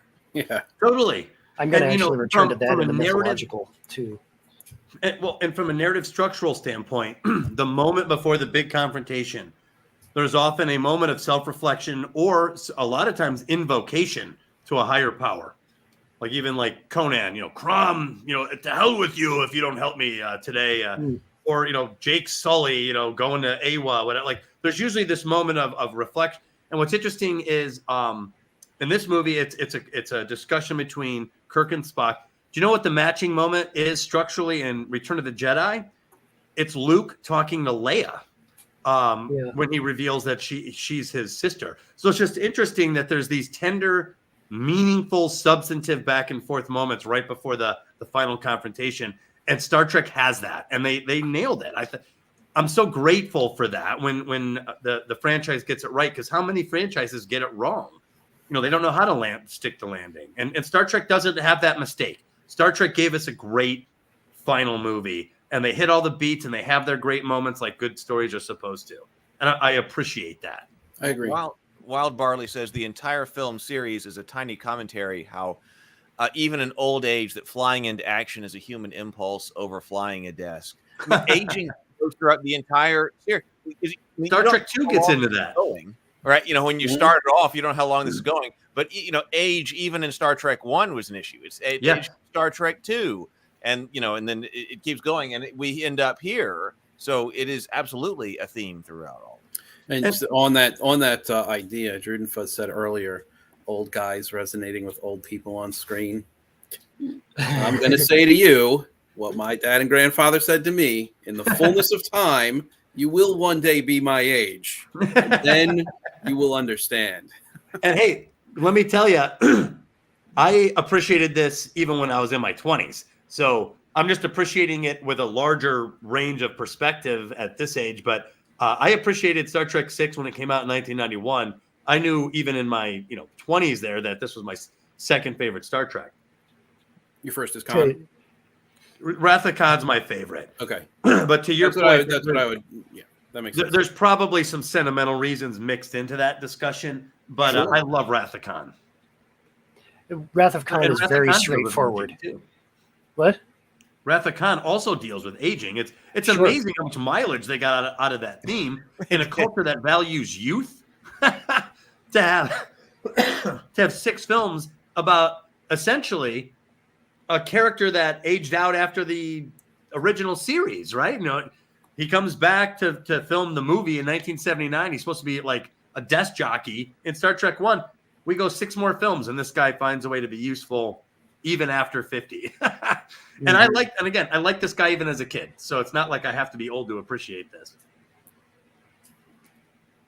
Yeah, it's So yeah, have we outlived our usefulness? That's actually where we started with this discussion of this scene. Yeah, which is right. Hey, But answer the is point yes, is, but also and no. I'm glad they have this in there. And the self-realization about what's going on. Yeah. That this is all my fault, whatever. But nonetheless, we got a job to do, and we got to go into the final act of this movie. Yeah, we take our deep breath and we go to the final confrontation. I've been looking forward to this ever since the last one because I want to hear what Heath's take on final battle is going to be to make it better. Okay. Okay. What my critique of the finale, the final battle, predominantly the final space battle, revolves around 2 things. And then I was trying to write out how to improve it, and I didn't even get completely finished with that. I was telling Doug before we got done that I was wrapping. I ended up having to wrap. I was like, oh, I got to wrap Christmas gifts. I've been wrapping Christmas gifts all afternoon while watching Star Trek and taking notes and things like that. And I wasn't even finished. I could have used another 5 hours to finish it. But what? So I can go into the problems of the space battle. It revolves around 2 major problems. But is there anything anybody would like to say before I say that? I might have something. Okay, go ahead. So Chang is Gorkin's Mark Antony, and he declares "Cry havoc and let slip the dogs of war" as the fight initiates, and that is a line that's spoken in Shakespeare's Mark Antony, and he's clearly predisposed to use Gorkin's death as a way to rally forces to war, just as Antony, in his soliloquy, reveals his intention to incite the crowd at Caesar's funeral to rise up against the assassins. But Chang's a subversion, and he's the only Shakespearean subversion in the whole movie. He uses Gorkin's death to renew old hatreds between the Federation and the Empire, having plotted Gorkin's death, at least in part, and he is not a loyal soldier as Antony was. So he's using the loyalty, the image of Antony's loyalty to rally to war, which is a righteous cause. He is Brutus in Antony's clothing. Yes, he is himself. He's the assassinator. He is an assassin and a conspirator, and he is absolutely. I think that putting those words in his mouth it was a real stroke of genius. It was a real stroke of genius to put those words in his mouth. Oh man! In fact, I wouldn't be surprised to learn. I doubt this is the case, but I wouldn't be surprised to learn that the whole rest of the inclusions of Shakespeare throughout the entire film were so that he could include this line with this character. Huh. That's totally possible, because that's what they did with Moby Dick. You could almost make the case that that's why they added all the Moby Dick lines earlier in the book on the shelf in Star Trek 2, so we could deliver that last line. Yep. Once more, I stab to the last breath. I stab at thee. So actually, my last breath at thee. Yeah. Well, then that actually supports your theory, because you have 2 great villains in Star Trek quoting literature in their final battle. I mean, that's. Did we ever? I mean, I guess I always knew that. That wasn't a secret, but I guess I never said it out loud. That's interesting. Some of my 2 favorite movies, the villains are quoting Shakespeare and Herman Melville in the final battle. That's wild. And he doesn't just quote once; like he has several quotes. You're right. Isn't "I'm constant as a northern star" also Julius Caesar? Mm-hmm. Yeah. Constant as the northern star. I wish someone could get him to shut up. I'd pay real money to get him to Yeah, that's it. I'd pay real money to get him to shut up. Real money. If he would. Robert he says. Robert says, "Yeah, would the movie have worked better if Chang had not been a conspirator?" I'm gonna say no. I would agree. No. The reason is because there's a theme of escape throughout the film. Also, change from the old into the new and all that. But Escape is a really big one. I'd say that it probably competes for the most present theme. And so there are 4 philosophies that escape involves with regard to literature. So it's either cooperation versus isolation and egoism versus altruism.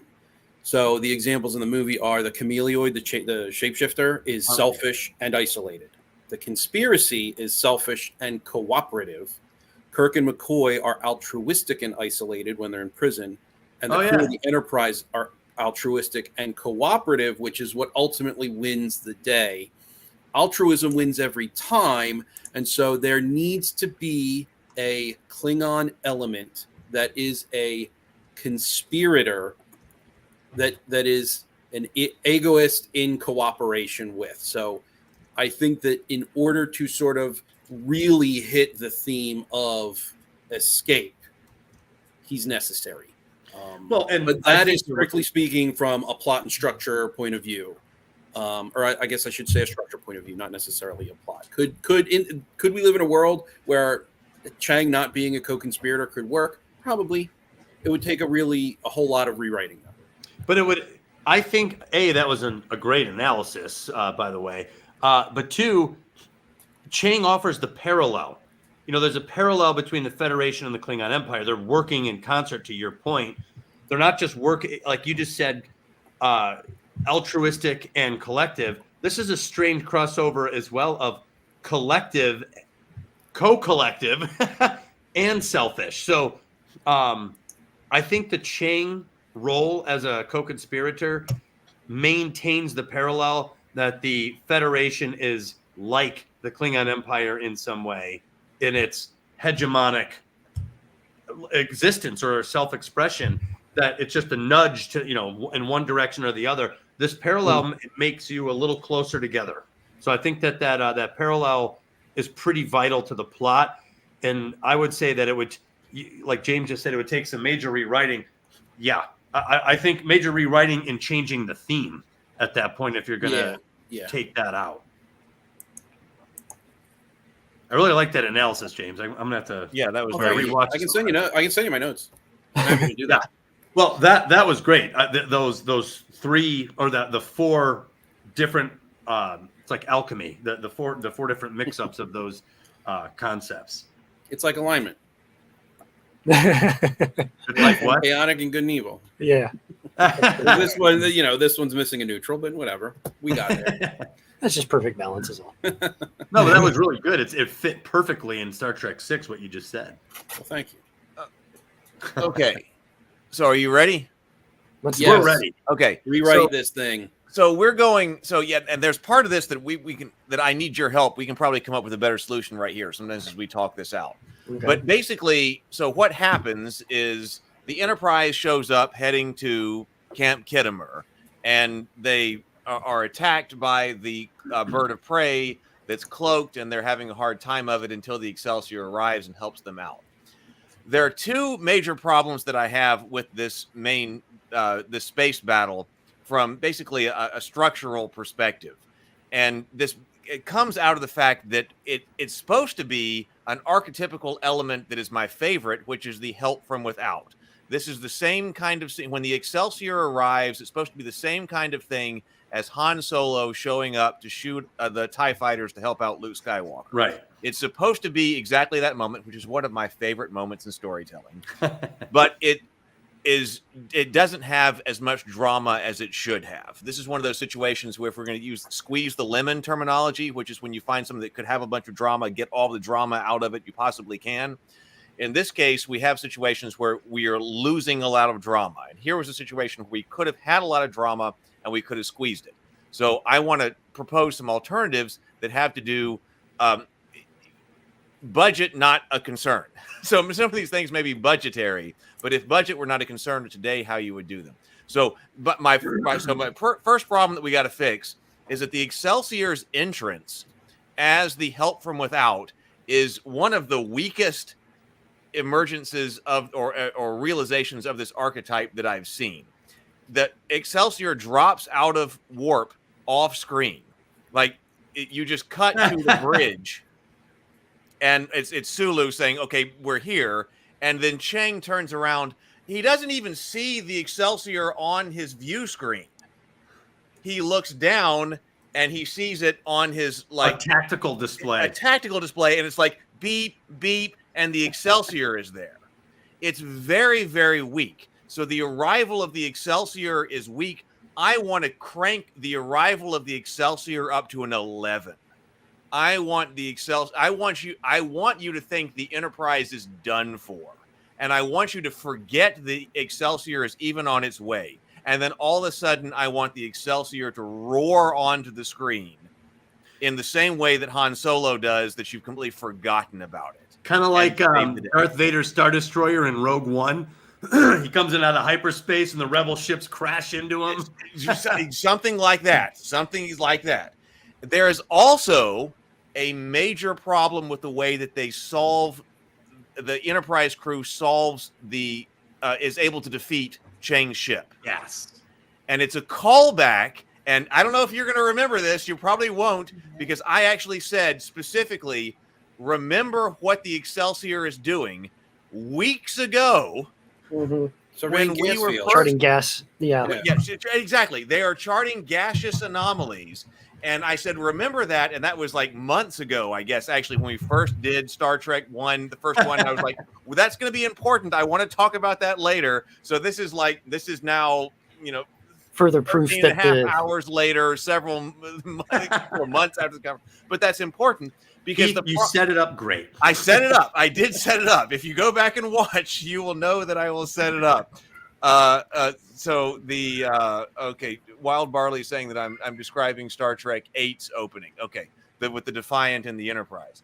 But let's go with this. So, but the problem is with the callback, we need a way for the Enterprise crew to solve this problem and be able to destroy this ship. Uhura says, what about all of that equipment we're carrying to catalog gaseous anomalies? Yeah. The Enterprise isn't carrying any equipment to catalog gaseous anomalies. The Excelsior is.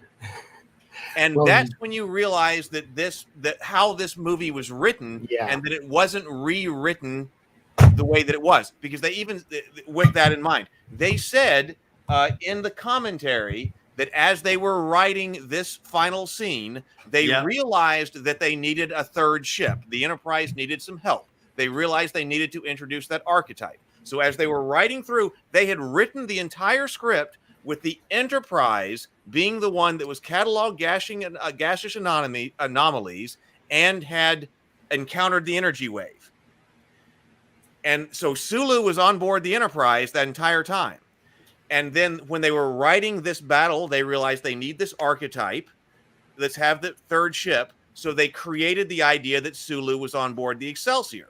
So what they did is they just rewrote that beginning scene. And when you listen to that beginning scene again, you will hear all of the original crew in that dialogue. All of Sulu's dialogue is Kirk's dialogue.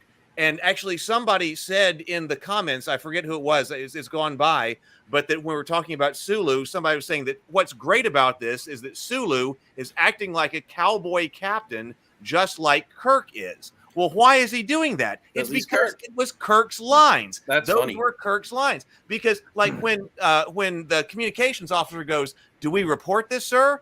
That's Uhura saying that. Yeah. And Kirk turns around and goes, "Are you kidding?"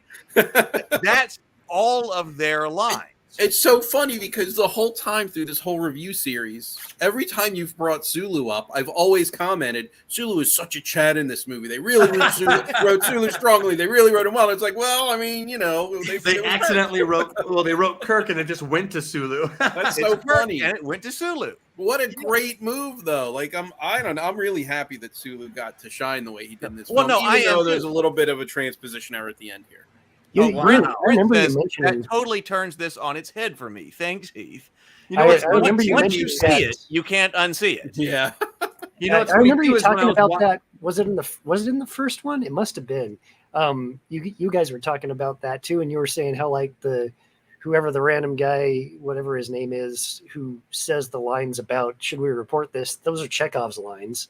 And like you had already mentioned how you can apply individual characters' lines out of Enterprise's crew into that anybody speaking in that first scene. Yes. And funny. It makes total sense. So now we have that. Now we have a problem.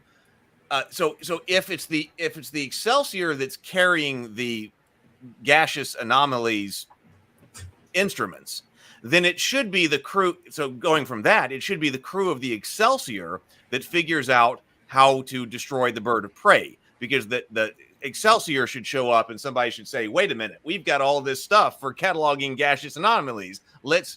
But that doesn't actually work from a story. That works from a plot perspective. That's what should happen. But from the story structure perspective, it has to be the Enterprise crew that's going to solve that out. So we don't have enough time for Sulu's crew to learn that there's an invisible bird of prey that can fire on them. Right. They just don't have time. They've been told. Yeah. But you can't have Sulu's crew solve the show. Yeah. Could you imagine if the Enterprise crew is dormant? Also, critically, Sulu and Kirk, I don't think wanted to be in contact with one another, right? So Sulu could have that plausible deniability. I thought that was a part of I mean, I don't know. That just made sense to me. Maybe this is something else I've had to add to the movie, but it just made sense to me that they weren't in contact with one another. So Kirk wouldn't be contacting him to say, "Hey, when you swoop in to save us, they're invisible." Well, no, he does. He does tell them that. He does. Yeah, in that conversation, because I don't remember, and I didn't rewatch for this because I didn't expect to come on tonight. No, he does. He does say that when Sulu is on the projector screen with Valeris down in the pit, because they said, "What's 1 second?" Okay, That's why he says you've got to come, because we've got a Klingon bird of prey that can fire cloaked, and Sulu says, "Surely not." Surely not. And then and Kirk says, "No, wait a minute," and he goes back to Valeris and says, "How many of those things are there?" And she says, "Only the prototype." Gotcha. That lets you know from the story perspective there isn't going to be like a fleet of 40 that's going to show up. Yeah. That it's chain ship that's special, that it's going to be. And it's a prototype. And it's been a while, and it's not in my notes, so. Okay. It also is where they say they're in Alpha Quadrant, so they're unlikely to make it, and that's why we get the fantastic flyer apart. Then, okay, right, that's a fantastic line, but my problem with that line is that it comes too late. This is one of those things that might be kill your darling, because everyone loves that line. Fly her apart, then. If we can't fly, but it comes because it reminds you the Excelsior is out there too late. If you're going to have that needed to come like 2 minutes earlier, or something like that, because you've got to forget the Excelsior is on its way. And the way that it's cut right now, that flyer apart scene is a little bit too close to the Excelsior's arrival, so you remember the Excelsior is on its way, and I want you to forget the Excelsior is there. Can I add one little detail there? The Excelsior was revealed in Star Trek 3 as having transwarp drive, meaning this is super fast. I thought they needed to address that in the early, engage transwarp drive, which would have worked perfectly with the flyer apart then line, because you're going at the highest speed technology can allow, and they didn't even mention it in Star Trek 6. It was didn't they? I mean, they needed those armrests that come down over the the lap. I guess Scotty's sabotage of it actually completely fried the transwarp drive permanently. Apparently, they were never able to repair it. Okay, so here's what I would have. The Enterprise is then en route. I mean, it can tell the Excelsior we need you, but you're going to forget about the Excelsior. The Enterprise is flying into Camp Kittimer, shields up and battle ready, because it knows that this bird of prey is out there, that we need to be. So red alert, let's go ahead and have the klaxons blaring, general quarters. We know that this is out there. Have Kirk and Spock be talking about, we've got this problem, we got to beam down. And as a prelude to all of this, be like, we've got to get down there. We can't beam down with our shields up. If we lower shields, the bird of prey will kill us. Where you're going. Okay, so go ahead and start that. That allows them to go ahead and have their shields up, because it is kind of weird that they're not like on high alert flying in. But I would go ahead and say that, listen, we know that this is a terrible situation. Red alert. Here we go. So they go in, shields up, ready to go. And then have them scanning furiously. I would have the scene where Chekhov and the other helm officers and whatever, we've got all of our scanners going, searching for the enemy vessel any way that we possibly can. Now, this you is can even do it visually. In Star Trek 3, he spots an energy distortion. You can have people staring at screens looking for it. You could even do that. You could have a callback to that. But I would want to have everybody, the Enterprise being on high alert, and you're seeing that they are actively scanning for the vessel. Now, it's going to be fruitless, but they're actively searching and they're on high alert. And then that's when all of a sudden Chang, there's one other thing that that would happen. I would see a lot of this battle through Chang's view screen, because this won't be an interesting battle from one perspective, because you don't ever see the bird of prey because it's cloaked and invisible. So great set pieces of the ships flying around isn't going to happen. You're going to see a lot of this battle through Chang's view screen. As the Enterprise is coming in, shields up, all of a sudden its shields drop. And this is the final sabotage of the conspirators. Oh, that's great. Because we had said earlier that when Chang was coming around in after the Chancellor has been assassinated, that the conspirators were probably expecting possibly to die, but there would be a big battle right there. Then that this is going to start a war. And so while you have conspirators on board the Enterprise for that battle, they could have been prepared to drop the Enterprise shields and ensure that the Enterprise was destroyed in that moment. Kirk fouled it up by never raising shields and surrendering, now we say, himself, right?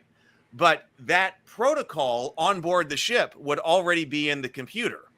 So all of a sudden, when he comes around, and you could even look at Valeris because it's already in, the shields, all of a sudden, the Klingon bird of prey you see from his side coming in, Enterprise shields drop. Chekhov, shields dropping, Captain. What's happening? I can't raise them, whatever. And then they Where's look the at override? Override. Yeah, where's the override? Whatever, like that. And they look at Valeris because she's compromised the shields. And then you see strafing runs from the perspective of Chang's ship on the Enterprise, because it's a smaller ship. So I would want to see the ship flying through around the Enterprise, shooting with phasers. He only fires photon torpedoes a couple of times, but let's have the cannons on the side and stuff like that, and have come in, and then all of a sudden the shields are down and he's doing strafing runs over the Enterprise. This is also a fantastic opportunity for you to have the Enterprise open up. I'm a huge critic of many Star 100%. Trek battles because you never get to see all phasers fire, all photon torpedoes fire. So Kirk orders full phaser spread, find that ship. So they were searching and scanning, but then all of a sudden, every torpedo bay on board the Enterprise is shooting. Every phaser bank on board the Enterprise is shooting. Phasers. Right, just sweeping, trying to find that ship. And then you're watching the bird of prey from Chang's perspective. Phasers going this way, that he's strafing the Enterprise, evading all of the phaser fire and the torpedoes. Boom, boom, boom, boom, just blowing up the side of the Enterprise and down its saucer and hull and everything like that. Well, taking out torpedo bays and some of the phaser, have him target these, because that would be dangerous for him. That presents a threat. Your scenario, yeah, because his shields can't be target. Target the aft torpedo, target the phaser banks. He could start to pinpoint some of those to help himself out. Yeah, yes. Do that. Do all of that. And have them cripple the Enterprise. Have the Enterprise be absolutely crippled at that point. And then that's when you have Chang laughing, because you've got him on the speakers and all of that, all the Shakespearean quotes, all of that. You have him laughing as the Enterprise is dead in the water and Chang's about to come about and take them out and destroy them. So you see, from his perspective, comes with one last strafing run. Everything's blown apart on the Enterprise, and then he's going to come about and take them out. And he starts firing, and that's when the Excelsior arrives. the Excelsior is able to see the trajectory of the incoming fire from you can't see the ship, but can see the trajectory of the incoming torpedoes. And I want it to come out of warp, like right then, and position itself right in between the Enterprise and the bird of prey. That's when Sulu arrives in hero moment. This is the Excelsior. We're here. And I want the broadside of everything that bird of prey is firing to splash against all of the Excelsior's shields. And you just see like a broadside just completely as the Excelsior is absorbing all of the hits that was supposed to destroy the Enterprise. All of a sudden, you've got the Excelsior, this new ship. It's got full shields up. Chang has got to take care of that, like because he doesn't have a conspirator on there to lower their shields or anything like that. So all of a sudden, he's got. Or does he? But so he's got to all of a sudden target this ship. He's got a full-fledged Federation starship in battle mode. With shields raised. And then have the Excelsior start doing the same thing. Open fire, find that ship, phaser sweeps, everything like that. And Chang is having to avoid, play that up like more sophisticated phaser sweeps or something like that, which directs his attention. Now, with Chang's attention off of the Enterprise, that's when you've got time on board the Enterprise for our heroes to think. Because Spock actually comes up with the idea of, wait a minute, gas, let's this torpedo thing way too early in this film. It should be after the Enterprise is crippled and Chang is focused on the Excelsior. That's when Spock should say, or I mean, it can be Spock, that's fine, but whatever. Our heroes need to then think, wait a minute, I know how to solve this problem. So we need to come up with another callback. It can't be the gaseous thing because that was on the Excelsior. We would need to seed some other element in this film that's going to allow them, that's going to be a callback that's going to allow them to destroy Chang's ship and have them do that while the Excelsior is taking fire. That gives them a time to breathe, time to think, and then prep the torpedo. Then you fire the torpedo, it hits, and then you get target that explosion, then fire. Target that explosion, then fire. And you blow it the hell up. And then you get that moment. That would have been a better ending to the space. You could still fit Flyer apart then in that scenario too, actually, because you have, and you're right, because they outright said we're in Alpha Quadrant, we're unlikely to make it in time, so you already mentally write her off as not being part of the battle, which would have been perfect. So they're doing have the first volley be the torpedo, just like they do in this movie. Once the Enterprise shields are down, Chang goes up and fires a torpedo, and then it blows through the conference room and just demolishes the dinner table, just like in the film as it is now. And then that's when the Enterprise opens up, and that's what forces Chang to resort to the disruptors strafing runs, because there's no time to establish locks with the torpedoes in case they might get hit by errant fire, right? And so then they're doing the strafing runs, taking out the weapons on the Enterprise. And then again, once the all the main weapons are taken out and the rear firing torpedo bay, but not the front one, because we still need a one torpedo bay operational. One torpedo bay. So the rear firing torpedo bay is out, and the Enterprise can't fire behind anymore, and then Chang is behind, and he can stop to monologue and say, it's better this way, and blah blah blah blah. No, you have the Enterprise turn around, and Chang's like, "Good, they're retreating," and he's not. He's aiming. or something like that. That would, there are different ways you could do this. Yeah. Regardless, he starts lighting the Enterprise up, and that's when the Excelsior drops out of transwarp. Well, and it's far away, and it's just far enough to be able to catch the visual. And Sulu's like, "Get us between those ships, all speed." And said, we've already run her up to the max, Captain. She'll fly apart if we try. Fly her apart then. And they punch it, And just as Chang fires the last torpedo, the Excelsior swings through and it smashes on her for shields. dramatic effect, an immediate interposition is pretty. It's hard to beat. That's the Excelsior doesn't have transwarp drive, as Wild Barley is putting out. When the Excelsior is fully commissioned in 4, she is traditional warp only. She doesn't have transwarp because she's the NX 2000 because she was the experimental ship. This is right in 3. True. But when she's commissioned as an NCC ship, so she's a traditional warp ship. So that's why they don't come up with a transwarp again. She should have had an infinite improbability drive. But that's why. But right, do we need to add conspirators, or do we need to keep the dead conspirators alive? No, I like the idea that Valeris does it. She has one last card to play, which is a typical move for villains. Yeah. And a good one. Absolutely. I like the Heath scenario that he set up. What I was gonna, the only thing I would add is how do you find the ship instead of gas? Because one problem I always thought of was they said on impulse power, she expends gas like any other ship, like the Enterprise, like the Excelsior. If you fired that, couldn't you accidentally hit the Excelsior if they're also expelling gas, or the Enterprise itself, if they're all on impulse power? And but my problem was, wouldn't somebody have thought of that anyway? Like, so I mean, if you're trying to cloak a ship, right? your heat signature is something engineers would think about. Yeah, that's true. So the only other thought that I had, this is brand new, so I haven't thought it through yet, but they said they registered an enormous amount of neutron energy, right? Yeah, that's radiation, not gas. Right, neutron energy. Protons are attracted to neutrons, so you'd have to fire a proton energy guidance system, which would attract to neutron. Right? Is that right? Would that work?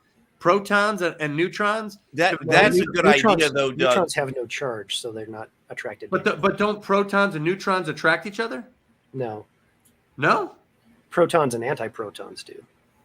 And protons. But I mean, this is Star Trek. We don't have to make it. But I think you're onto something, though, Doug. Yes, with the neutron radiation, there's an attractive that's force something between that only protons the and Enterprise knows.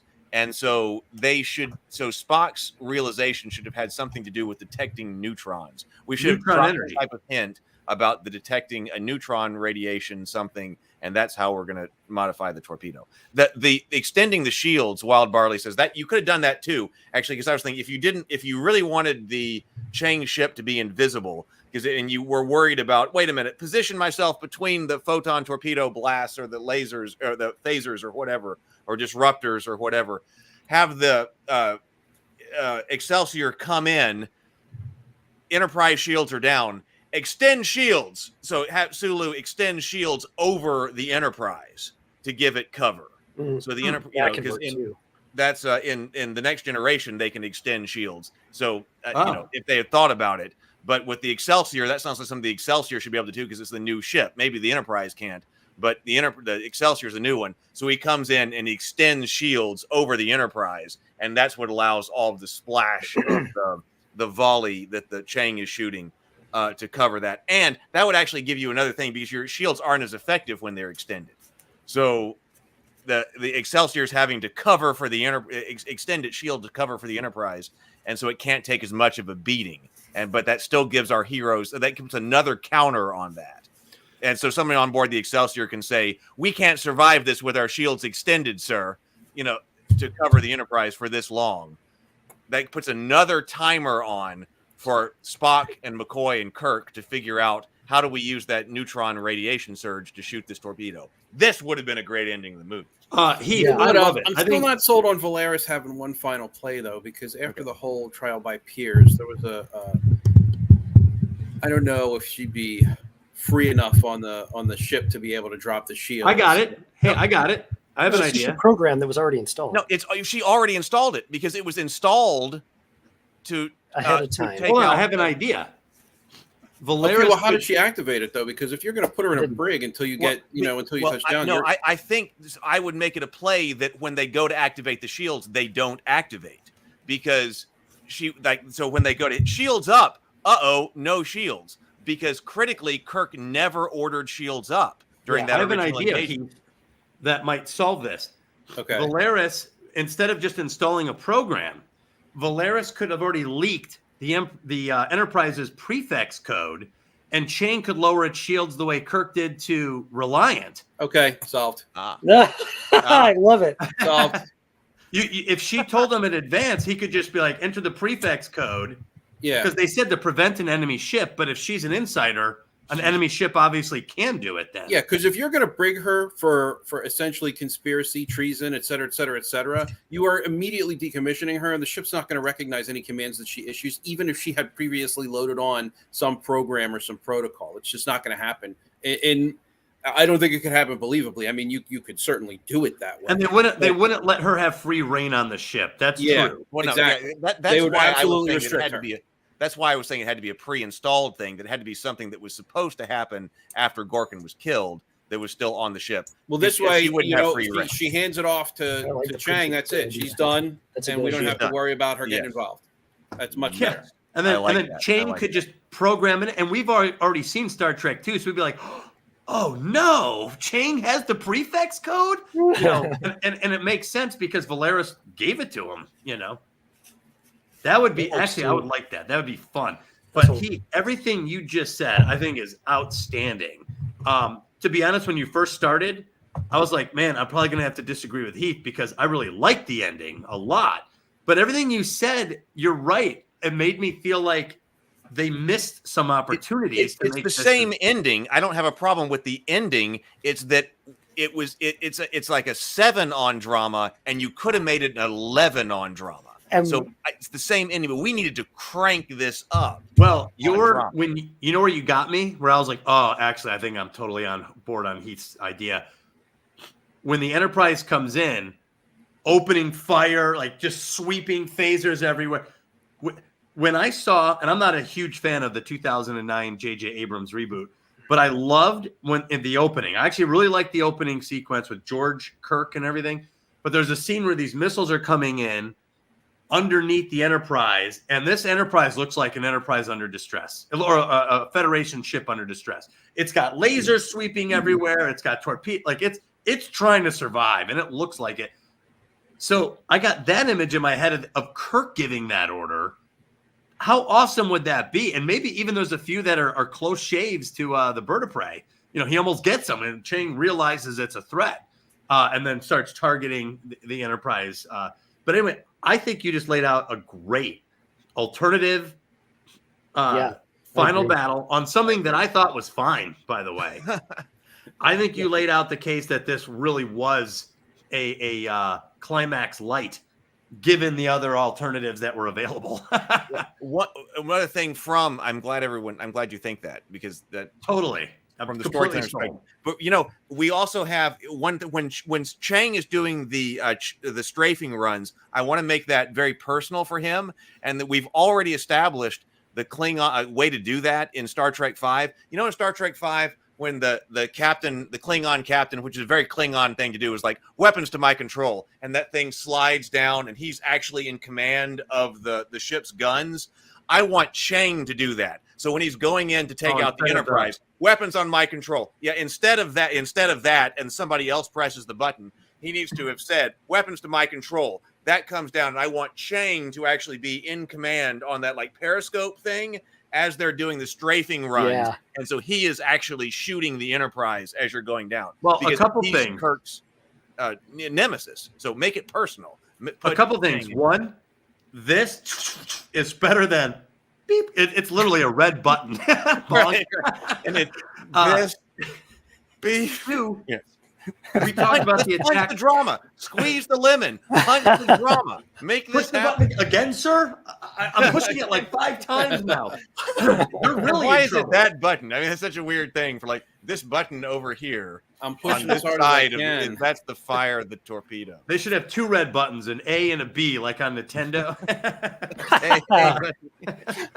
You know what else? We talked about the attack from below. This is a bird of prey. Now we need to see that attack from above on those strafing runs, because that's what a bird of prey does. It attacks from above. So I am visualizing this in my head. As you know how when it shoots, you can kind of get a little bit of the light shadow of the underside of the bird of prey.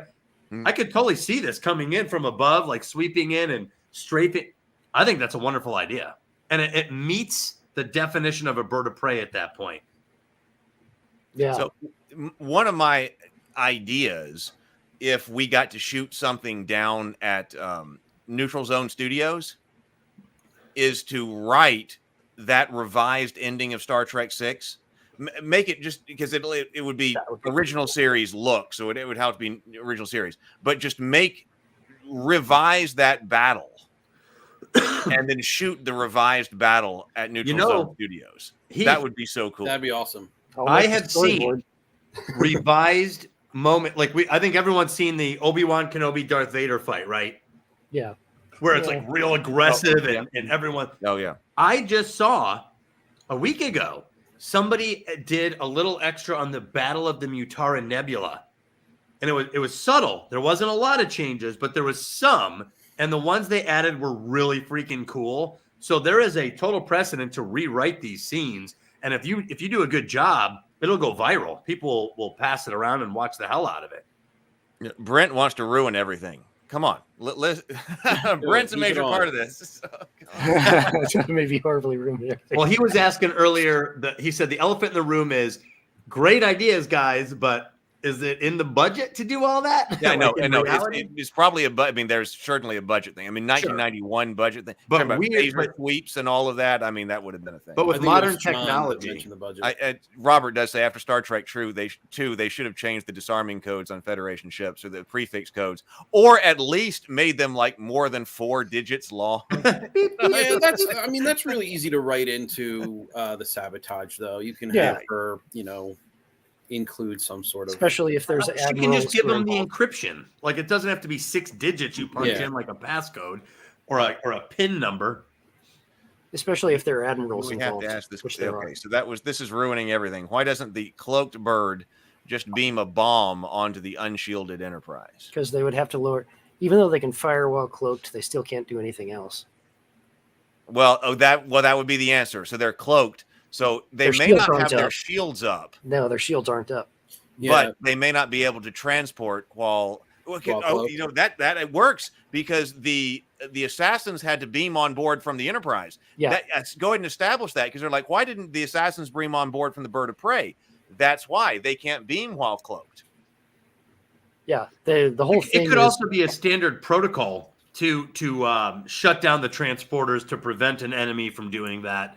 In combat, there could be protocols. But the enemy could still use their transporters to put that on. Oh, did they beam Chang? But they did. I was wondering about that. Did they beam Chang on while cloaked earlier? I was wondering that as I was talking about that. Did Chang go? Up in the air. Yeah, that's okay, now. They never showed that, and you could. I think that. Yeah. But which transporter was used? Did the cloaked vessel use its transporter, or did the Kronos 1 use its transporter and beam and know the location to beam Chang over? I bet you get away with that because Chang could have used the transporter on board Kronos. Yeah. Because it make it an energy thing, not like a. Go ahead. Or have them beam the bomb aboard the Enterprise, and then when the Excelsior gets there, it teleports everyone to the whole ship over to the Excelsior, which. I don't know if we are doing mass teleporting at this point in Star Trek history. Probably not. But then you can even reunite the bridge crew on the bridge at that point. I don't know if that's an effective solution. I don't know. We don't have. I don't know if it works within the technology of the time. Maybe not. But then we don't have them. Wrong pin. You have 3 more attempts to. Someone needs to add that clip to Star Trek 2. Time's up, Admiral. Okay, here it comes. You have 3 more attempts. Oops. I hit the wrong button. Dang, come on. Wait, here it comes. She blows it. That's funny. That's great. Hey, Heath, I love it. I think that's a great analysis of what to do and why across the board on that final scene. I think that was excellent. I mean, that would hold true for climate. Oh, yeah, they did. No, they did. Right. They did beam 2 whales and a literal shipload of water in 4 while they were cloaked. Good point. But I still think you could get away. I still think you could say, because this is a prototype ship, and they weren't, and in 4, they weren't using their weapons at the time. Well, weren't they decloaked when they beamed the... Oh, wait, they did because they decloak and they scare the ship. To scare the Norwegian whalers. Yeah, they scare the ship. Yeah, and that's when they beam them. And then they beam. So they may not have been cloaked when they beamed all those we're whales. Still sound on that. But they had clearly beamed. They did beam people on and off the ship while they were cloaked in Central Park. They did do that. They came right no, they were walking. They were. Oh, you're right. Oh no, they did. They beamed Jillian Taylor and they Kirk beamed up. Jillian on. They beamed but Scott. I still think. I still think because it's a prototype, you just say something about that. If we got our weapon systems activated and we're cloaked, then we can't use our transport. It's a solution that doesn't have a problem though, because where's this random bomb coming from? Well, it's like the bird of prey isn't just birds of prey are not established to just carry bombs. I know. I wouldn't do that. I wouldn't do that. Shooting bomb, proton photon torpedoes. So. It would be an unusual tactic. I think that's why I think that I would just put that there's a protocol to lock down the transporter room to scramble transport or something to block that, because it's almost like hyperspeed ramming in The Last Jedi. It would throw the whole system off. Oh yeah, that they couldn't beam Chekhov out because of the Enterprise's ship neutron reactor flight. So that could be something to do. Right, we've got all this neutron radiation. That's what stops the transporters. Well, but it can't. Well, yeah, I think it stops the transporters, and that Chang used Kronos's transporter to get over. I think that's what happened. That's what I would say. Yeah, if he was even on the bird of prey in the first place. If he was on the bird of prey in the first place, yeah, which is what we talked about. That. Well, fridge all logic. that said, yeah, it's fridge logic. Yeah, you can fridge logic anything. I do love the ending of the show, and I love Kirk's fire. I love that. I love Sulu's target that explosion and fire. Yes, I mean I love it. I love it as is, but the picture you've painted in my head, Heath, would have clearly been a superior final battle, and I think decisively superior. Yeah, agreed. And it would have made Kirk and Sulu more active in the fight, because you could also make the case that they weren't doing much in this fight. They were just kind of showing up and getting shot at until they came up with that gas torpedo, which, found its target, and then they opened fire. But it's a bigger payoff for the audience too. It's more, emotional. It's more dramatic. Yeah, bigger payoff. Yeah, 100%. Good job, Heath. That was pretty kicked. That's great. I agree. Well, thank you. I've been looking forward to it since the last one. So that's you're right. You should write. I should write something sometime. Yeah, you're right. Maybe you should try to be an author there, Heath. Yeah. That would get us some more phasers too. Yeah. Need more phasers. I've always wanted to see like a scene, and this doesn't fit here at all, but a scene where people come out on spacesuits and siege a Starfleet capital ship like that. I would love to see that. No. So, the golf court was about the size of a womp.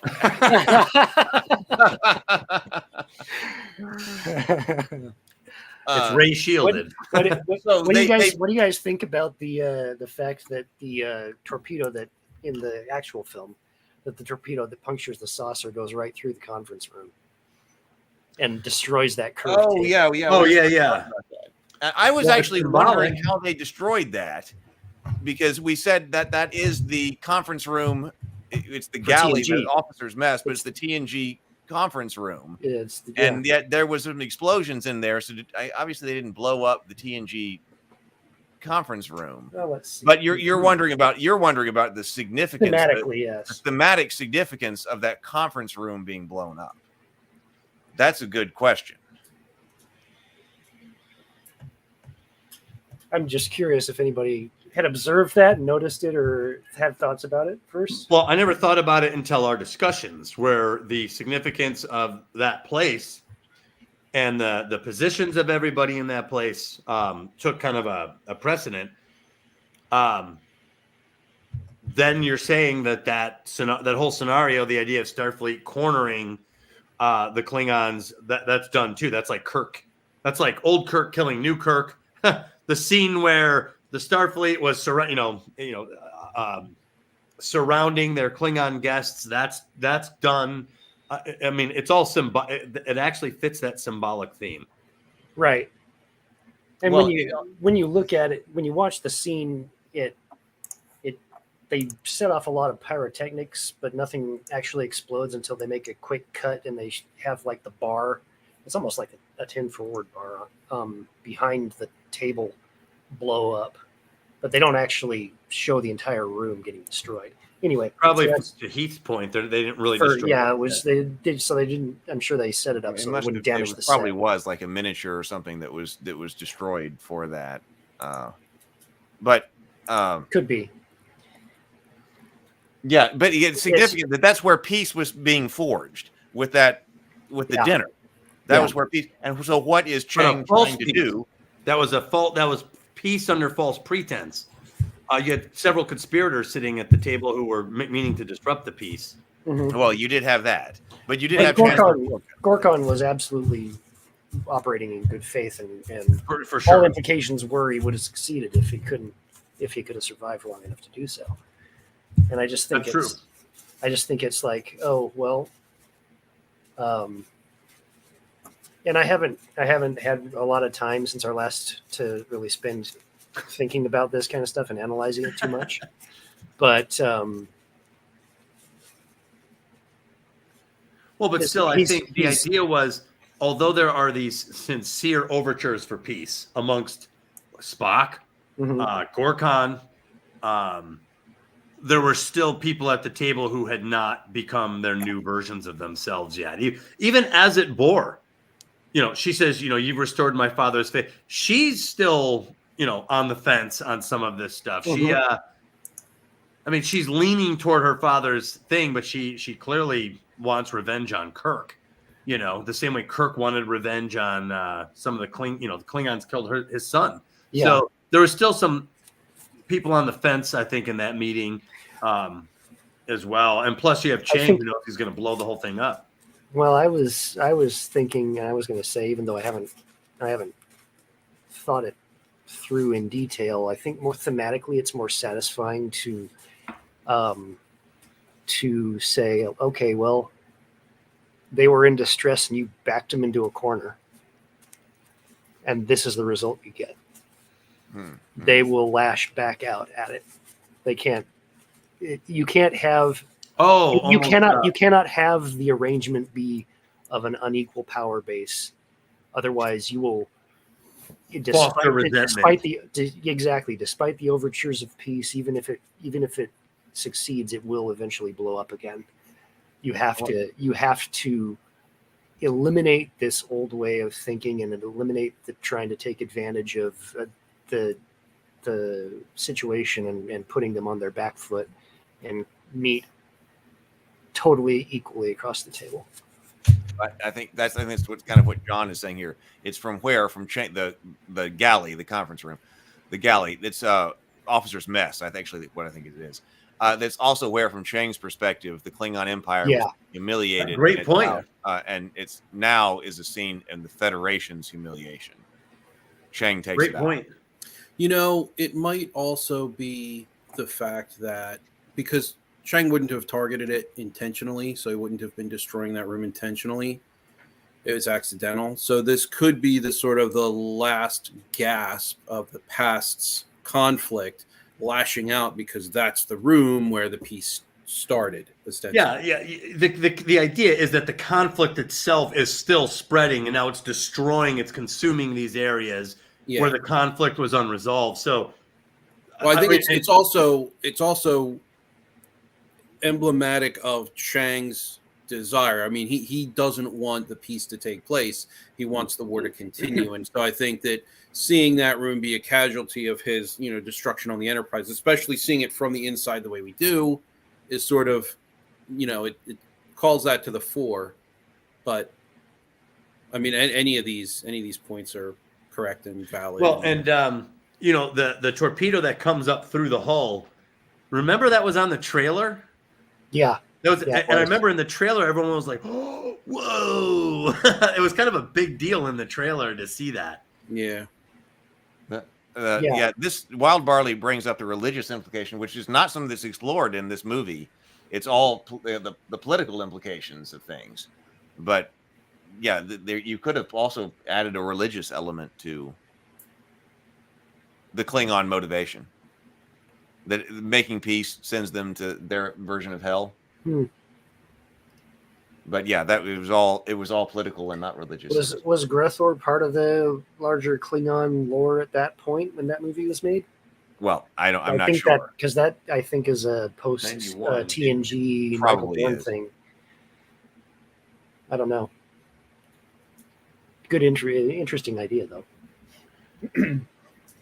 Anywho, all right. Well, so then we beam down. Now, the speaking of sets, so we beam down to Camp Kittimer, and of course we've actually seen some of these. So it's early TNG. Wild Barley says, but we beam down, and one of the things that I was looking at again is how small that set is.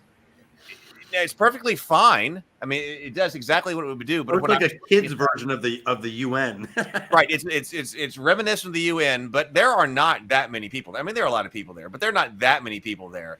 Like I was thinking, gee, if this scene were done today, this would just be covered up with people with CGI, whatever, all over this gigantic thing.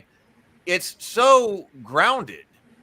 And, so it's a small, intimate kind of set. It's not overdone. Like when the Klingon assassin, who in the extended version is Colonel West, weirdly, Colonel West, like we talked about, but when he's walking down the hall, I mean, he's just walking down this concrete hallway that's like nothing else on it. I mean, that's just like, that could be any concrete hallway in the back of whatever building, which is probably where it was filmed, and he's walking around this curve.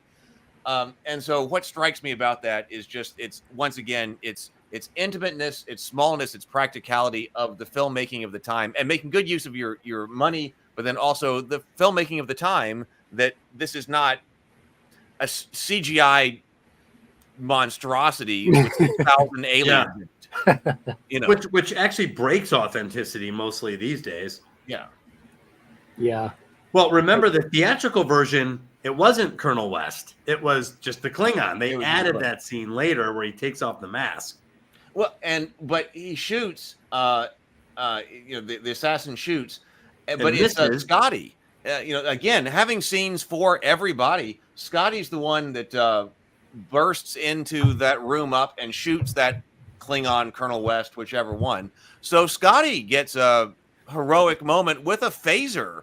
James Doohan once again must be really happy that he's the one. Yeah, he's about to shoot Valeris when Scotty is the one who beats down the door and shoots him. Great moment for Scotty. 100%. My one problem with this scene is the assassin's laser shot with the scope and all that misses. Kirk kind of jumps and all that. It's a great scene, but the shot is already taken and he misses the president. He does miss the president. It irritates me when I see it. And it Red Foreman, space president. Kirk doesn't kind of jump. That's actually one of the things that jumps out at me in the scene. When I look at that scene, I see Kirk like flat out like flying leap toward him. I mean, I don't know whether it was Shatner or somebody else or whatever, but Kirk like flying leaps toward the president. Yeah, he doesn't shove him out of the way. It's the attack from above. He is coming up. Nice. Yeah, he's pretty wild at that. But as he's doing that, the laser is shot and misses everything anyway. So, like I said, it's a pet that's peeve. true. So even if he hadn't flying, I saw the flying. Like if you hit pause on that, it's like before the captain or before the president is moved, while Kirk is in midair, the laser is shot and doesn't hit him.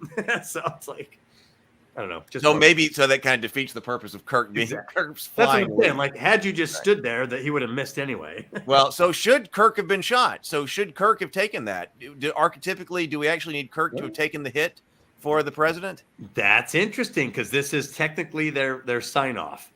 I like maybe hit but not killed. Yeah, non-fatal for sure. I don't think it can be fatal, but you're right that actually I think that would be better, that have Kirk leap up and take the hit and be wounded. Yeah, who could question his motives at that point? because he should have been hit. You're right. He should have been hit. Fired on the chancellor's ship. Now he's giving his life to save the president to prevent a war. Having destroyed Chain. So I think that would have been better if he was hit, because then you could have him say he has good lines at the end of the movie. You could still have all those preserved. Yeah, right. Exactly. No, right. I don't think you kill him, but you're right. Arguably, when maybe when the president saw Kirk flying leap, he moved. I guess my most charitable interpretation of that scene is that if you're sitting there giving a speech and all of a sudden this guy comes, wow, flying over your podium towards you, you kind of move and the laser blast hit. I guarantee you, for the rest of his life, the president will have nightmares of flying Kirk more than that assassin's laser beam. Oh, Wild Barley actually came out with Devil's Due Season 4 of TNG, February 1991. Oh, wow. We said this was released in December 1991. Now, that's not, you got to take in production to account. But wow, Devil's Due Season 4, TNG, February 1991 was the first mention of Grathor. Yeah. That's some Star Trek lore right there. If it was, it wouldn't have been in the script then, because it would have been in production. Yeah, that's like right overlapping. Post-production. Overlapping, yeah. But yeah, I think that was the one with the planetary contract and all of that. Yep, I believe that is that one. I always like, by the way, when Scotty shows back up, he looks pretty proud that he shot that guy. Yeah, he does. He kind of like strides into the scene a little bit.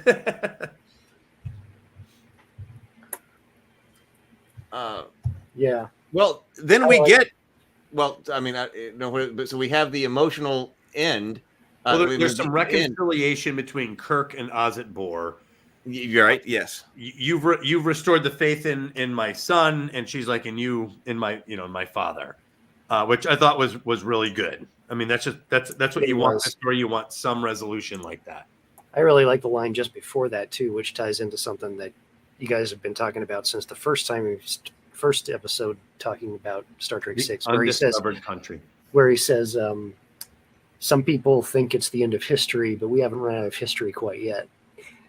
I think that's a really good line. Yeah, we're not done. This isn't the end of the story. There's more to write, and there's reason to be hopeful, is what he's saying. And it's going to tie right into the final kind of the wrap up of the film as well, which I want to kind of summarize. I'll bring it up in a bit. Well, it's also a callback to the conversation Spock and Kirk have about having outlived their usefulness.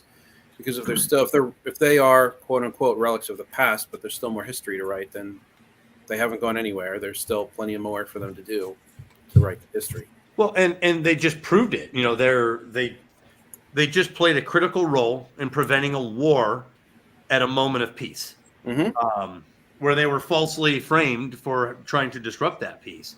So, absolutely, you know, that their stories weren't done. They had not outlived their usefulness. They were just afraid that maybe we did.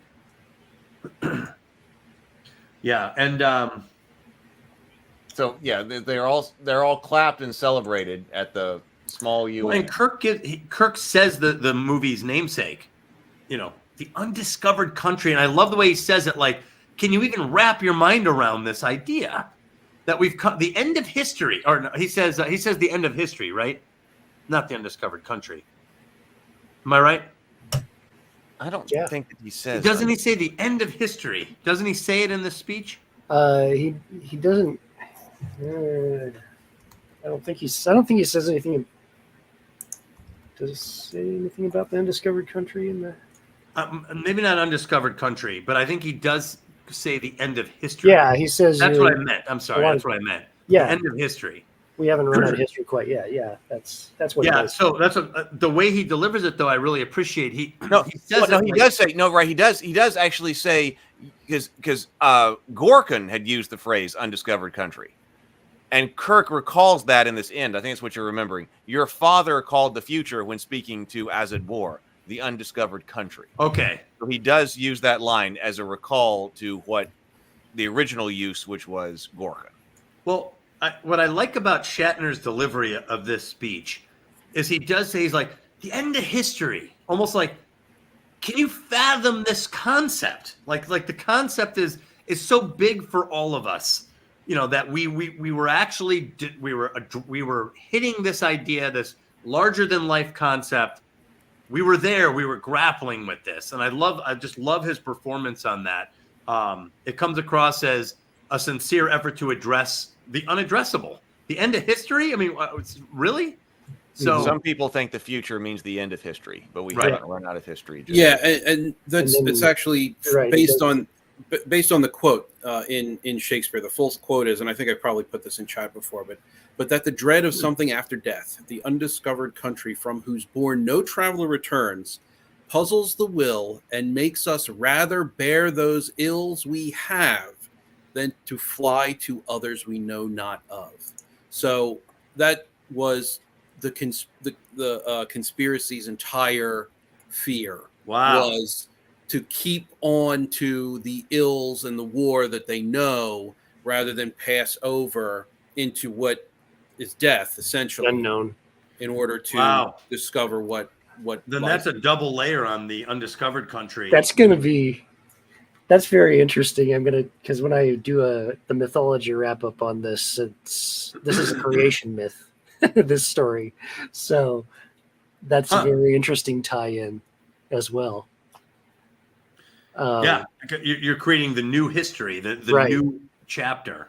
Yeah, well, the Undiscovered Country in and of itself, like the way that it's used throughout the film is just the future. But in Shakespeare, it is specifically death in the future, passing over. And, death can be metaphorical. You're crossing a threshold, et cetera, et cetera. But the entire movie is about the death of the past. I mean, the whole movie begins with the death of a station, an energy-producing station that sends shockwaves to the ends of the galaxy. It literally, the beginning of the film is an explosion that changes everything, and it's visually represented by that shockwave.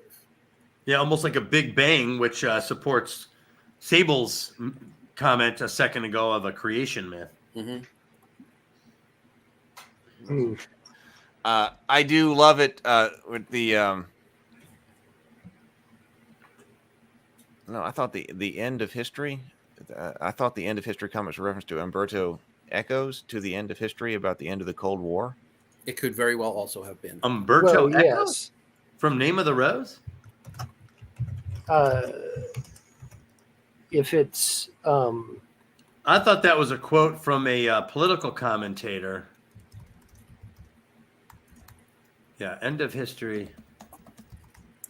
That's it would seem that if he was saying that, he was referring to the same thing, which would add an additional reason why they would have chosen that theme for the film. It says the phrase "the end of history" was first used by the French philosopher and mathematician Antoine Augustin Cournot in 1861, quote, to refer to the end of the historical dynamic with the perfection of civil society. Meaning, and which is similar to what we were saying, that the society had reached its goals. It had reached all of its goals. Well, I always associated with Francis Fukuyama.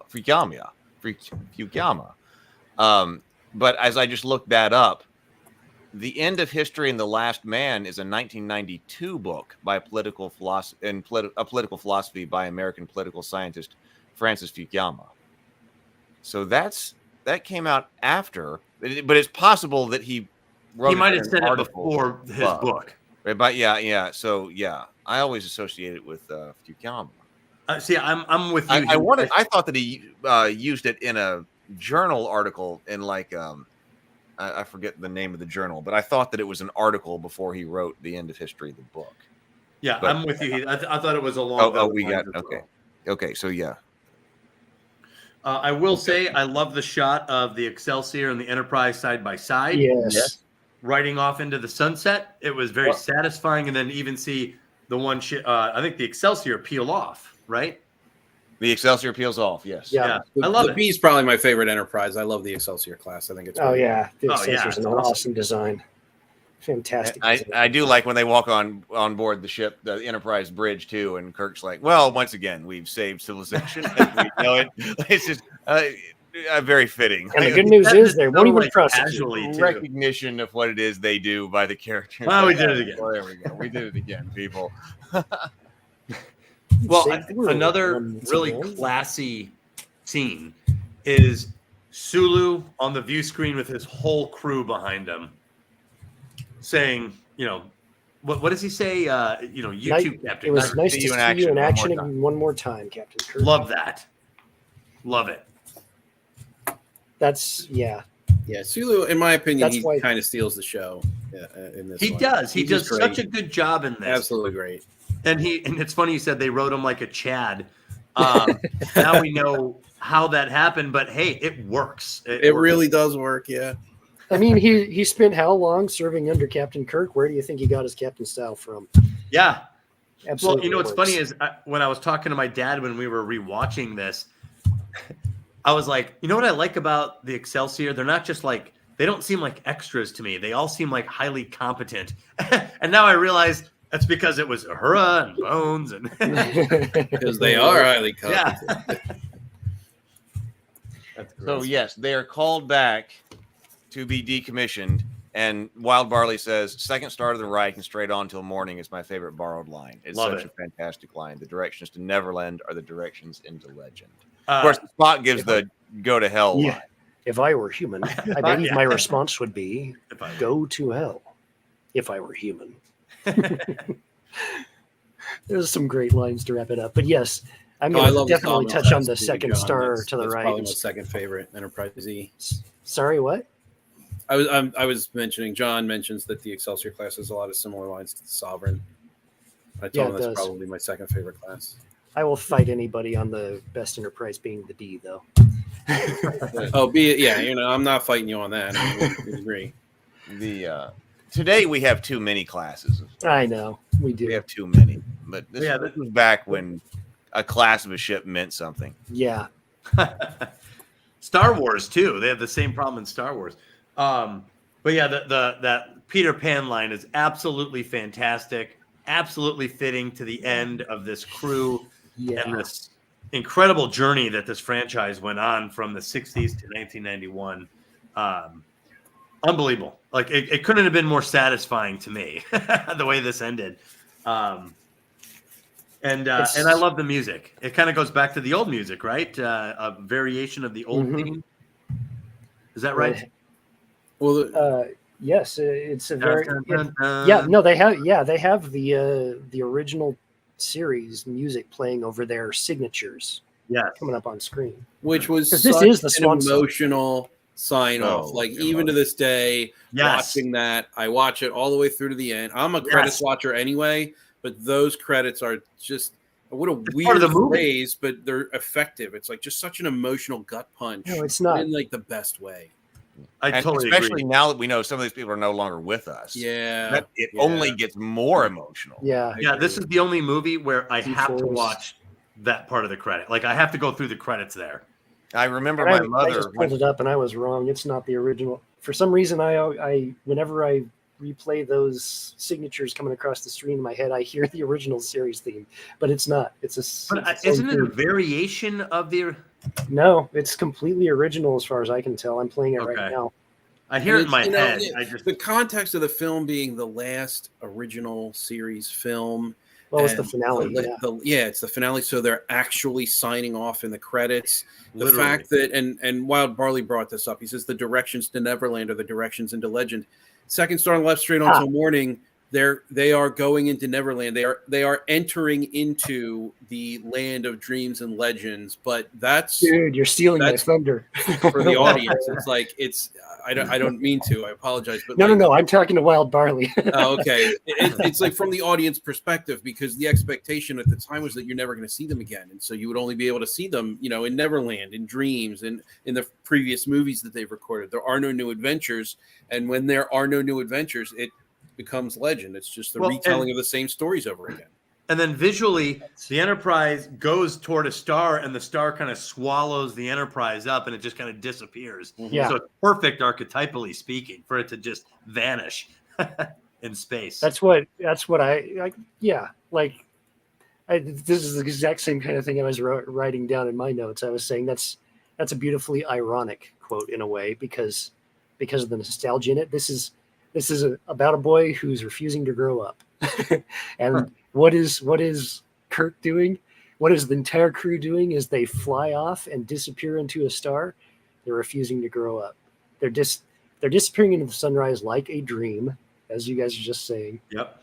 And that's sweet in a way. It's a perfect finale. It's like it's a kind of it's a nod of acknowledgement to the immortality of story and the characters. These characters are figures who are immortal now. They're unaged. Though they've grown old, they will never grow older. That's exactly right. At least as we see them now, they will live on in this way in the minds of the audience. They never retire. They never get demoted. They never die. And even more importantly, we can go back into the storybook and we can enter Neverland right along with them anytime we want. Yep. And we do. Every time we watch Star Trek 6, that's exactly Skip generations, though. Yeah, right. Yeah, that was direction. I mean, just this is the First Contact's okay. It's okay. I like First Contact. It's only okay. It's not outstanding, but it's okay. Yeah, well, there's a lot of the Next Generation movies were like bad. Bad, yeah. Rick First Berman. Contact was What good. is it with Rick? There was some really good stuff there. I wish they had a better budget. A lot of it looks kind of cheap, but it's still good. Yeah, they they did the thing. First Contact's really the only one that I would watch voluntarily over again. And you kind of need it to watch Picard. So if you haven't seen First Contact, go watch it so that you can watch Picard season 3. But I still can't believe how good season 3 of Picard is. I was absolutely shocked. Absolutely shocked. Every episode, the whole thing is an entire story. It's a 10-hour story, and it's brilliant. Yep. It's perfect, and it's in the spirit of Star Trek. Exactly what I wasn't expecting.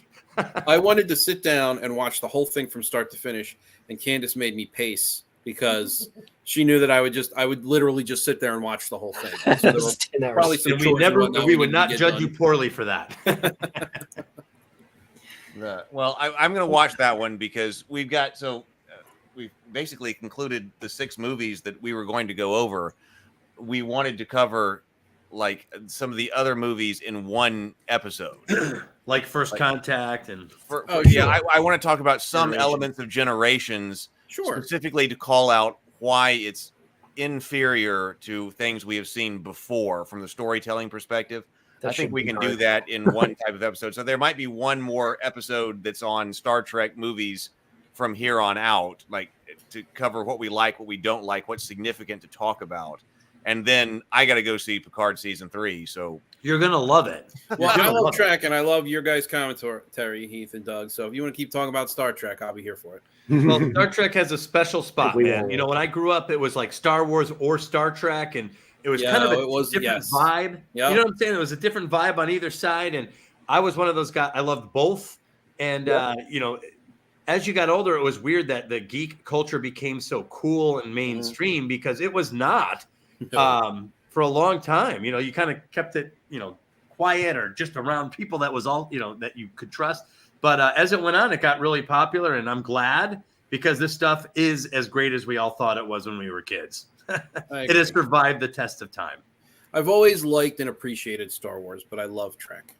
Yeah, well, Trek, and someone I saw in the stream or in the chat, they said it's competency porn, and I like that. I like Wild that. Barley, I think, said that. Yeah. I love Wild Barley's commentary. Yeah, it's great. Like, especially, believe it or not, Star Trek 1. Star Trek 1 was very serious, and all the discussions, these are people really trying to solve serious problems, and I appreciate that. I like seeing competent people up against it, trying to solve problems, coming up short, and then coming up big in the end. I love that, and Star Trek gives me that.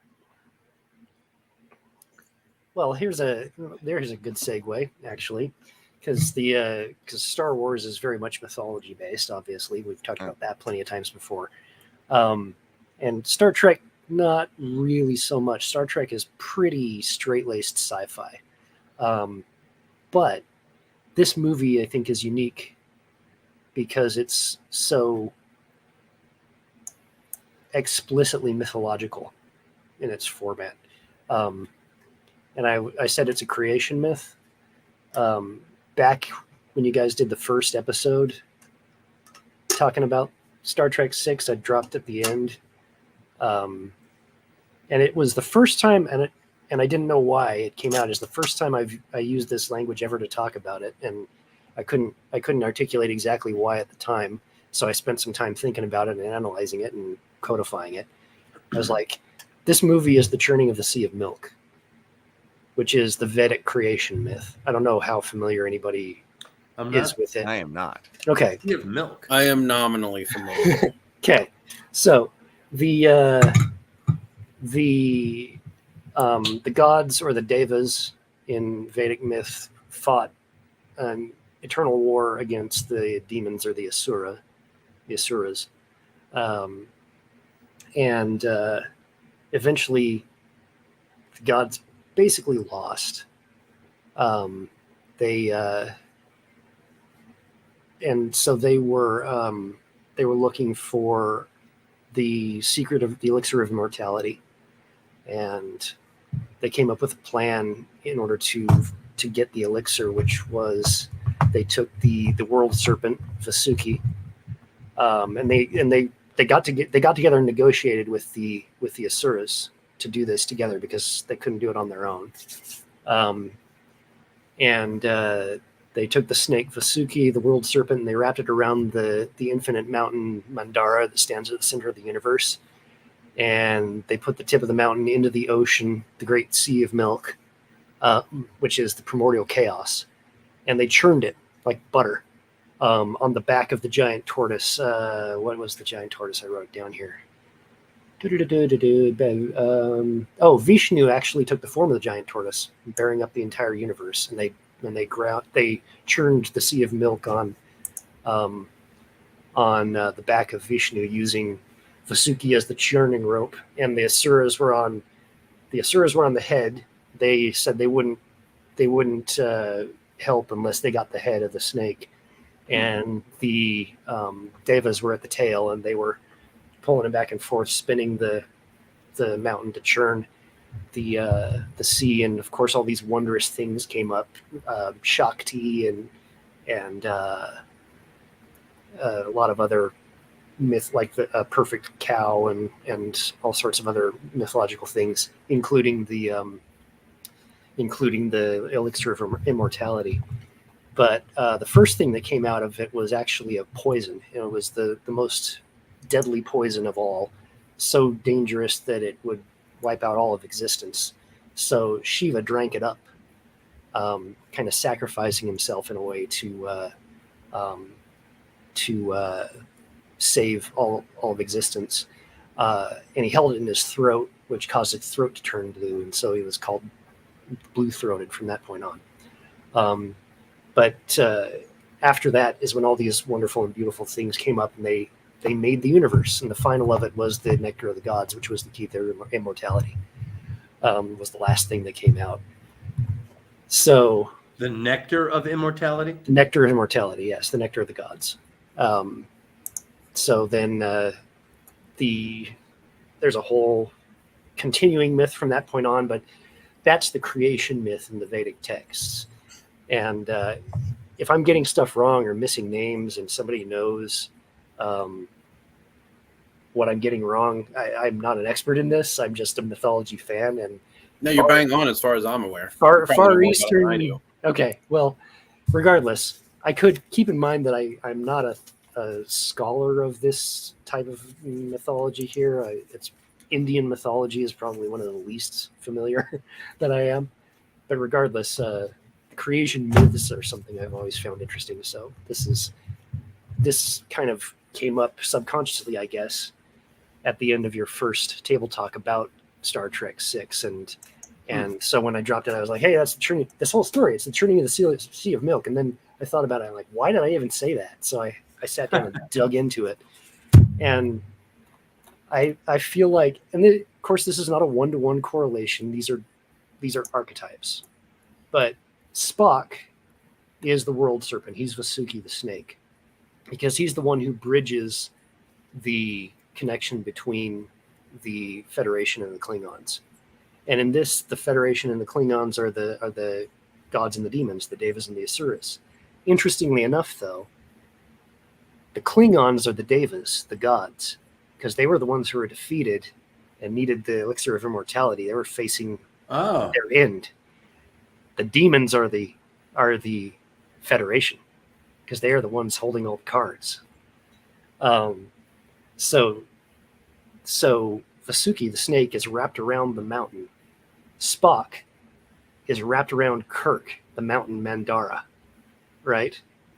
Which is then placed into this situation, this chaos that starts at the beginning of the film and is being tugged between the two sides. Chaos. Yeah, and he's being tugged between the two sides because he is the agitator. He's placed into this situation because he is the one who will bring up all of the secret stuff that's inside. And so the first thing that comes up is what? A virulent poison that could destroy everything. It's the conspiracy. It causes death and destruction. He, sacrificing himself, willingly swallows it in order to keep it from impacting the rest of the players in the scene, right? Who, Spock? No, Kirk. Okay, Kirk. Kirk, he takes it upon himself. He takes the poison upon himself and drinks it up to deter war and save existence. And in so doing, he changes his aspect from hate to forgiveness. He gets a blue throat that marks him as divine. It's, again, not 100% correlations, but the thematic archetypes are there. And that's why I say it's a creation myth. It's the end of the old and the creation of the new. We're escaping, as Bacon's been saying here. We're escaping into something brand new that nobody knows what it's going to be. We're creating a new universe. And it's interesting because that final shot of the Enterprise going into the star suggests that we're following it exactly into this future, into and now we're going to make that future. I have something humorous to add. And that ties. Sorry, what? I have something humorous to add. Okay. Is that in Vedic myth, all of the gods are actually aspects of Vishnu, the central god, right? Who's the many-faced god.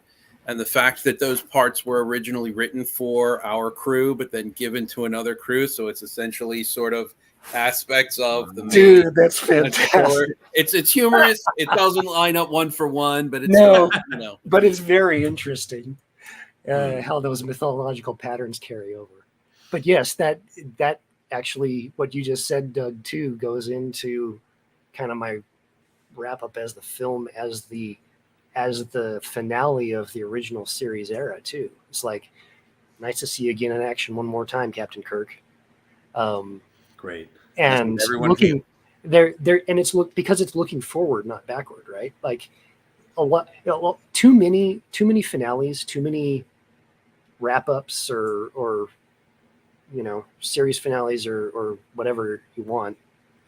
Too many of them are just like shameless cameo parades, right?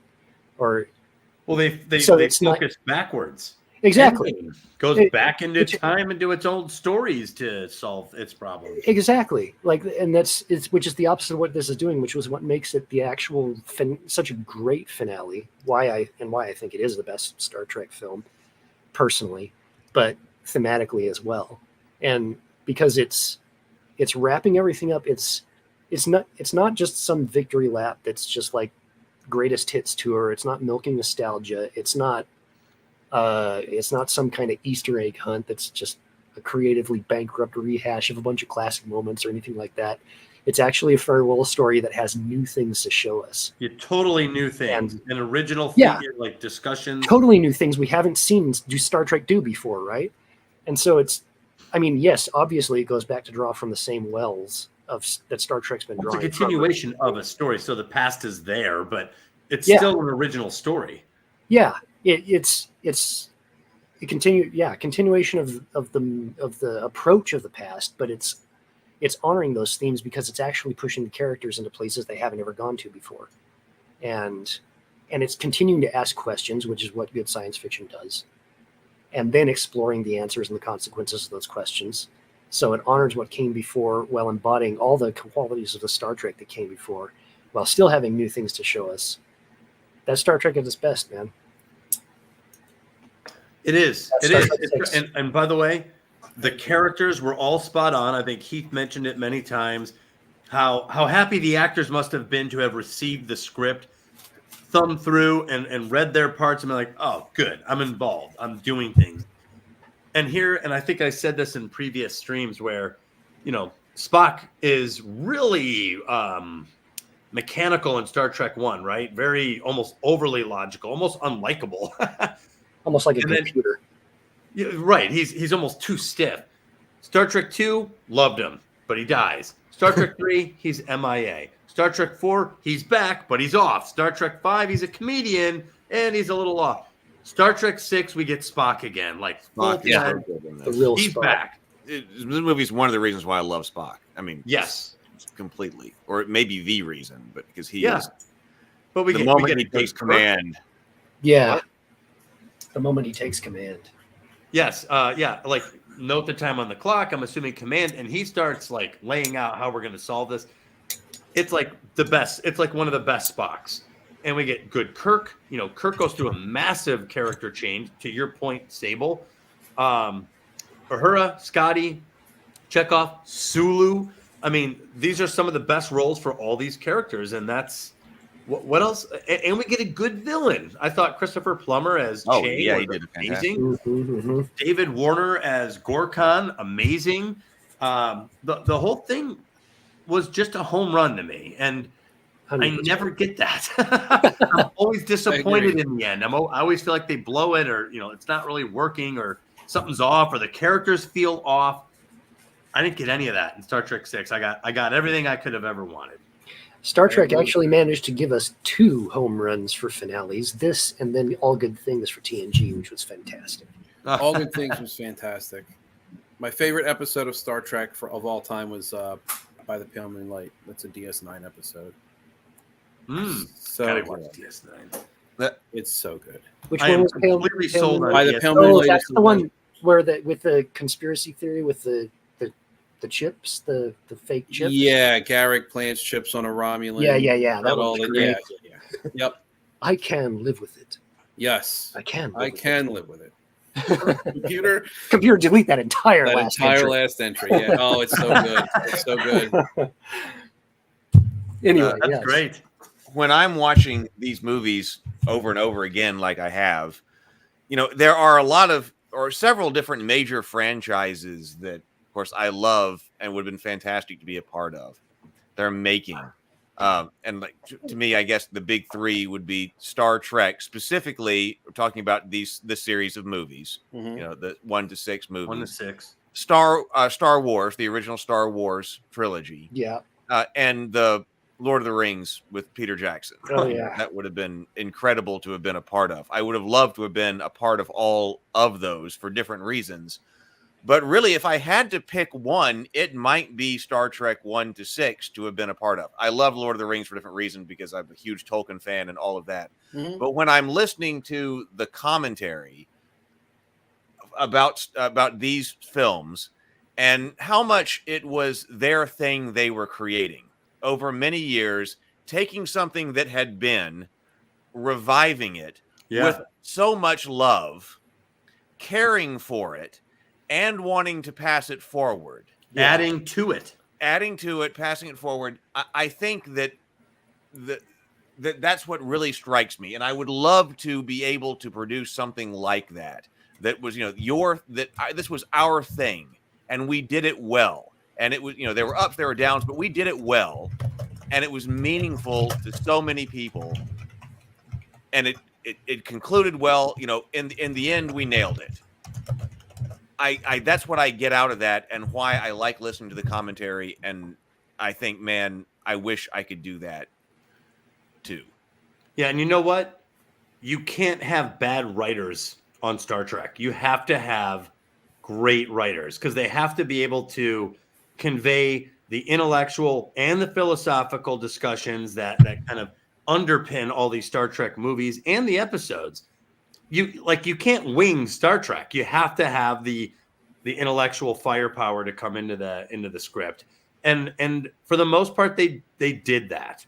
I think Star Trek, even Star Trek V, which was flawed as a film, had a lot to say. And that's why it's still worth watching, at least for a discussion like that. That's why I was kinder to it, because even though, yes, that was one of the downs. We said there are ups and downs. Okay, that one was the down. Film, but it was not deliberately bad. It was not. It had things to happen. It had things it was trying to say. There were flaws with. Yes, I think it was the directing. I say that with William Shatner, even though it's him. There were flaws with that. Yes, then there were things on the set that happened, and budget things that happened, and ideas weren't realized. But even then, I would have liked to have been a part of it. Like, would I have gone back and been a part of creating Star Trek V, even though it didn't come out as well? Yes, I would have. Yeah. Well, and without Star Trek V, we wouldn't have had a sexy cat that drowns in a billiard pool. Or the Uhura scene, or space horses, or there's a lot of good in 5. There's a lot of good messages of, the theme is about family. It really nails the theme. It really nails the relationship between Spock, Kirk, and McCoy. But as a movie, generally speaking, it certainly falls short in some areas. Absolutely. Well, but you know what I'm really proud of, and proud to be a part of, in the streams here with Heath, we found the love in all of these Star Trek films, because it was there. Like Star Trek 1, not the greatest film in the world, but we found the love there. There was some good stuff in Star Trek 1. Star Trek 3 had its issues, but we found the good stuff there. We found the good stuff in 5. And we also found all the bad stuff. We were able to see both. And I think if you're a fan of this franchise, finding the love in all 6 of these films, it's worthwhile, because there's something there. There's something that, when I had not watched Star Trek V for, 20 years. It was a long time before I rewatched it for the stream. And my first thought was, oh my God, that's like Kirk just a few years older from Star Trek 4. That's like, this is my hero. Kirk and Spock and Bones, they all look young still, and they're still in their prime. And I was like, man, why was I so against this film? And then I watched it and I was like, okay, that's why. There we go. That's why. Oh yeah. But there were some other scenes where I was like, man, I wish they would have just handled that a little bit better, because I liked the message, or I liked the argument, or I liked the debate, so there was things I still liked in Star Trek V, Well, yeah, we can go back and see the Star Trek V one. There's no sense in relitigating it. But yeah. I would say I'm not that harsh, BGD. I would say that it was trying to do some things, do some things that Star Trek used to do, like engage with things like God and beings and that. But so I wouldn't have said like that concept was necessarily a bad one, because that you could have gone back to that concept and done it well. Star Trek 1 was a similar concept. It was similar in concept, right? So it could have been done well. So I wouldn't have necessarily killed it as a concept, but the concept did not realize. It would have benefited from another rewrite or two, for sure. Yeah, another rewrite, a better budget, and I'll tell you what, ILM not being available for this one Star Trek film really showed the visual effects. Anyway, right. I think it was poorly executed. At the end of the day, this was a poorly executed idea. I'm with Heath. I don't know if I believe that it should have been killed in the pitch room, but I think it could have been better executed. I mean, it's not. Maybe you shouldn't have done it. I mean, maybe once you talk it out further, you're like, well, maybe we need a whole new idea. But the general idea of how do we engage with a being like that, and going back to that, well, I'm repeating myself, but going back to that thing that the Star Trek originally did sometimes deal with. Yeah, interesting to explore. It had the kernel of the idea was Star Trek, but it didn't feel like Star Trek. From the very first moment it got on screen, it felt like I don't know, like it felt like Beastmaster or something. It felt like an 80s post-apocalyptic fantasy is what it really felt like. A little bit. There's a little bit of that. And I agree with that. It almost felt like it was trying to parody itself. That too, like Sure. having Scotty knock himself out on a pipe was unforgivable. It's like because they were they found out that they could be funny. Trek the studio wanted that. The studio found out Star Trek could be funny, and it worked for Star Trek 4. So but as a counterpoint to a good plot, it doesn't work as pure comedy. It's almost like Marvel ran into the same problem. Oh yeah, Thor Ragnarok came out and it was actually pretty funny. I like Thor Ragnarok. Me too. And then they tried to do it like times 7, and now it's not good. It's a bad formula to be that funny or to try to be that funny. I got off the Marvel bus at Endgame. Me too. I did too. Endgame was the end. And I'll be honest, as flawed as it was, I liked it. I was satisfied with it. But I wasn't as satisfied as I was with Star Trek 6. Star Trek 6. 100%. 100% agree with that. I mean, Star Trek 6 gave me everything I could have asked for, especially following up Star Trek 5, which was a letdown to have such a recovery and to end it and stick the landing. I mean, that's a lot. Well, that was in no small part Nicholas Meyer. He was like, all right. Nicholas, he's like, all right, I'm back. I'm coming back. It's time to throw down. So he's like, I'm coming back to save the thing. Yeah. He did. Yeah. Man, if we could get him on the one show, more. how awesome would that be? Right? I know. I know. It's just about time. We need some Star Trek people to come on now. Contact We're us. working on it. He's We're got the working on time. it. Since we've done If he still even 15 has hours anything. on one film. Well, I know. So that's what I'm saying. That we should be able to let people know that, listen, I'm not even sure how long this whole thing is, because this has been, 15 hours on Star Trek 6. So it's H. Robinson. But it has been like 10 hours on. So I know this is like 25 hours of Star Trek commentary. That's a lot of commentary. It's got to be like 25 hours of Star Trek commentary. Star that's Trek, every minute. Star Trek 3 and 4 were both 5 hours as well, weren't they? Star Trek 3 went long. I think because we were still everyone was surprised that I can't believe you guys did like 4 or 5 hours. I can't remember 4 or 5 hours on Star Trek 3. Because we were still self-conscious at 1 and 2 to stick around 2 hours. And then by 3, we went right out the window. Yeah. Speaking of how long these take, I hate to be a party pooper, but I mean, obviously feel free to keep going, but I have to get going. I have to dose my cats and it's bedtime. No, do it. I was about to ask if there were just final thoughts and things like that. So thank you so much for being here, James. Thank you so much for having me. It's Fantastic. always a blast. Appreciate everyone in chat. I'll talk to you all later. you guys are awesome. And see you in the morning. Love the See commentary. you in the morning. Later. So is there anything else that we need to?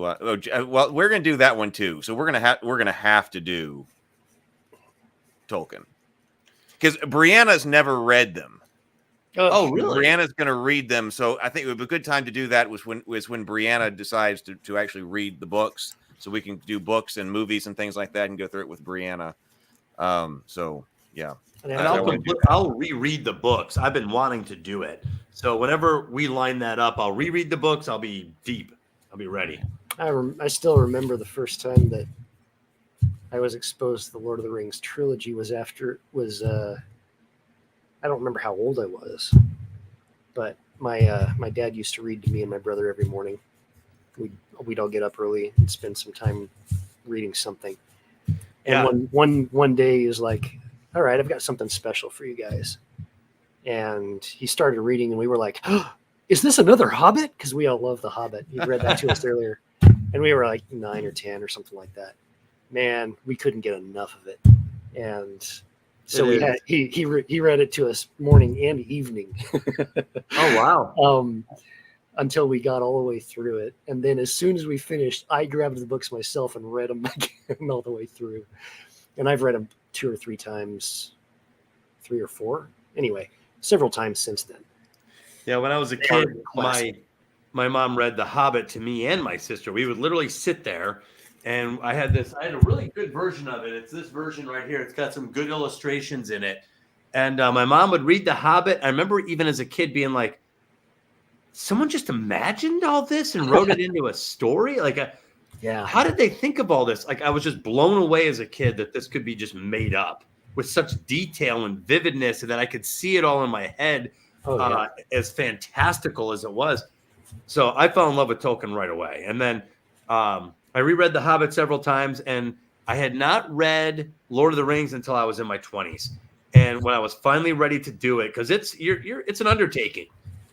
When I finally did it, I blew through it. I just muscled right through it because I just couldn't get enough of it. Mm-hmm. Yeah, same. My dad was the same thing. He said he would take it to high school and read it, snatch 5 minutes reading it every second he got in between classes or whatever. I remember counting the pages because I have a rule for myself, even as a writer, like, don't rush your scenes. Don't rush your scenes, because there's so many times you're like, oh, I got to end the scene. It's taking too long. Whatever. No. And I learned this from Tolkien because he'll just run with an idea. Yeah. I remember when Treebeard, there's a scene where Treebeard starts talking. And I remember I counted the 42 pages of Treebeard talking by himself, just Treebeard, straight through for 42 pages. And I was like, that's a confident writer right there.